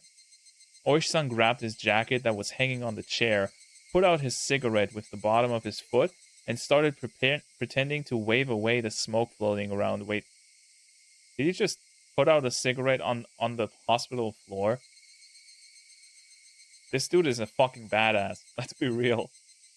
I've stayed too long. I had come here thinking I could at least end this incident as it applied to you, but it looks like it got even more baffling instead. Absent-mindedly, he walked towards the door, looking at me, unable to speak, out of the corner of his eye. If it so happens that something comes up you want to talk about in the future, call me anytime. My business card is in those souvenirs from before. When that time comes, I'll pay you a visit with some wonderful souvenirs again. It's in the porn.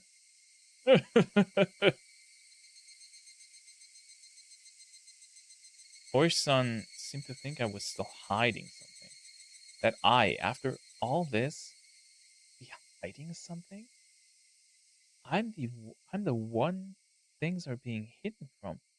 I'm the one who wants to know. Then let us meet again one day. Take care of yourself. Slam. I listened to the tap, tap, tap of Oishi-san walking down the hallway. I still couldn't return from my state of bewilderment.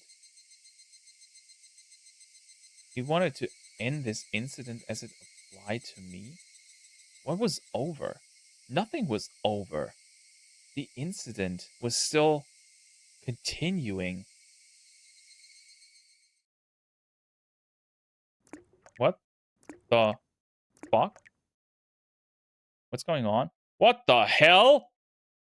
Then slip, an arm covered in fresh blood, came out from underneath the bed.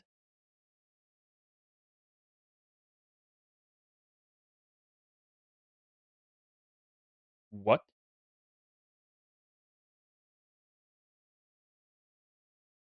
Wait. Wait.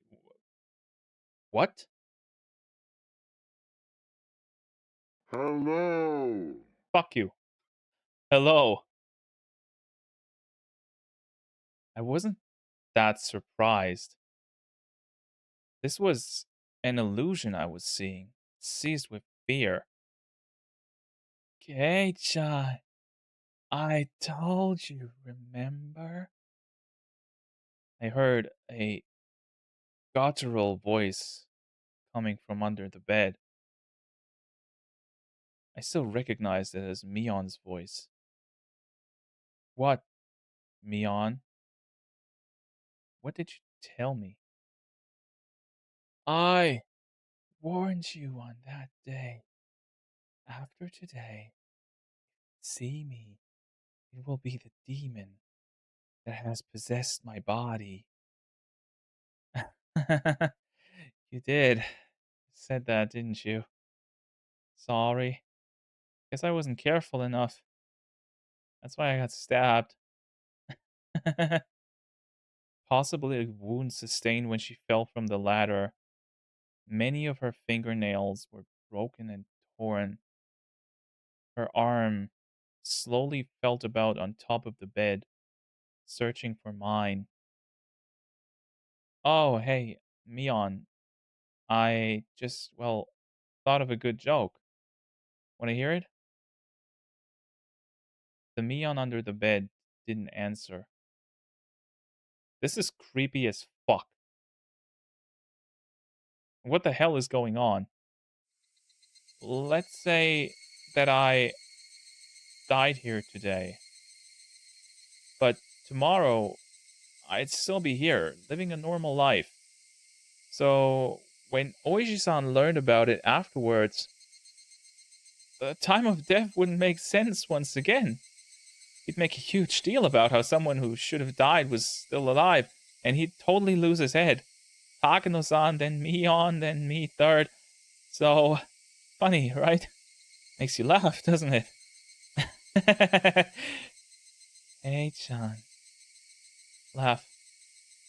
Or was it not that funny? Mion's blood-stained hand groped around and found my wrist. Though her fingernails were torn, she gripped it hard, as if scratching me. Ow, ow, ow. Go easy. Ow, it hurts. Yeah, I'm sorry, Dink. Good night. Hey, Chan. I've come for you. I tried to shake my wrist loose. The strength she held it with was unbelievable, and I couldn't. She was only gripping one wrist, and yet my whole body wouldn't move. I couldn't even twitch. My fingers were spread apart, and I couldn't make a fist either. Wait, is he... Is this all a hallucination and he actually dies in the cave? Because he... Like, he's kind of acting like he's on the torture table still. And that fact that I couldn't make a fist reminded me of the restraining table. Yeah. What now? I felt a crooked nail press against my left pinky fingertip. Oh my shit! Mion's forehead was split open, and with a face covered with blood, she smiled and got right up just behind me. Nothing was over. Nothing was over. This incident was far from being over. It was still going on. It was still happening. Someone, please end this incident. This cruel, tragic, unfortunate, sad incident. Please end it. That is my only wish. I granted you one before, remember? You don't get any more.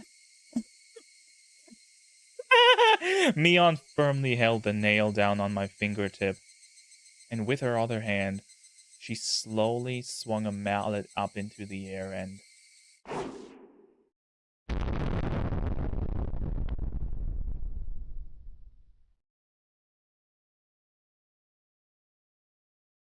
What the fuck just happened?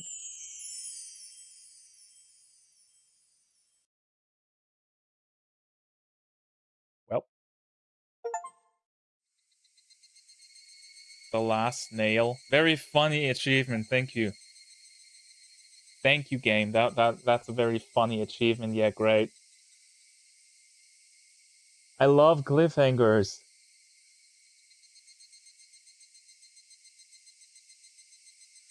Okay. That was weird. Interesting ending. I can say that much. Can we see the face though? You can probably see the face in the anime or in the manga. I heard the manga is actually really good. Uh, well, I also heard the anime is really good, but like, yeah. So, one thing first. We're not gonna do the after party today. Like, that would take another half hour or something, and it's already pretty late. So, we'll either I still don't know what we're gonna do next Friday, right? Since my wrist won't be ready to play Elden Ring and stuff. Uh, but depending on what we do, we might open with the after party and theorize a bit, and then play something else, or go straight into the third game. I don't know if you guys want to do that or if you want to Higurashi break, but I'm personally pretty invested by now. Yeah, that was a humongous improvement over the first game. As in,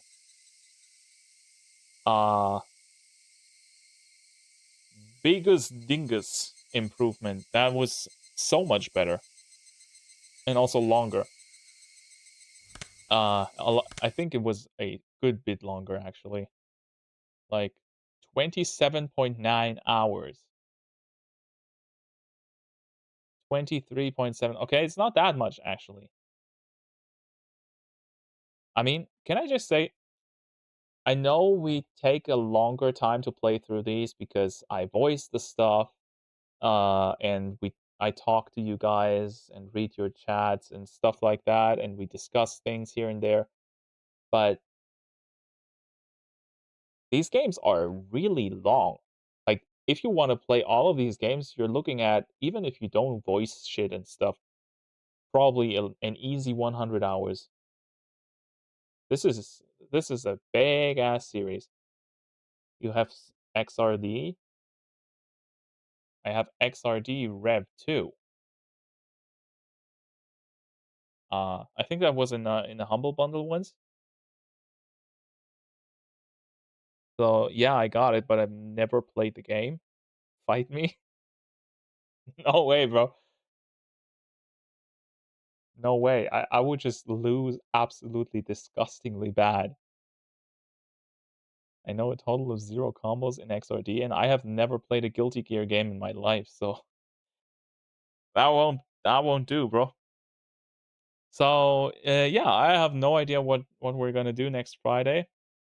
We're probably gonna do more Fallout next Wednesday because that was actually kind of fun.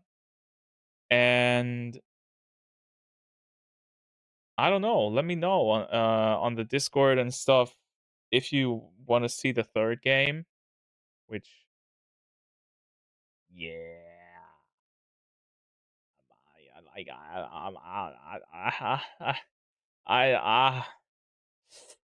uh I don't I don't know, bro. I don't know. No, you're going to fight me in Strife when I get it because I was just as bad as you since I ain't played the game. What is that creature right there next to you? Uh, it's a little fucking turd.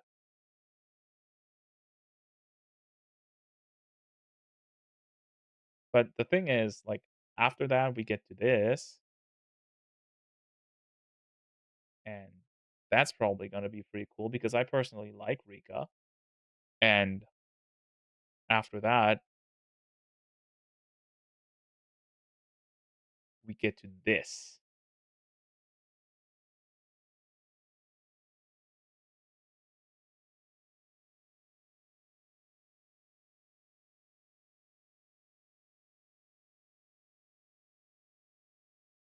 Like I'm just saying, you know,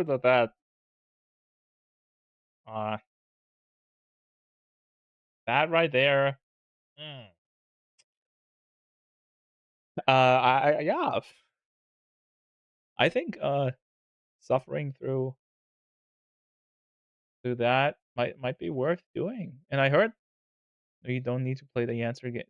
Don't you need to play the answer games next? What? No. Like after 4? Yeah, and this is chapter 5.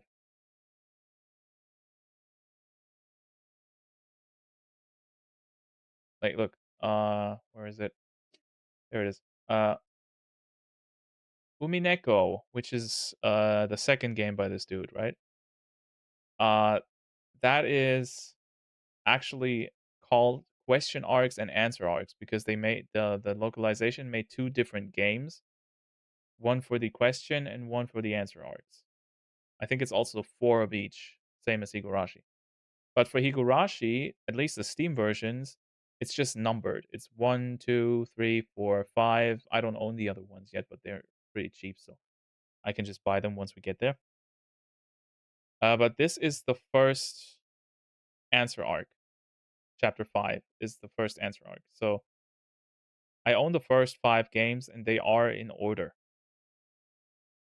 at least as far as I'm aware. So, yeah, this one would be next. I sent the whammy on Discord. What's the whammy? Oh god. It's gonna be super loud, isn't it? Let me. Yeah, get back here. Oh Jesus Christ.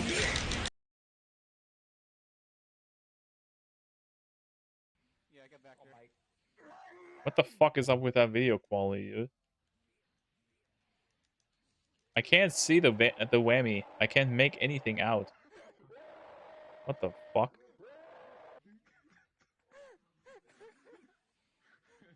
That is funny because it didn't even work. He's being comboed to death, I think. I almost don't want to see any more Higurashi after that.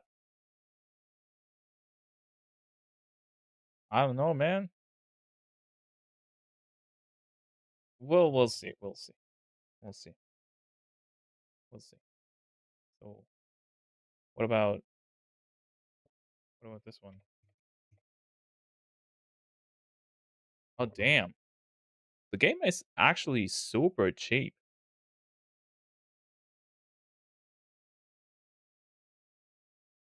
Like how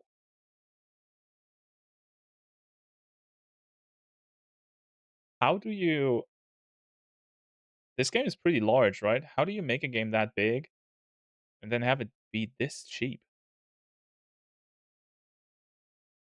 So, I mean, I'd still wait for a sale, but yeah, that thing exists. But I just can't play it right now. Kickstarter, that's how. Fair point. All right, yeah. I hope you guys had fun. Because this was a very cool ending, I think. I like that a lot. They had some really cool twists in it. Uh they had a lot of character building and a lot of world building as well. So I'm happy with how the game ended. And we'll talk on the Discord over the next few days what we're gonna do next week and in what capacity and stuff. Uh, for now, it seems like I'll be free for Wednesday and Friday in terms of medical stuff. Uh, so we should at least be able to stream. We just gotta decide what. I'm happy with the like 2 hours of lore dumping I skipped. It wasn't that much.